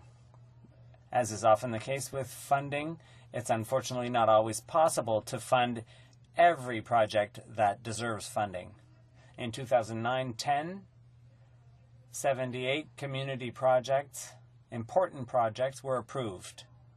From that number, 34 came from groups that received funding for the very first time. The list of funded projects is available in a press release of May 6th on the website of Status of Women Canada. The organizations and 78 projects funded will have a direct effect on many women in Canada. There will be positive results for women of diverse backgrounds. Here, I only have time to give a few examples. The Newfoundland Aboriginal Women's Network, they set up a project called Making Aboriginal Women Autonomous to promote the collective well-being of the community. Community workshops will be held to prevent violence against women and to empower participants. About 500 Aboriginal women will be involved. Mr. Speaker, Status of Women Canada and our government take to heart the women of Canada, Quebec, Aboriginal women, all women here in Canada. Fanshawe. Well, thank you, Mr. Speaker. I wish I could believe those words, but I don't think this is about choosing at all. It's an example of this government's agenda to silence women in this country, and we've been witnessing this silencing since 2006. Cuts to Status of Women Canada's budget, the changes to Status of Women Canada's program funding mandate, the closure of 12 regional Status of Women Canada offices, the abandonment of the Court Challenges program, and most recently, the termination of the mandatory long form of the census. Through the government's policies and actions, we're witnessing the systematic attempt to kill women's movement and feminism in this country. It's an attempt to stifle some very important voices, especially those who speak for the poor and marginalized women in this country. This is the effect of what is happening. The government may insist that that's not the intention, but it is certainly the effect? The Honourable Parliamentary Secretary. Mr. Speaker, I've never felt silenced. I'm a woman, and I've always been proud to stand up in this House and defend women. The Minister this summer announced a significant change to the funding of the Women's Community Partnership Fund. Status of Women Canada will now accept year-round applications under the Community Fund, and that's a change, Mr. Speaker. Our government has always cared about women. All the programs we've set up, the NDP member has always voted against all those programs that are designed to help women and their communities. The motion to adjourn the House is now deemed adopted. The House accordingly stands adjourned until tomorrow at 10 o'clock, pursuant to Standing Order 24-1.